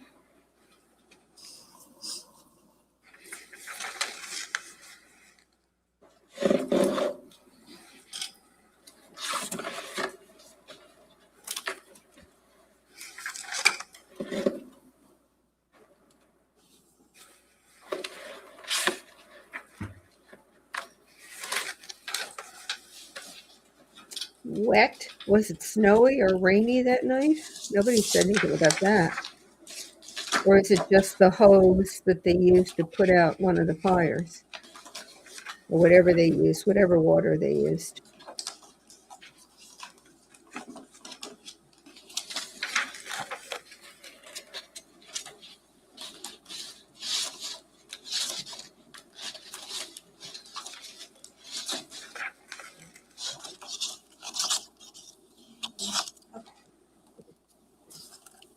show the state some photos.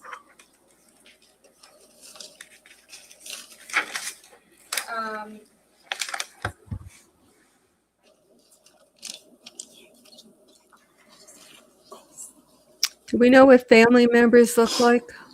I don't know whether any of them are his family. I don't suppose that Keith's or his wife's family would be sitting on that side. Judge, may I approach with, I have some photographs that have been marked as, and I apologize, the numbers are not all consecutive. It's D1-40, D1-41, D1-80, D1-79, D1-20, D1-19, D1-29, rather, and D1-18, D1-17, and D1-16. May I approach? Yes, you can. All of the exhibit numbers, I'm just gonna go through these with you. So the first thing I'm gonna do is I'm gonna show you D140. Is this a photograph of the shed? That is not.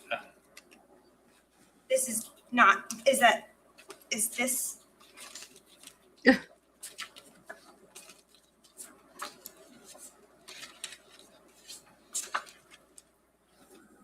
This is not the back of the shed? I'm sorry, this is the back of the shed. I'm sorry. I thought this was showing me the front. No, this is the back. Okay, this is the. Because there's a window in the front. Right. Right, that's why, yes. That's okay. That's the Because rear. this is Mr. Caneiro's house here, right? Correct, yes. And this is the gate, and then this is the shed? Yes. Okay, so I'm just gonna orient you. So we agree this is the back of the shed? Yes, it is. And we can see the back of the shed has stones? Yes.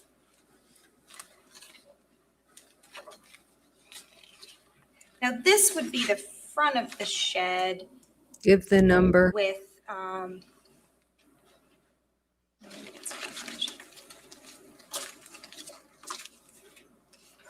this is another photograph of the back of the shed, right? Yes. Can you tell us what you're looking at, sir? Sorry, this is Thank you. D141. And then D116 is kind of just a closer, it's a more zoomed in version of that, Yes. of the shed, of the Yes, back it of the is. shed. Okay, now, the there's two boot prints that you saw, Correct. right? And one was on one of these pavers? Yes, the one that has the white bucket on it. That most was likely put on where- top. Correct, try to preserve it.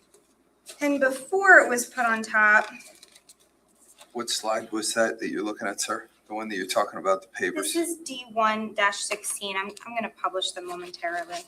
I just wanted to make sure we're on the same page. And then D121, is this a photograph of that stone before the bucket was placed on it, like someone, Yes. or after, It was rather, When after? it was removed, yes. And the reason I'm correcting myself and saying after is because this is daylight. Correct. And at the time that you found the boot print, it was It dark was out. Dark, It correct. was very early. There was a second boot print, and it was it on the wood? Is this the Yes. second boot print? Correct. Is this a zoom in of that? Yes, Okay. So one was preserved, but one was not. correct. So I'm gonna publish, She should have asked if they were an accurate representation. There's a sort of a script you're supposed to do. I don't think the prosecution's going to object. There's no issue about it, but she should still do it correctly. D116.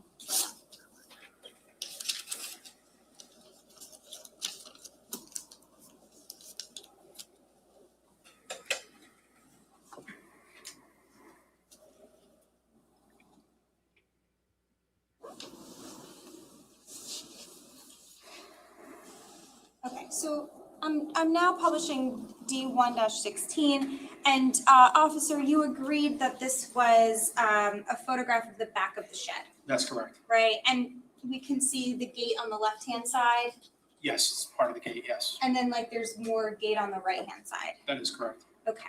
And what was under this paver stone was a wet boot print that you observed. That's correct, yes. Okay. In an effort to try and preserve the boot print, this white container was placed on top of it. Yes, And do you know who placed the white container on it? I did. You did. Where did you find the white container? I believe it was on the side of the back of the shed there. Okay, so the container actually belonged to the property owner, to Yes, Mr. Caneiro? Caneiro, Okay, yes. and you took it to try to preserve the boot print.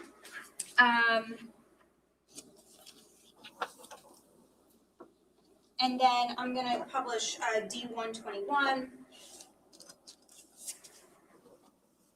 which this is the daytime photograph of, once the bucket was lifted, this is what was left of there's no boot print left on the stone. Correct. Right?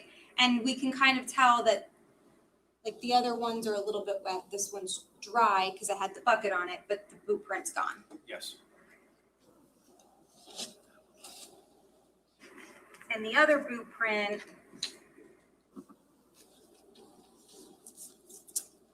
was this one on the in front of the shed somewhere. Yes, it is. Yeah, it's On on the like the wood. wooden ramp. Yeah, It's in the back of the shed. and this one was like a smaller boot print, like this one's small. Yes, Okay, because this one was measured, right? I'm assuming so.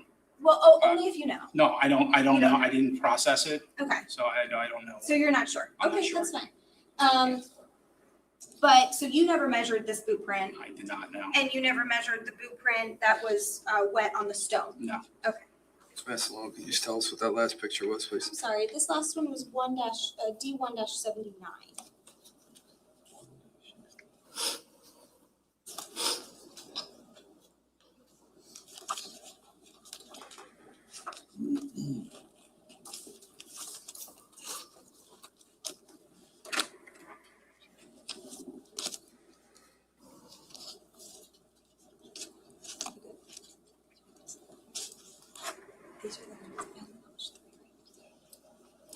Okay.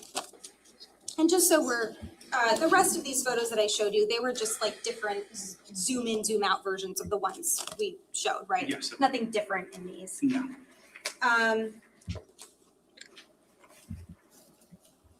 Okay. So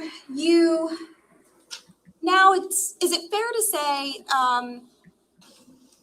so the combination of like what you saw by the garage and the boot prints, these are things that are suspicious. Correct, yes. And then you have a conversation with Mr. Caneiro. This is your second conversation with him if you include the very short initial one where you were just like, is everyone out? Are you okay? Yes, Right. that's correct. And so I'm gonna turn to that. All right. So we saw the video of you having the conversation with Mr. Caneiro, Yes. right? And the way the conversation starts is you ask them how they're doing, right? Correct. You ask them who lives in the residence. Is that right? Yes. They indicate to you it's the four of them, Yes. plus their two dogs. Yes. And those are the only people who were in the house, is what they indicate to you, That is correct. right? There's no other people that were in the house at the time. No. And you informed them that there was a fire over by the garage door. Correct. And you explain it's like a tiny fire by the garage door. Very, yes. And you also say it's like the opposite side of where I was at when I got here. I was the first one around back. Do you remember saying that? I must have said it. If it's in there, yeah. Do you want to see a copy of the transcript of the video we saw? Or I could play the video, it's up to you. Yeah, I would have to look at it again.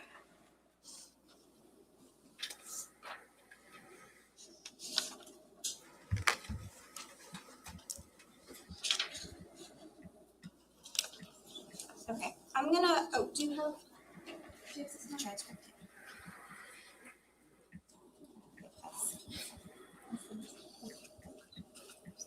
Officer, I'm just gonna approach you. It's been marked as S77. This is a transcript of the short, body worn camera clip we saw from Officer Wenkowski. You see it has his name on it as the body worn camera owner. Correct. There's a legend on here where CW is Wenkowski, KR is Patrolman Redmond. Yes. And then there's KC for, and SC and PC for the Canaros. Correct. Okay, so I'm just going to direct your attention to this line here. And again, the video was played. You indicate, you're talking about the fire by the garage door, tiny fire. It's like on the opposite side of where it was at when I got here. I was the first one around back. Yes. Okay. And that's because you were, as far as you know, the first one around back. First one, yeah, that was the first one there, yeah. Okay. And that's why you saw the fire first. Correct. So at that point, you're making some small talk, is that fair? Yes. And then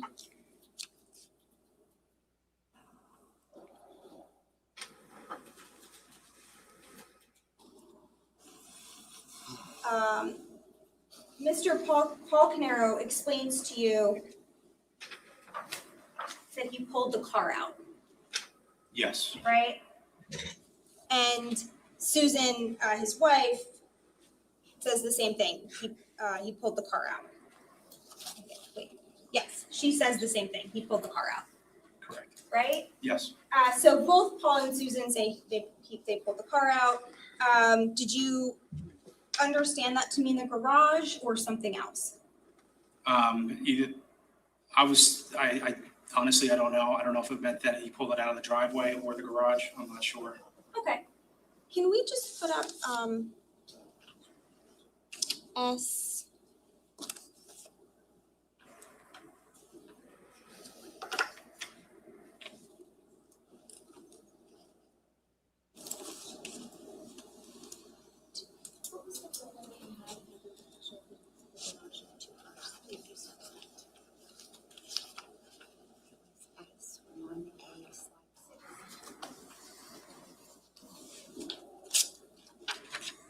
Oh, yeah, right.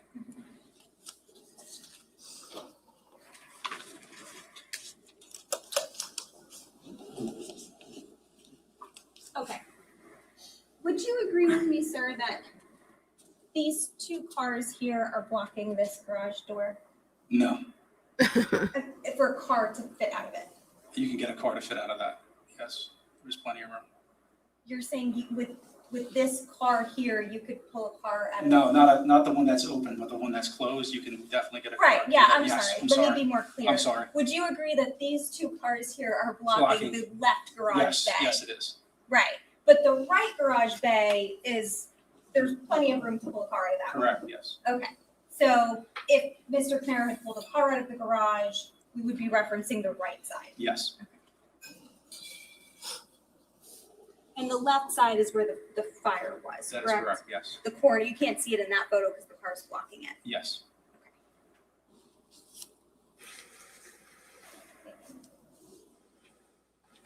Now, the next thing is you ask, where was the gas can?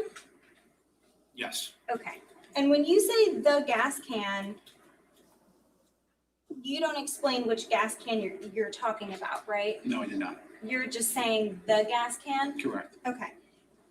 But in your mind, were you referencing the one you found? Yes. Okay. And so Mr. Caneiro's response is the gas can in my shed, right? Correct.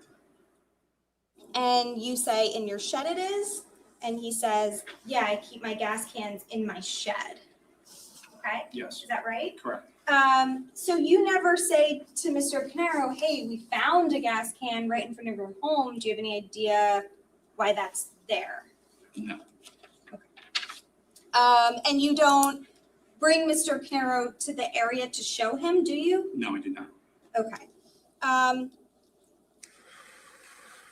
So you were just asking about a gas can, and then you learned as a result that Mr. Caneiro typically keeps the gas cans in the shed. That's correct. You did not ascertain whether that specific gas can was or was not his. That is correct. And after that,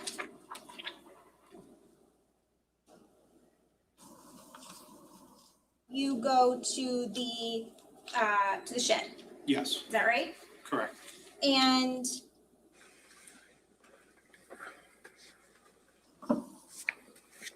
backing up, actually, when you asked him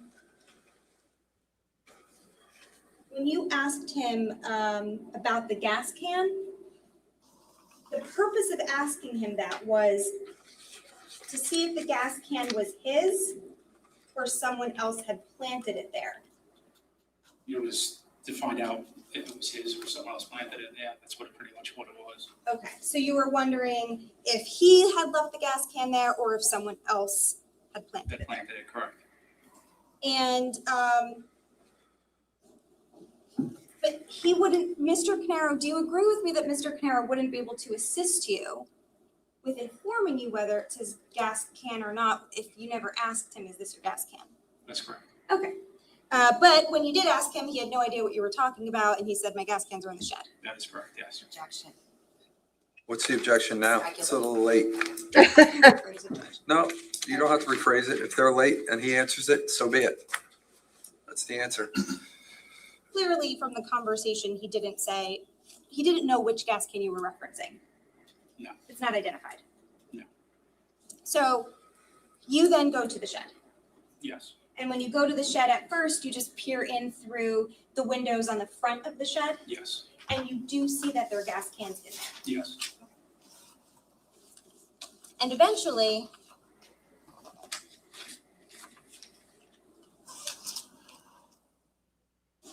you go back to the shed a second time, right? that is correct.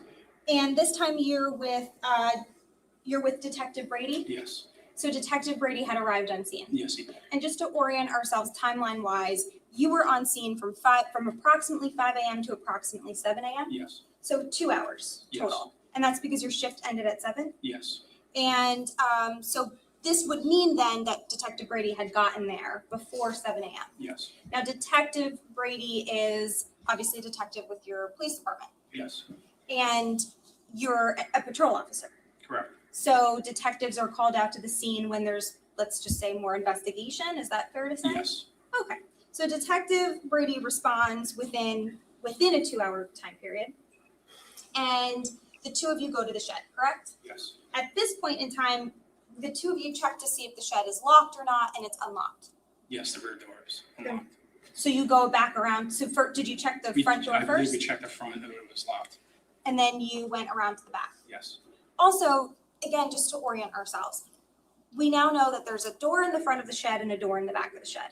yes, And on one side, and if you need a photo to refresh your recollection, just let me know. But on the front side of the shed, right, it's facing into the backyard.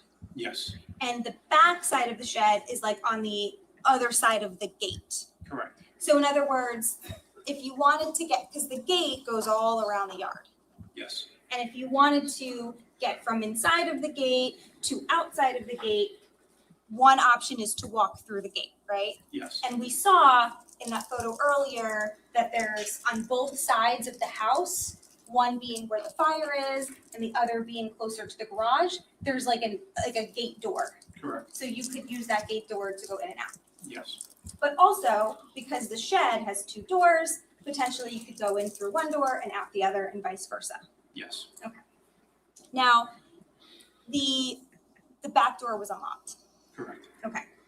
So then you and Detective Brady go into Mr. Caneiro's shed Yes, and you start looking to see if there's gas cans in there. yes,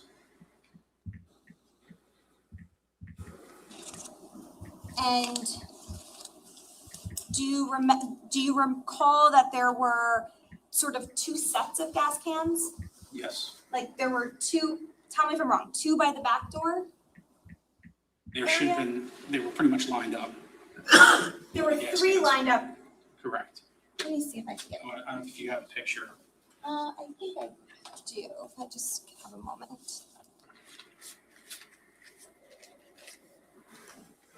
And looking at the jurors, I think it's a good time for a break. I'm going to give you guys your mid-afternoon break. Please don't discuss this case or do any research.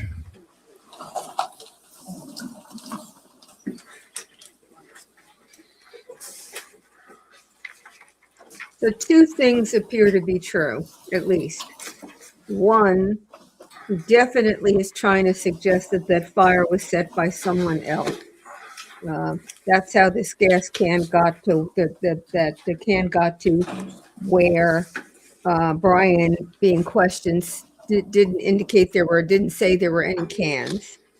And the other thing is the judge wants Are we the doing prosecutor to transcripts? object, and the prosecutor is not objecting. There might be a third thing, but those are the two that clearly are coming through here. And I continue to be unable to understand why these constant focus and repetitive focus on details I just don't see that matter.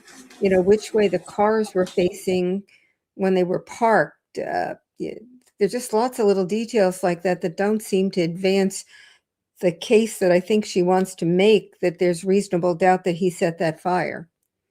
But anyway, those are the two things I saw. Did you all see anything else? I noted that I thought I was missing likes because you didn't like her and you were afraid if you gave me a like, it would be a vote for her. And you tell me that you like me, but you're not telling me that you're hitting like. I still think that's happening. That you can't imagine hitting like after you've listened to her for a while. So are there any questions? Let me see if I find questions here now that we've got a break. It's going so slowly. I mean, that you'd have 1,000 years to ask for questions. There had been a couple of questions earlier about the DVR, and one was whether there was a search warrant. And I answered it once, but let me answer it again. The chat may be moving in and out.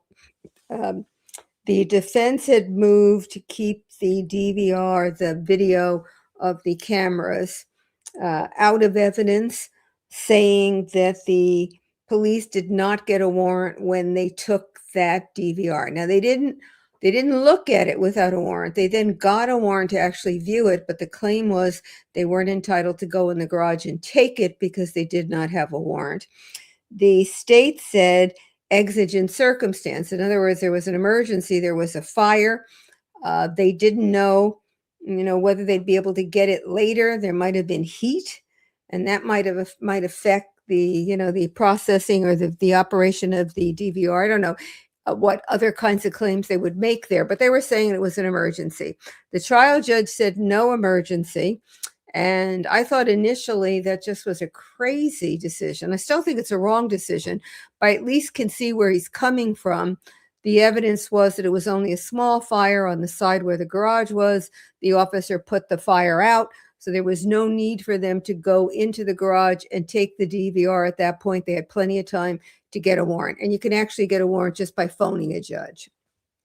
That the state appealed that to the appellate court in New Jersey, and the appellate court agreed with the trial judge that there was no exigent circumstance. The police needed a warrant. That then was appealed by the state to the state Supreme Court, and the state Supreme Court said 7-zip. When there's a fire, there's an emergency. Yes, there was an emergency. No, they didn't need a warrant. And that was only not many days, I think, before this trial started. And so that's why the evidence that's on the DVR will be admitted at the trial. So anyway, that's what happened with regard to the DVR. Why she's making a case out of who got the DVR and who was on the chair, and what about the cords, or what she's calling wires, and how long did it take, and how long after you were there did you do it? I have no clue at all, because the state is going to agree that they took the DVR. There's no question about it. And the defense is not going to be able to argue that they shouldn't have taken the DVR because that's a question of law. And the New Jersey Supreme Court 7-0 said they were entitled to take the DVR. So that whole line of questioning there that went forever, I just don't see how it connects to anything that the defense needs. But anyway, the information about the DVR at one point was really pretty important because the defense had won the motion to keep the evidence from the DVR out. I don't know what we're going to see from what the DVR picked up. The other thing is she keeps talking about, did this police officer have a hat on, a baseball cap on? Did that fire person have a baseball cap on? And she, I think, is trying to make the case that the two men that came, that the neighbor next door, what was her name, Cap, had seen, and she said they were in dark clothes. They both had baseball caps on. One went to the side of the house with a flashlight, and then after that, she saw what she thought might have been a fire. I think that's how she testified. The other one went to the front door and was banging on the house. I think she's going to be making a claim that they may have been the arsonists. If true, I don't understand how that's going to work. Because if you're an arsonist, I don't know why you're banging on the front door of the house that you're presumably setting on fire. Maybe she's going to make the claim that those two men knew had been there and set the fire. They realized it, and then they rushed to the house to either try to put the fire out or at least get the people, the inhabitants, out of the house. I suppose that's the best way I can make that work. But it does seem to me that she's laying some groundwork to do that also. The other thing that keeps on happening, and you talk about it in the chat, is they are not, defense is really bad, but the prosecution hasn't been perfect. They are not identifying the document that they're talking about when they talk about the document. And the judge keeps harping on it. He interjects to say, what is the number of this, over and over again. You need to do it to know what, they've got a whole host of photos and other things. You need to know what picture you're talking about. You might have 10 pictures of people in your family. You have 5 siblings and your husband has 3 siblings. So there are 10 of you in the picture. You can't just hand pictures to people and say, is this your niece? Without identifying which person you mean to a group who has no idea about any people in the picture. You've got to identify it. That's what he keeps doing. Now, before they're allowed to what they call publish, and publish is a word of art in trial law. It means you're going to be able to actually show it to the jury. You're going to be able, it's now an exhibit in evidence, and so the jury can take it back it will be back with them when they deliberate. Before you can admit an exhibit, you have to lay a foundation for an exhibit. I could get on the stand and they can show me a picture and I could say, yeah, that's Paul's house. You don't know whether I know whether I have any idea where Paul's house is, what Paul's house looks like. So you have to lay a foundation that I'm in a position to be able to say, yes, that's Paul's house. And so that's what you're getting from particularly the neighbors when they talk about, yeah, I know who was across the street. And then they're shown a picture of the house and they say, yes, the house. And then what you're supposed to do, which is what the prosecutor's been doing, the defense not so well, is you're also supposed to then say, well, is this picture a fair and accurate representation of the house? Is it a fair and accurate representation of the house in 2018 when the murder happened? If I took the picture in 2025, the house might have had a renovation. They might have made a cathedral ceiling. They may have added a garage. They may have done all kinds of things. So you've got to be able to say, to lay a foundation, that the picture I'm looking at in 2025 is a fair and accurate representation of the house as it existed in 2018. And you will recall, for those of you who heard her testimony this morning, that the neighbor next door was asked, well, you're looking at the picture and you say, this is the house as you saw it that night, but this is a picture in daylight. So that's different from what you saw at 4:30 in the morning. And she agreed. And then the next question was, well, were there two cars in the driveway at that time? And she said no. So you've got to, in identifying the picture and be able to enter it as an exhibit, you've also got to be able to show if there are differences between what the witness is testifying to about the house and what she saw at 4:30 in the morning on that early morning in November from what the picture says. Then the picture is okay, even if it's not exact, because the jury's been told these are the differences.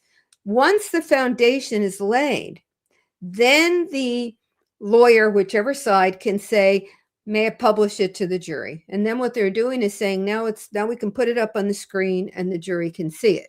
So that's what's going on. They're laying the foundation and then they're publishing it. What is a little peculiar to me is often a lot of that is agreed to by the prosecution and the defense beforehand. I mean, is the defense going to disagree that the picture of the house is not the picture of Paul's house? Is the defense going to disagree when the witness says, but the cars weren't in the driveway at the time? You can do that. You don't have to go through and do every one of these when there's no disagreement on either side as to what that exhibit represents. And then you can save a lot of time. And, you know, all of the discussion they're having that the jury can't hear, then what should happen is once the exhibit goes up, the lawyer who's moved for the admission of that exhibit should have to go through and do it all again because the jury didn't see it. They just heard, you know, while pages were being flipped. So that's not being done as well as it could be by any means, and the judge is not happy about it. He's also not happy about the fact that the prosecutor is not making objections that could be made to the repetitive nature of the questions, to the fact that evidence is getting in that was not part of what was done on direct, to whether the question of the witness is one that the witness is in a position to answer, and the prosecution is pretty much letting it go. Now, you know, prosecution may not want to interrupt because sometimes that annoys the jury and the jury starts thinking that the prosecutor is trying to keep things away from them being able to hear it and know about it. But in this case, I can't imagine that the jurors would feel that way. They've got to feel the way you all feel and I feel about the way this is going, and would be happy to have the prosecutor make some objections and keep some of this out. So anyway, in any event, that's where we are. Let me see if there are any questions. Oh, here's a question, if I can find it again. How many are on the witness list? Do we know? This is from Jeremiah and McGee. I didn't have a chance to try to get the witness list. And a lot of the documents in this case were under seal for reasons I also don't understand. It was a very highly publicized case because the facts, you know, as you know, are horrific. The allegation is that one brother killed another brother, then killed his sister-in-law, then killed children who were, you know, one was 11, the other I think was 7 or 8, knifed them to death, you know, burned the house trying to cover up evidence, burned his house so he could say, gee, somebody's after both of us, engaged in financial fraud against the brother. These are the allegations, with stealing money from the company or from an insurance policy. And may also, he was on disability payments, may also have faked the disability, the car accident and the disability. So, I mean, the facts are just awful. And that area of New Jersey, it's shore area, so it's not the heavily populated area when you come north in New Jersey. And certainly this story would have captured everybody's attention. I talked about this case last night on my 5 o'clock live, and I had a individual, Maureen Lynch Ford, who had been a prosecutor in the neighboring county in South Jersey, and also in between, on either side, sandwiching the prosecutor experience. She had been a judge, and then after her 7 years, I think, as a prosecutor, went back to being a judge. And she was in the state legislature for 2 terms, even before she was 30. A very, very interesting, very accomplished person. And as an aside, she was instrumental in getting a statute or a constitutional amendment when she was in the legislature to give victims some rights in these prosecution. So victims have a right, constitutional right in New Jersey to give a victim impact statement at sentencing. In New Jersey, they have a constitutional right to be informed at every stage of the prosecution. It's a remarkable achievement because victims need to be considered in this process, and they need to get some sort of feeling that they're being heard in the process. And she actually told a story of an early case that she used in order when they were getting the bill passed in the legislature. In a case where a child was killed and the mother was at the trial, that the defense successfully had the mother removed from the trial on the theory that it might influence the jury to see the child's mother in the courtroom. That's how bad it was in terms of not giving victims any buy-in to the process. So one last thing, I said that the judge got a bill passed in the legislature. I also said constitutional amendment. But what happens is the legislature had to pass one way to get a constitutional amendment. The legislature passed a bill saying that on the ballot would be placed a proposed constitutional amendment giving victims these rights. And that's what happened. They got the bill through the legislature. It was on the ballot. And then the voters in New Jersey voted it as an amendment to the state constitution. So, okay. That was more than how many are on the witness list, but okay. Do I still like her? It sounds like not. I guess you mean the defense lawyer. All I said about the defense lawyer and the prosecutor was that I thought their openings were good. And I said earlier today that I was not having a good reaction to the defense lawyer.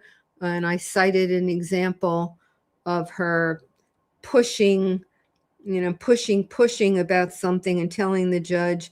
And this was a tape that I had seen of a hearing before they actually did voir dire of jurors, in which the defense lawyer kept saying to the judge, well, let me tell you the way I think it should be done. I've always done it this way. Judges often oppose, and then they say, yeah, I'm right. And the judge said to her, well, I've done it for a long time too, and I think my way is right, and I'm not doing what you want.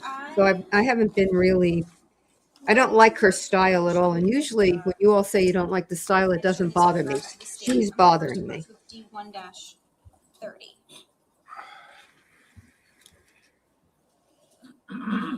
Now, do we recognize this photo to be the front of the shed? Yes. Okay. And there's no wood in front of the shed, right? No, there's not. So both boot prints were in the back. Correct. Okay. And we can see in this photograph the gate on both sides, right? Yes. Okay. So I'm gonna publish this one so that you can see.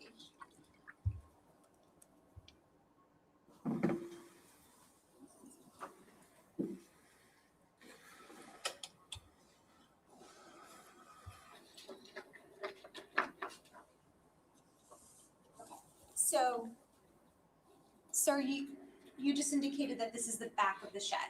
That's the front of the shed. I'm sorry, correct. This is the front of the shed. Yes. And there's the front door and the windows. Correct. And this is what you had originally looked through. Yes. And by comparison, I'm just going to briefly show what's already been published as D-1-16. This was the back of the shed. Correct. And we can see the gate on both sides, right? We're doing this again. And similarly, when we look at the front of the shed, we can see the gate on both sides. Correct. It's a little darker here, but you can see it, right? Yes. And so again, like you could go in, you could get in and out of the backyard through, there's like a gate entrance on this side, I think, or is it? No, maybe it's this side, right? I believe so. Okay. Or you could go from the front to the back door. Correct. Sir, do you actually remember where the gate is, or are you just guessing? I'm assuming. Don't assume, sir. Only testify to what you know, please. Okay. Sir, I'll show you this photograph again. This is D-1-16, and this is the Caneiro home, right? This is where the garage area is. Correct. Because this is the back of the shed. right? Yes. And you had previously indicated you went through this gate when you were coming around the backyard into the, or was that a different gate actually? It was a different That was a gate. different gate, okay. Do you recall that there's a door here? No, not on the right side. Okay, that's fine. On the left. So the front of the shed, and let me just ask you this, we talked about blueprints. Do you recall anything about a handprint on any doors? No. Okay. But you did go into the shed and you saw some gas cans. Correct. So I'm going to approach with what's been marked as D1-15, D-1-29, 1-28, 1-27, and 1-26. The state has no objection to these photos. That's correct, Judge, there are photos. Okay, sir, I'm gonna first show you D1-15. Are these two gas cans that you recognize from inside of the shed? I don't recall. Let me show you this one first. This is D-128. Do you recall those photos? Yes, I So do. those are the ones you were referencing earlier. Yes. Right? Now,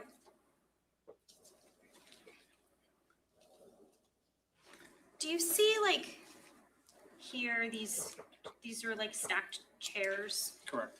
Here's a better photo. Yes. You agree? And that's D-120, that's D1-27. Here's another photo where you can see it even better, D1-26, right? Correct. Now, here in this photo, this is 1-15. You can see the other side of those chairs? Yes. And there's two more gas cans. Correct. Okay, so in total, did you observe these 5 gas cans at Yeah, the time? yes. Because you were inside of the shed, right? Yes, Do you yes. think you would have missed these? Or you think you would have saw them at the time? Seen. I don't recall. You don't know? No. Okay. But you definitely saw these 3. Correct. Yes. Okay, let's start with these 3. So I will publish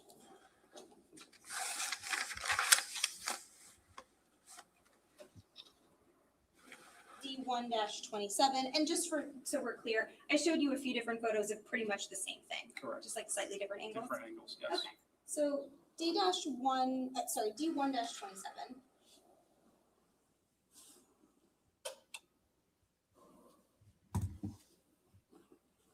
is, these are the 3 gas cans that you today recall seeing in the shed at the time, Correct. right?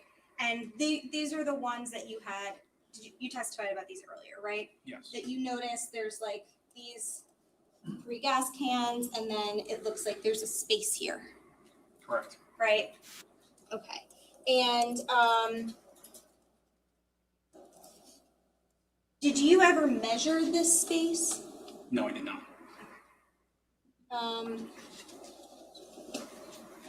Measure it for what? I'm just gonna show D1-28, which is just a more zoomed in photo.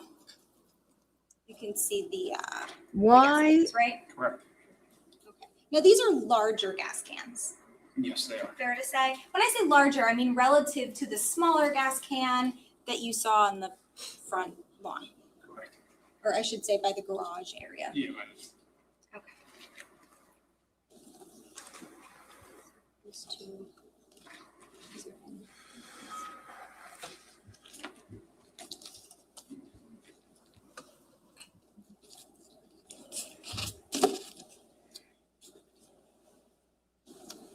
Now, because the size difference of the gas cans at the time was something, and when I say size difference, I mean the 3 larger gas cans compared to the 1 smaller one. That's something that you noticed at the time, right? Yes, their sizes. Yes. And you even said, I don't know if that's even his. You said that to another officer when you were discussing these gas cans. Correct. And you were referencing the size difference. Correct. Like one did not look like the others type Yes. thing. Okay. And again, there's really no question at this point, right? Like by the time you leave, let's say at 7 a.m., there's no question that this is suspicious, right? Correct. That this could be an intentional fire. Yes. This could be arson. Yes. And this is something that officers, including yourself, this was a topic of discussion Yes, it was. while everyone was on the scene trying to investigate and deal with the fire and figure out what was happening. Yes, it was. Okay. And there's some comments that you made that are indicative of how this is suspicious. One of those comments was someone doused the area purposely. That's a comment you made to Officer Winkowski, correct? Correct. Another comment was said to Officer Bones and Fire Marshal Flanagan. You said they doused the car with it, meaning gas. Gasoline. Correct.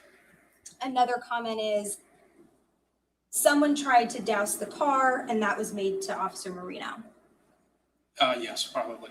Okay. Another comment was they put gasoline all over the car and that was said to Officer Bones and Officer Malone, correct? Correct.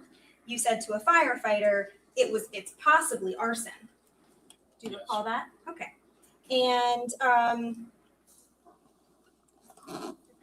when you were speaking to another officer, specifically Winkowski, about the second fire, because it was suspicious that there was two different fires in two totally different areas, you said that right there shows that it looks like someone started it, right? Correct. Okay.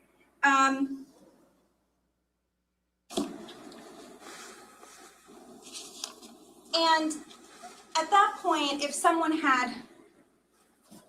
it was intentionally set, if it wasn't arson, another thing you said was, but who was his enemies? Do you recall saying that? I don't recall, but I might have. Okay. Do you want me to show you a transcript to refresh your recollection? Sure. Okay. Again, the prosecutor doesn't object to this or say something to tell him. The transcript is not necessarily what he said. This is an objection I would have made just to alert this guy to remember that the transcript may not be accurate.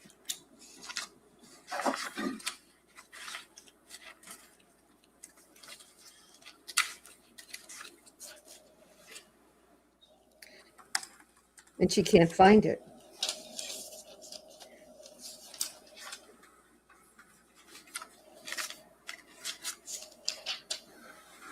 You may remember when Daniel Roshbaum was defending Charlie Adelson, he'd ask questions and then the witness would say, I need to see it. And he'd say, okay. And then he'd say, let's go on to something else. And it's because partly it wasn't organized, but partly there was no such document. You're entitled to do that on cross, at least to some extent. I'm going to approach what's been marked with D105 just to refresh your recollection.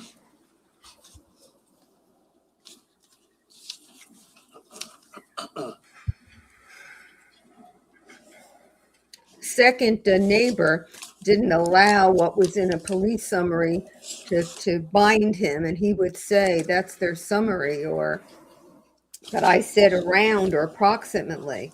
He was really careful not to get, identified with a statement he wasn't absolutely sure that he had made. He was really great at it, and having a fine old time while he was doing it too.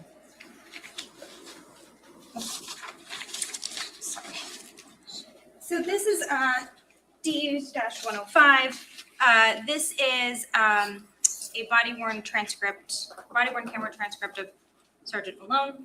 Okay, and there's a legend here, so you can see that Patrolman Redmond, that's you? Yes. You're KR. Correct. Okay, so I'm going to direct your attention to page 16.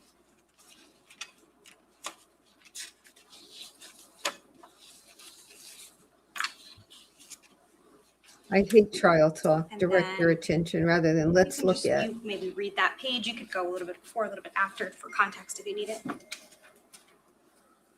And at the bottom of the page is the part I'm referencing.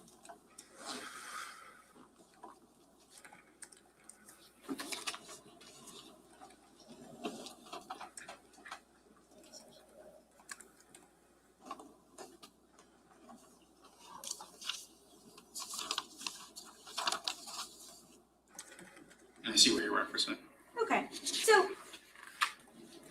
in the context of this might be an arson, someone might have lit Mr. Caneiro's house on fire, you pose the question, but who is his enemies, right? Meaning, is there anyone who'd want to cause harm to Mr. Answered.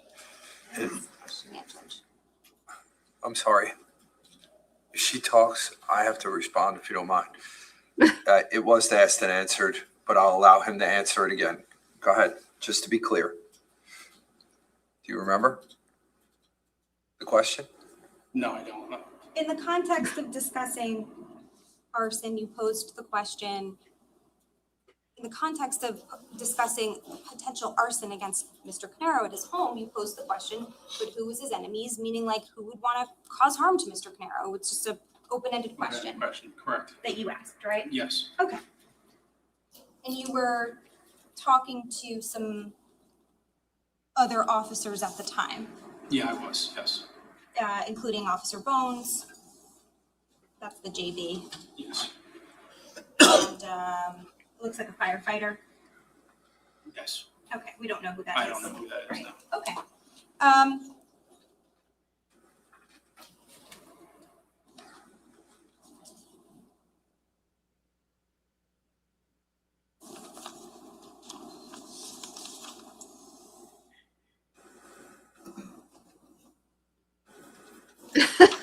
One last question.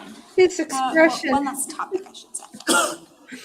At some point, so we talked about, you only had 2 conversations with Mr. Caneiro, correct? That's correct. The first one was very brief. It was just, is everyone out of the house? Yes, Am I characterizing that correctly? correct. The second one was a little bit more in depth. It was mainly, I guess, about the gas can. Yes, That was the purpose of the conversation. yes. Okay. And did you never had a conversation with Mr. Caneiro about any injury on his hand, did you? No. Okay. But at some point, you do tell Fire Marshal Flanagan that Mr. Caneiro has a burn mark on his hand. Do you recall that? I don't recall that. Okay, I'm just gonna show you one more thing to refresh your recollection.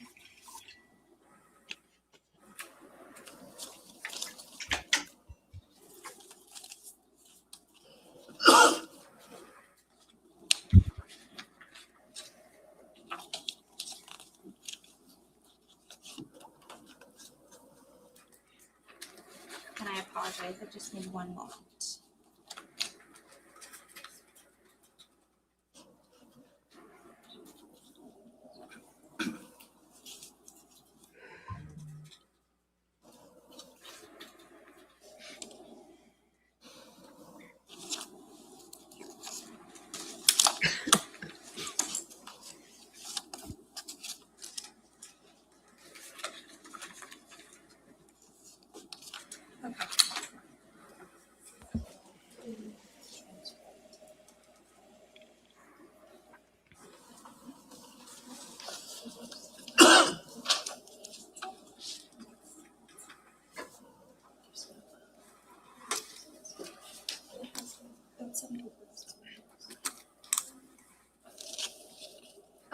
So I'm just gonna approach you with what's been marked as D103.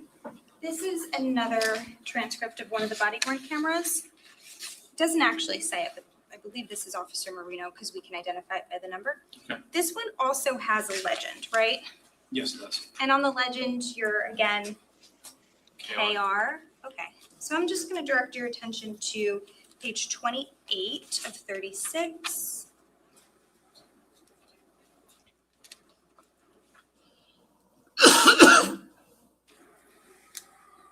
Did she give that exhibit number? I wasn't paying close enough attention. She did give the page.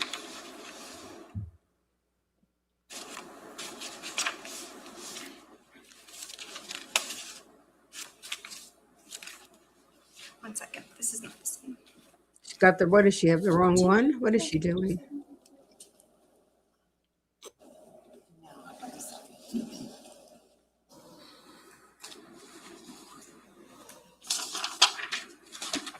She keeps going to the prosecutor for help instead of her co-counsel. It's almost like they operate independently of each other and don't really consult. At least that's the way it's appeared the last couple of days.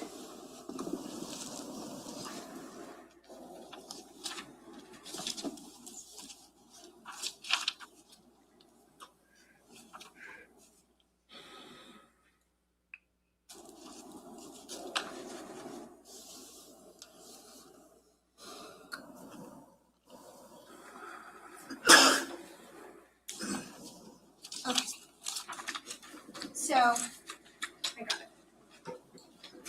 I'm going to direct your, this is the same exhibit. I'm going to direct your attention to page 28. And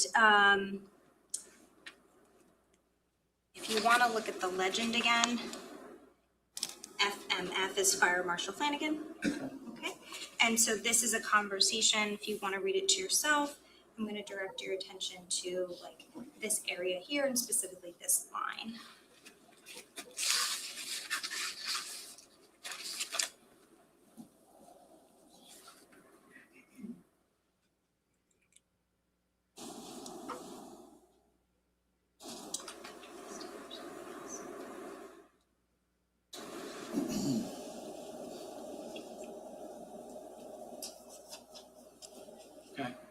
Okay, so during the course of a conversation with Fire Marshal Flanagan, you tell Fire Marshal Flanagan that Mr. Caneiro has a burn mark on his hand. Correct. But you had no firsthand knowledge of that, correct? I don't remember. Like, well, you never saw Mr. Caneiro's hand or talked to him about it? No, I know he had an ice pack on it, and I was talking to other officers, but I don't remember what. So at some point, maybe someone told you that, but you were relaying it to Fire Marshal Flanagan, but you testified before you never discussed Mr. Caneiro's hand injury with him, right? That's correct. Okay. And just to be clear, when you're talking about Mr. Caneiro, you referenced him as the father, right? Correct, yes. And that's because in the family of the Caneiros, Paul Caneiro is the father. The father, yes. Right? Okay. I don't have anything else. Thank you. She's done. Go ahead. Sir, Correct. so you were asked on cross-examination, the question, Mr. Caneiro would not know which gas can you were referring to if you didn't tell him. Do you recall that? Yes, And I think you said yes? correct. Okay, well, if Mr. Caneiro was in fact the person who left the gas can there, then wouldn't he know which gas can you were referring to? Yes, And nothing further. So if Mr. Caneiro lit the fire, he would know which gas can you were referring to. That's what the prosecutor just said, and you said yes, right? yes, But Mr. Caneiro didn't know which gas can you were referring to because he said the gas cans, they're in my shed, correct? Objection, speculation. They opened that door, Judge. Can I see both? They're testy again. In any event, that's not really, there's a fallacy in that. Let me think about this a little. I think the problem is he said he didn't know, but he could be lying. And the defense lawyer is not admitting the possibility that when he said they're in the shed, he was lying about not knowing there was also one in front of the garage.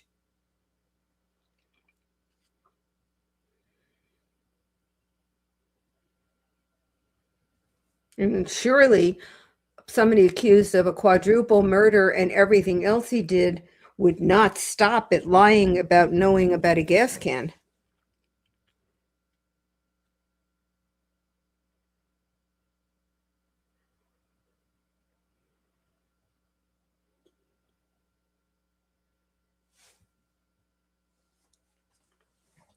And I hope somebody is saying that in sidebar. Or at sidebar, excuse me. Let me get the preposition correct. Did he have his hand in the air, Paul, a moment ago, as though he was waving at someone to get their attention? Or did I just imagine it because I wanted a little more activity than I'm seeing? So I just made something up on the fly. Somebody help. Did you see him? Did you see him wave? And somebody say yes, because I don't like the idea that I just made it up as I was sitting here.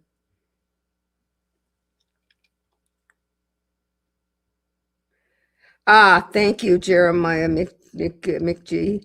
His ear headphones, because he had the opportunity. I don't know how many of you saw that. He's got shackles on. So the judge gave him the opportunity to go up for this, to hear the sidebars, because he has the right to hear them, shackled, or to put his earphones on and sit at his seat so the jury wouldn't see him in shackles and wouldn't see him shuffle. And he picked the headphones option. During your discussion with him, we already know, because we talked about it, Mr. Caneiro did not know which gas can you were referencing. When you mentioned the gas can, he said, "You're in my shed." He said he did not know. Anything else? No, Judge. You can step down, sir. Oh, come on, State and call the next prosecutor. witness. Thank you, Judge. The state both officers. You couldn't say that Caneiro didn't know this. Now I'm annoyed. She let him get away with that. He said he did not know. That does not equal that he did not know. That officer couldn't see the difference, and the prosecutor let it go. And they're going to use that in closing. Now I'm really annoyed. I haven't been annoyed all day. I've been cranky, but not annoyed. Now I'm annoyed.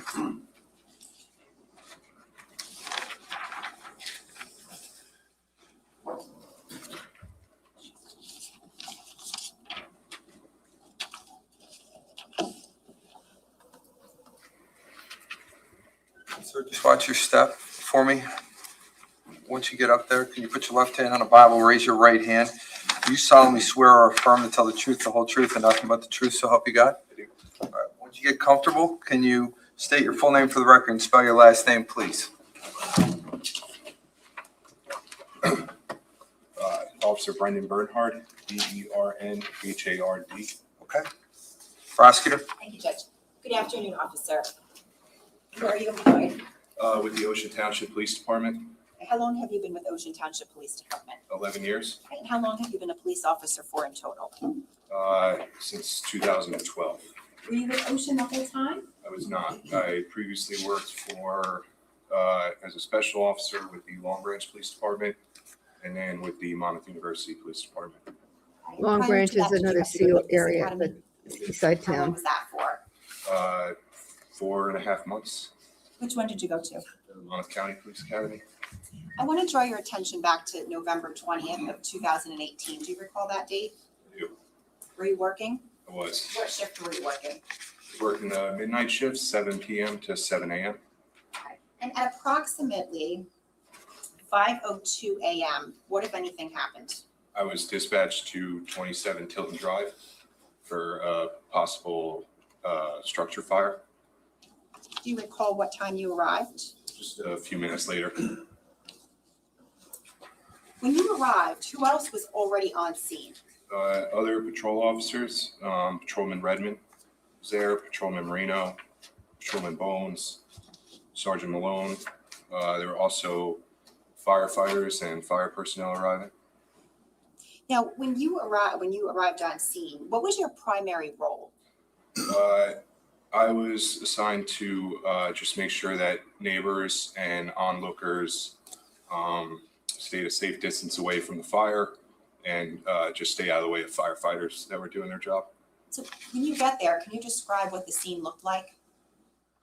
Firefighters were starting to arrive. I parked a little bit away from the house, I believe, and there was a lot of people standing outside, seeing, just curious about what was going on.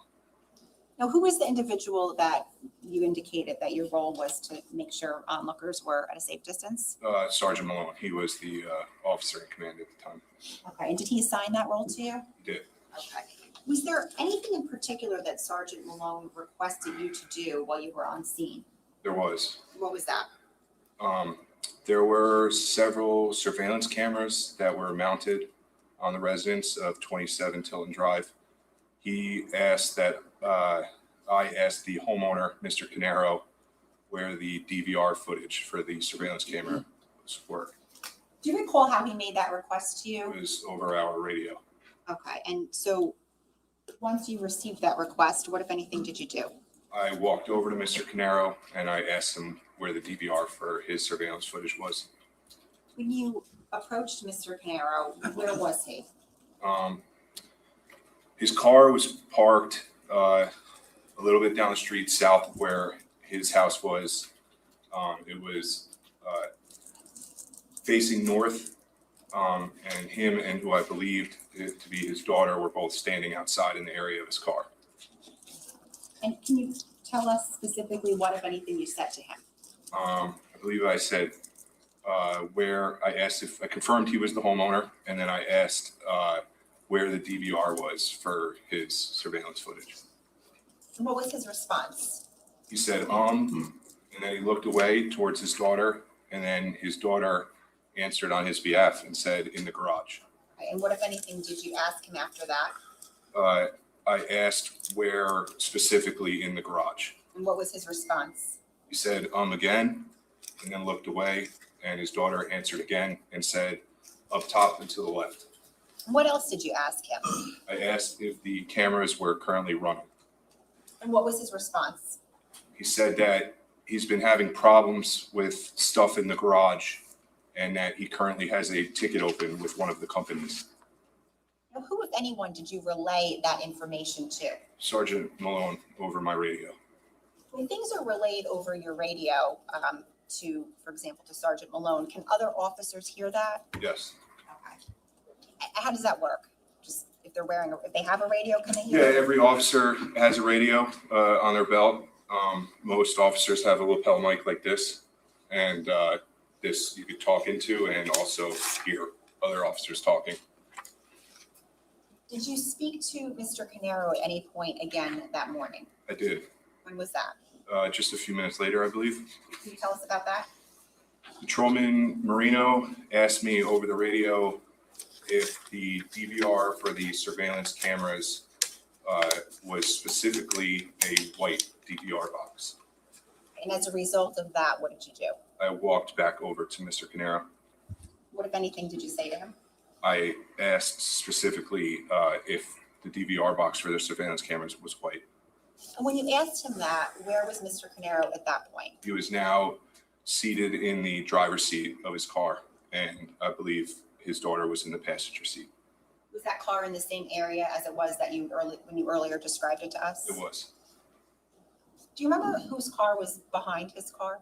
I believe Patrolman Marino's car, patrol car, was behind his. When you asked him about the color, what was his response? He said that he did not remember. Were you wearing a body-worn camera that morning? I was. Was it activated? It was. Did you have a chance to watch that body-worn camera prior to today? I did. And did it capture your interactions with Mr. Caneiro that you just described? It did. Was it fair and accurate? Was it a fair and accurate portrayal of those interactions? Yes.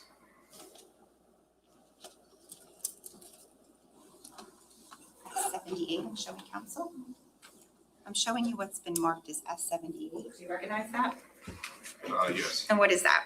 I believe it's a DVD of my body-worn camera footage. Thank you.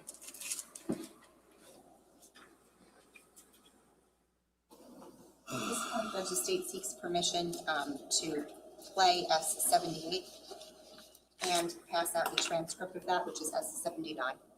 Okay, you can pass it out. I've given you this charge twice today. You remember? Proud of you. But you guys didn't all say yes. Yes. Thank you. Yes, you can. And I guess I could ask everybody in the chat, and you could also comment yes in full caps with a couple of exclamation points. We all know what that means, and you'll know it for every other trial going forward now. It's been embedded in your brain.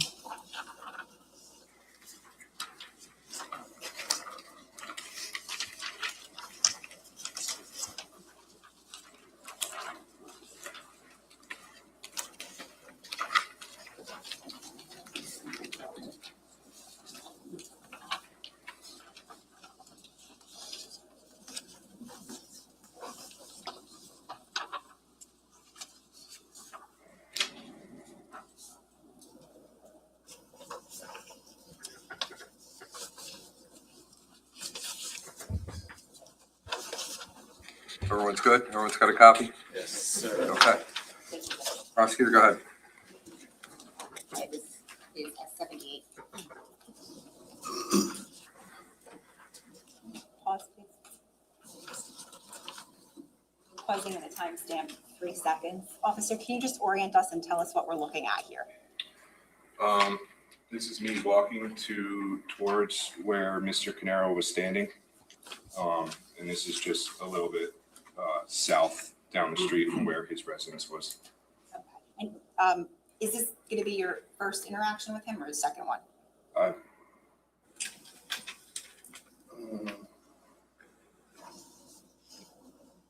If not, we'll play it and I can ask you. I'm not sure. It's all I'm right. not sure just by looking at this.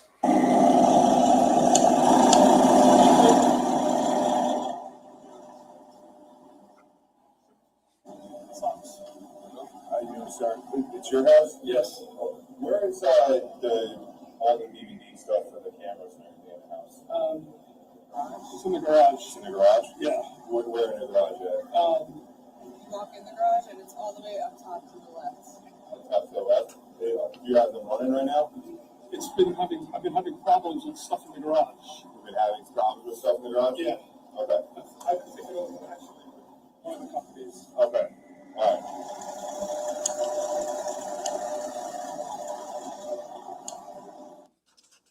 I just want to clarify, we're pausing at 47 seconds. Was that your first or second interaction with him? That was my first. Okay, thank you. We can continue.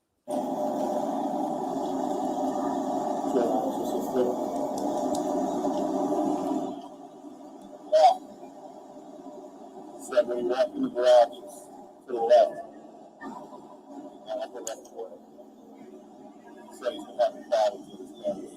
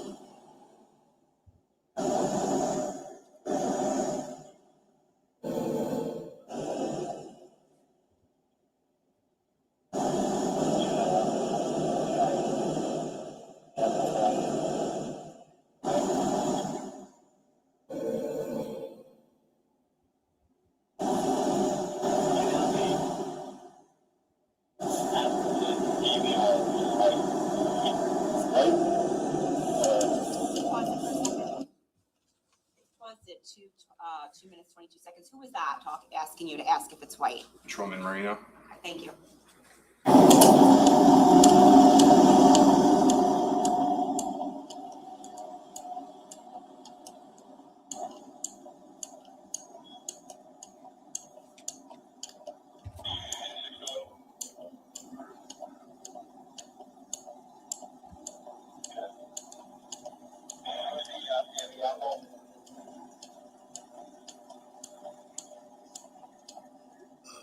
Is the DVR for the cameras a white box?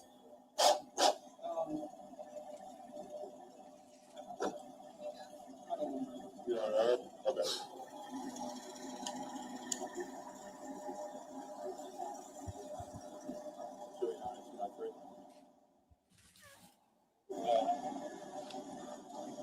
He's not sure.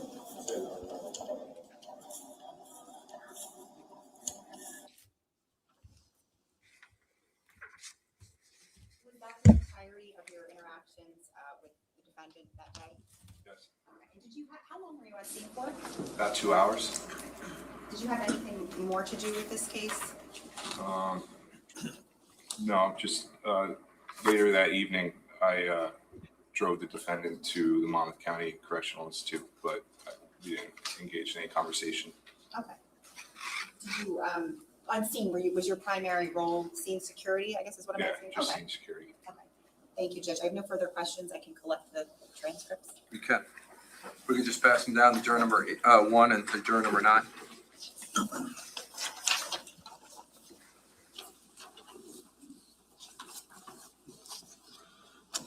Thank you. There you go. Okay, Frost. Good afternoon, officer. So with respect to the first conversation that you had with Mr. Caneiro, I just want to walk through it a little bit. So you were told to ask Mr. Caneiro for this information, correct? Correct.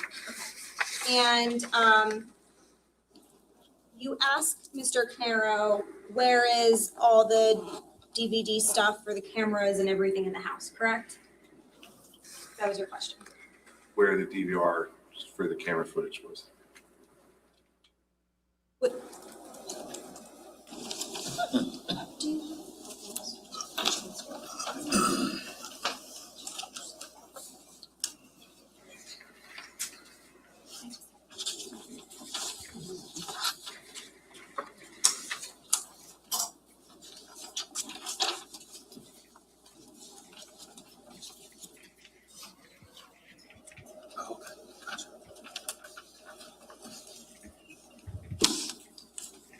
Sir, I'm going to approach with what's been marked as S79.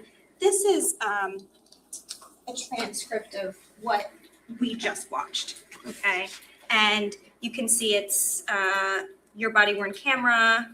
It says reviewed by Brendan Bernhard, that's you, right? And it has a legend here. BB is Brendan Bernhard, CW is Winkowski, that's another officer. PC is Paul Caneiro, KC is Caitlin Caneiro, and RT is radio transmission. So here is what I was referring to, sir. At the top of page 1, you say, where is the all the DVD stuff for the cameras and everything in the house, correct? Correct. What you meant was the DVR, right? Correct. Okay.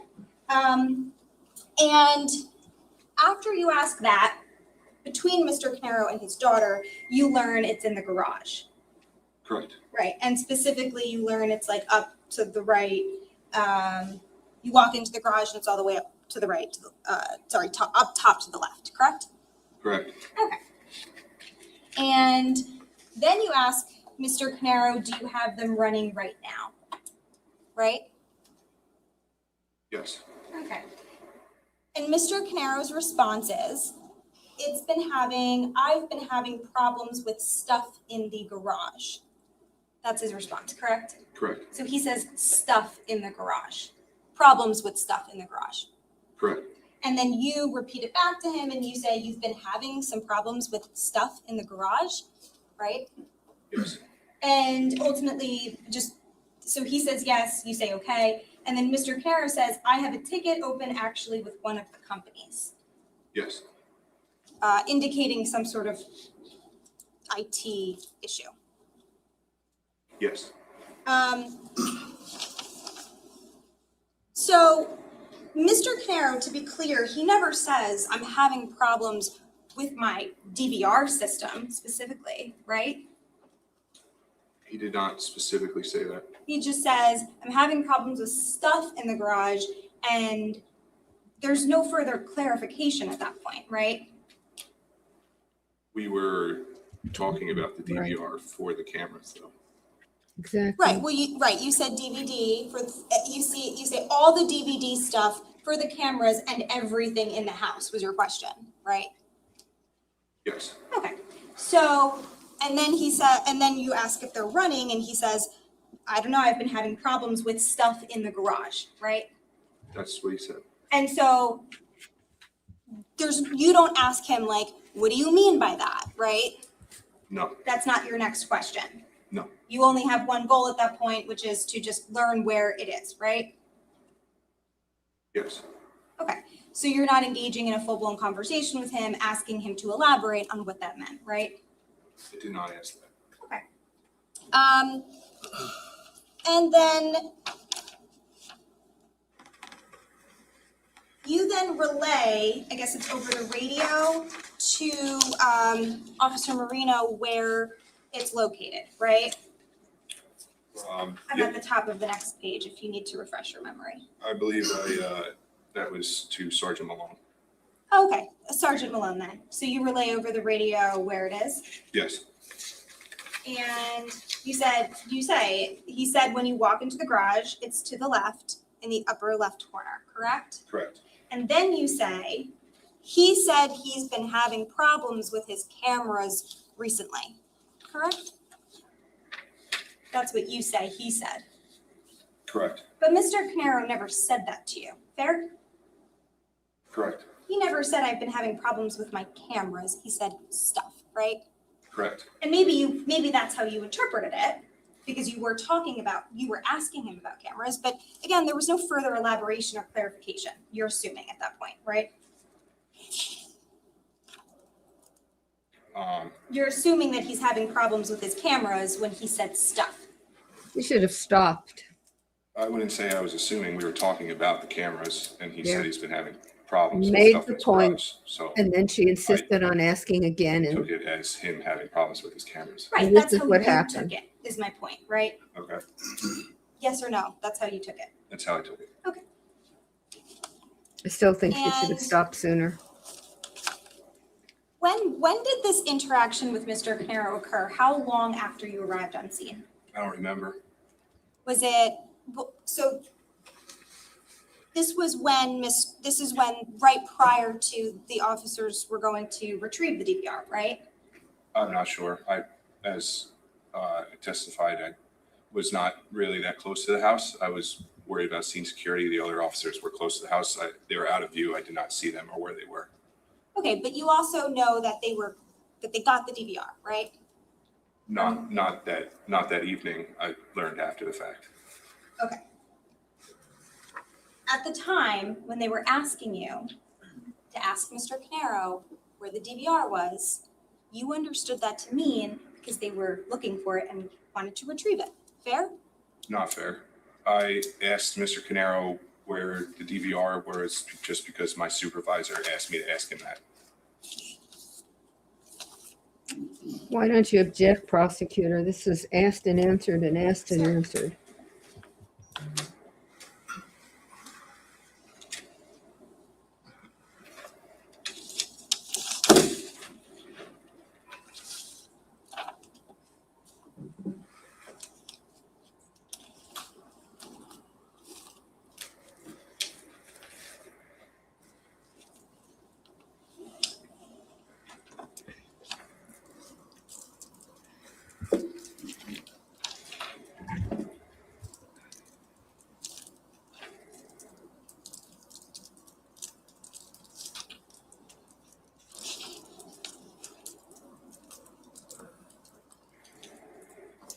You assumed at the time that they wanted the security footage to review, right? Objection asked and answered.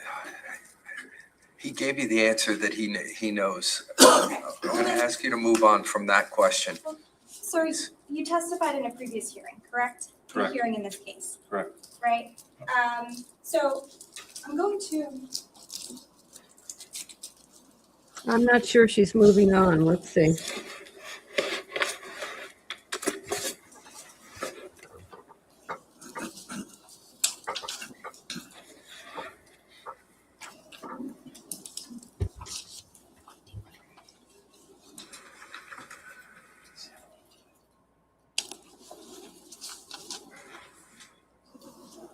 She never talks to her co-counsel. They don't even make eye contact most of the time. Look at so this. I'm approaching you with,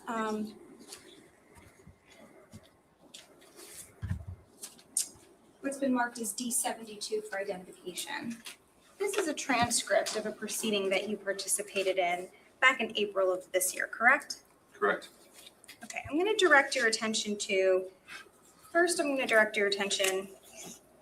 page 159.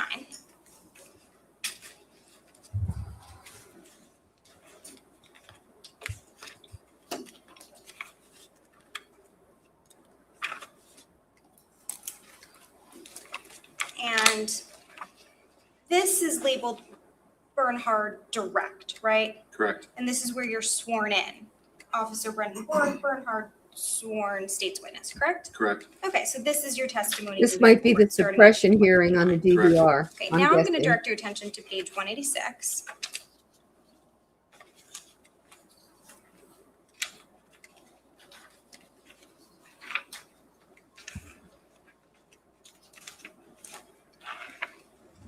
We're going to start at the bottom. And you say,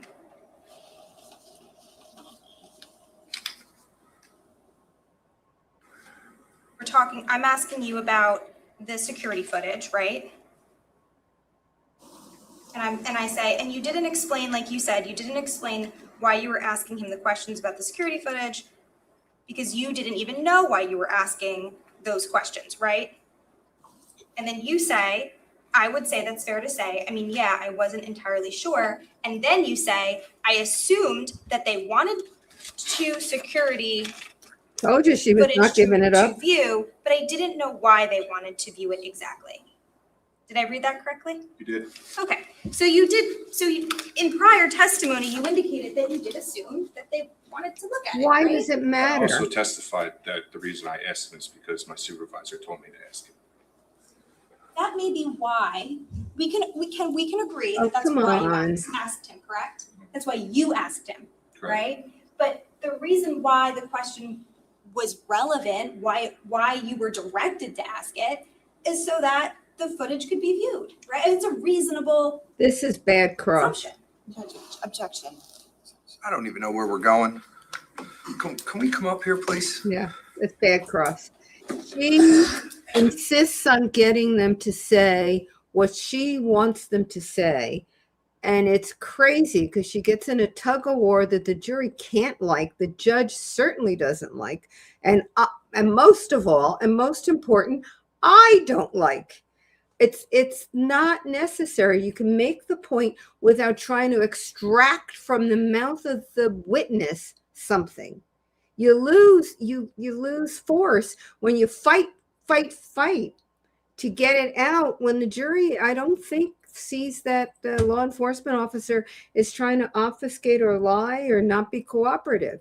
You could do the same thing, and then on closing you say, this is what happened.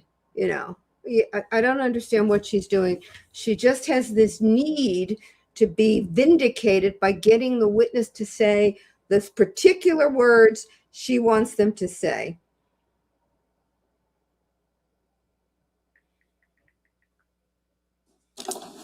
Objection sustained.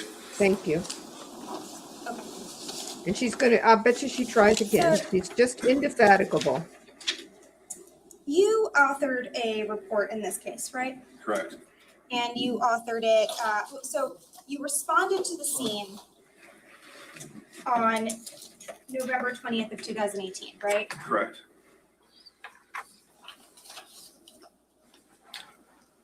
Can we approach actually? Sure.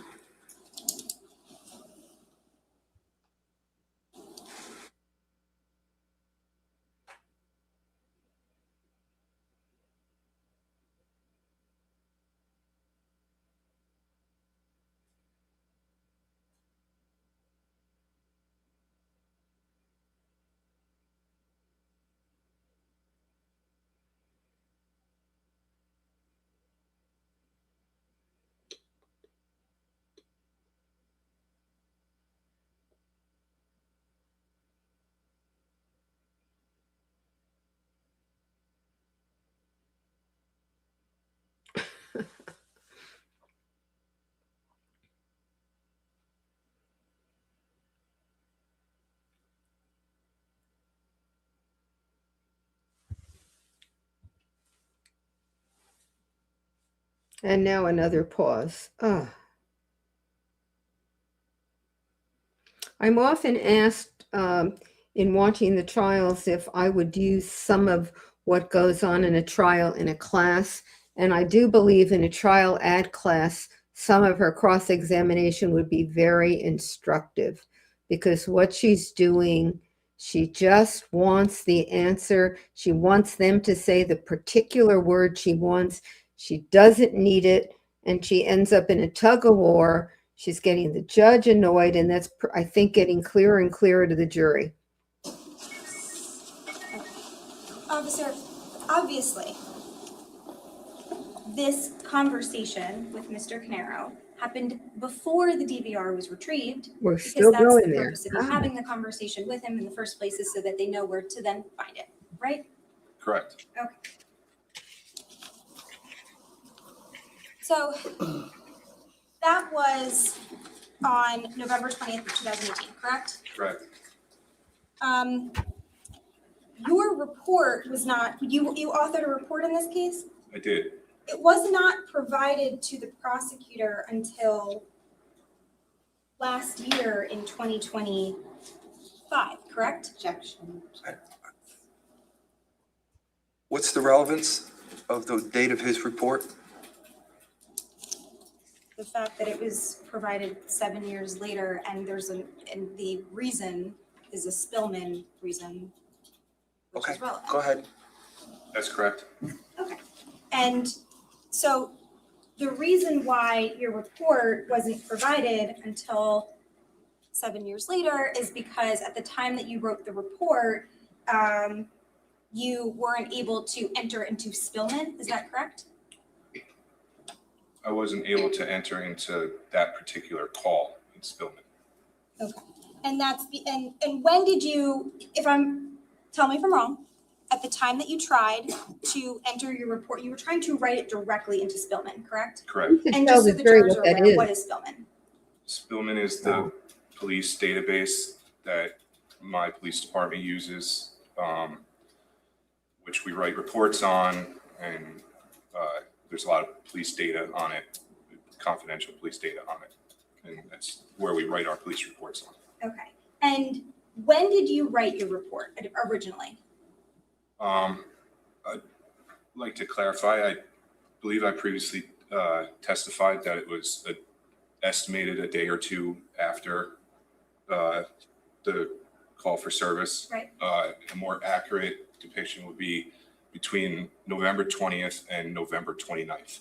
Okay, so within somewhere in a 9-day time period is what you're saying? Correct. So originally you thought maybe it was a day or two, now you're saying it could be a little more than a week. Correct. You're not sure when. The report was saved to when Spillman was locked and I could not access it. I wrote the report on a Word document and saved it to my police file on our police department computer.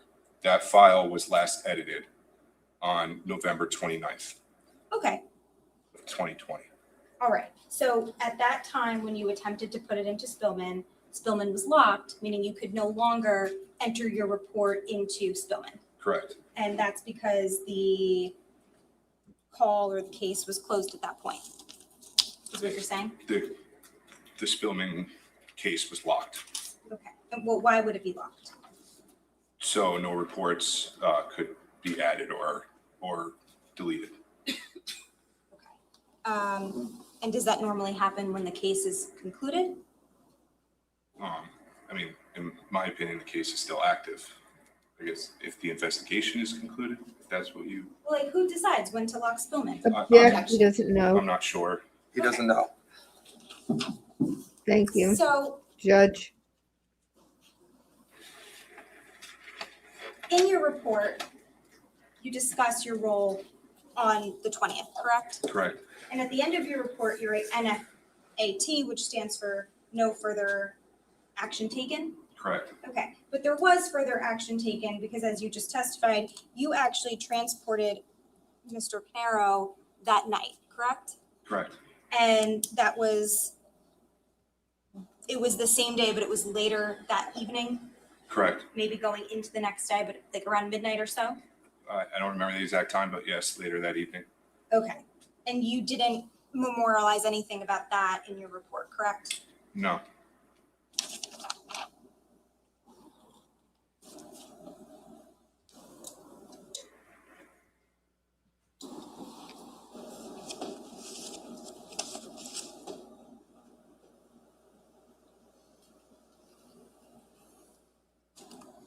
Nothing further, thank you.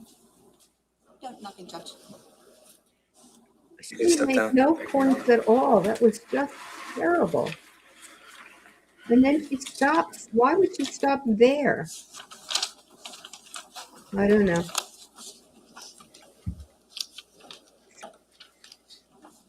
And she's not happy either. She's really cranky that she didn't get to do what she wanted to do. Super. Bring the next witness. I'm going to let you go home for the day. I've seen a lot of your eyes during this afternoon.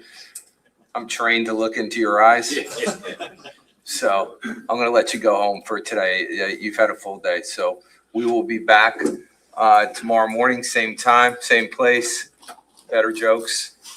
Have a good night. Please don't discuss this case. Don't do any research. We'll bring you back downstairs. And thank you very much. I really appreciate all your efforts. I wonder if he's going to chastise them again or just leave the bench.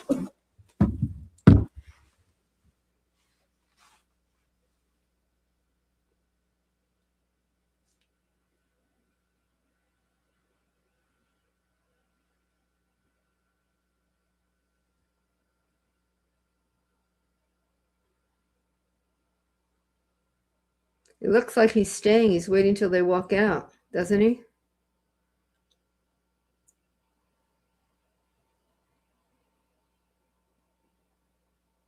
Let's see.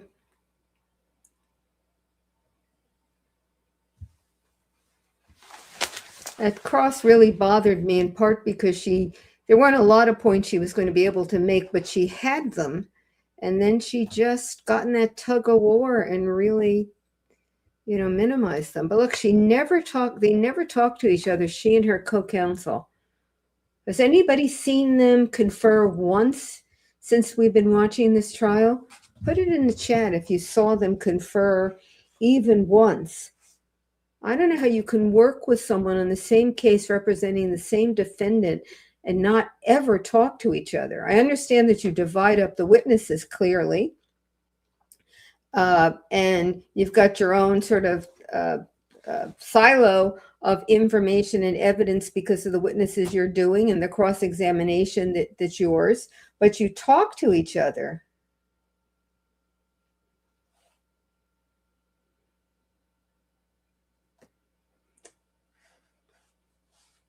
Yeah, I see Larissa Harris asking about Jennifer Dulas. I do know about that case. I know the habeas hearing is going on. I watched a day of it. I talked about it a little yesterday, that she's... I don't know if it needs to be on the record, but I just thought I wanted to bring up one topic very briefly. Can we do it in chambers? I don't think... I was bringing you back to chambers anyway.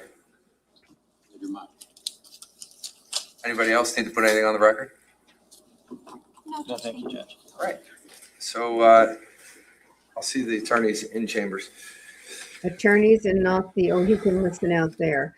He's going to be after them again. I really think my reading of tea leaves See the sheriff's officers for a second, please. is that he is just not happy with the lack of crispness on both sides, particularly on the defense side, and then the prosecutor not making timely and available objections. And he's talked to them on the record yesterday about don't be repetitive. I think he's going to talk to them again about this. But I'm going to be gone on 5 with a recap of today, and I do have some thoughts that I want to recap. And also, let me finish the Dulas question. She is alleging ineffective assistance of counsel, which is a constitutional right under the 6th Amendment. And she's claiming that her lawyer was ineffective because he let her talk to the police 3 times, and it was her lies during those interviews that really sealed her fate in the criminal trial. He testified, that is the lawyer, as to what the tactical reasons were that he let her testify. One of them was that he believed her, and he told her to tell the truth on the stand. She testified twice more and dug a bigger hole for herself. And it is true that the contradictions and the fact that she didn't tell the truth likely had an impact on the jury. But whether it's enough to demonstrate ineffective assistance of counsel is a very different question. To do that, as a constitutional matter, you have to show that the lawyer's representation did not meet the standards of a reasonably competent criminal lawyer. And I don't know that they're going to be able to do that. You can argue. Okay, let me finish this.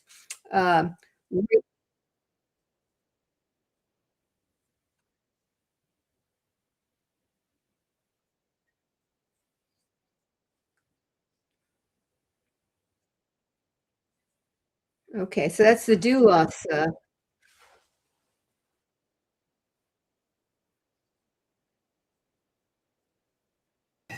Hey, Joe. Yeah. The trial is that what you're hearing isn't on the screen.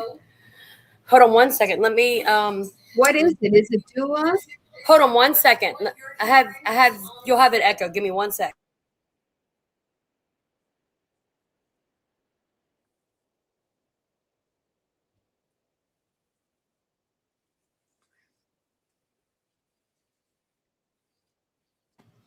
Okay, sorry about that.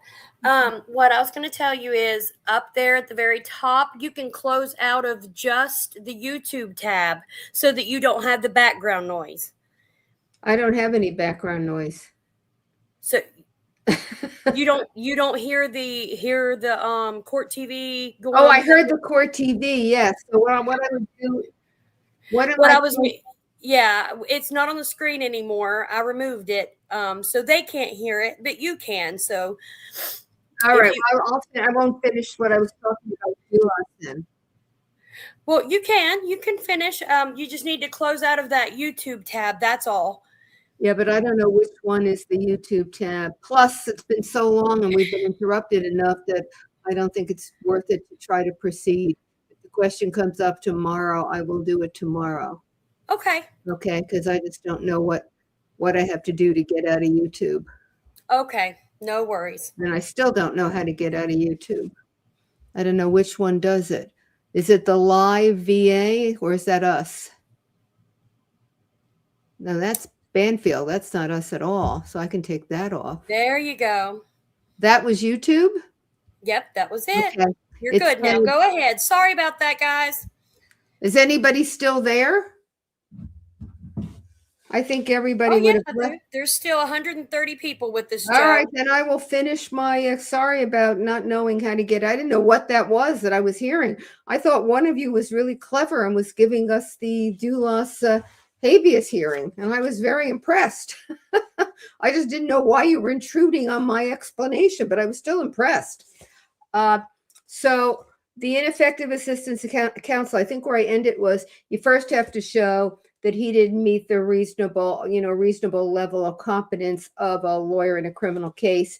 And the decision to let her talk to the police 3 times or not to advise her again strongly is a tactical decision, and you give the lawyers a lot of leeway there. Now, what has some impact here is that virtually every defense lawyer would say they would not let a client talk to the police without being present or without getting some sort of deal that whatever she said wouldn't be used. So there's something on his side, her side, that would say a reasonably competent lawyer wouldn't do it. But against that is a lot of law that says these are tactical decisions that lawyers make, and there should be a lot of deference given a lawyer in an area where he's making tactical decisions.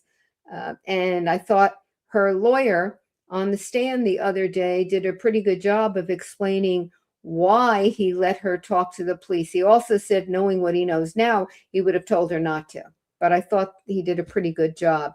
But the other part of ineffective assistance to counsel is even if you show that what the lawyer did didn't meet it's a low standard, by the way, didn't meet the standard of a reasonably competent or minimally competent criminal lawyer, you also have to show that but for the lawyer's lack of competence, the result, there was a reasonable probability that the result at trial would be different. So in other words, without her 3 statements that were used in evidence, there's a reasonable chance that the jury would not have convicted beyond a reasonable doubt. Both those things have to be met. I think she's got a real shot at it, frankly, but I certainly don't think it's a lock. So that's where the Dulas case is. So, okay, those of you who are still panting at the bit, or, you know, I don't know, drinking at the trough to hear more about this trial of Paul, I'm going to do a recap at 5 and give my thoughts about it. We will be back on doing the trial tomorrow, and hopefully the judge is doing what I think he's doing, and that is giving the lawyers a real come to God moment about how they should be conducting the trial, and to get to be doing it in a more effective, efficient manner, so that we're not doing this again tomorrow. But I'll be doing it tomorrow. Tomorrow night, I cannot do a recap at 5. I believe that's right. Let me double check. Yeah. And I think we may try to do one at 7 or 7:30, but I can confirm that tomorrow.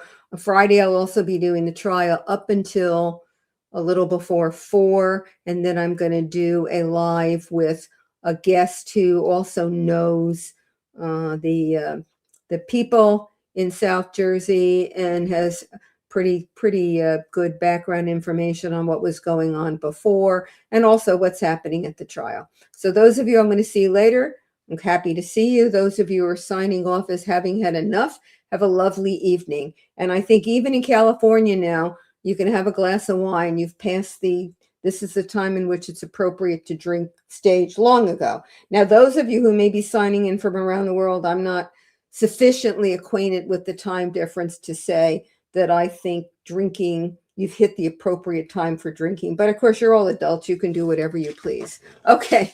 Ciao a tutti.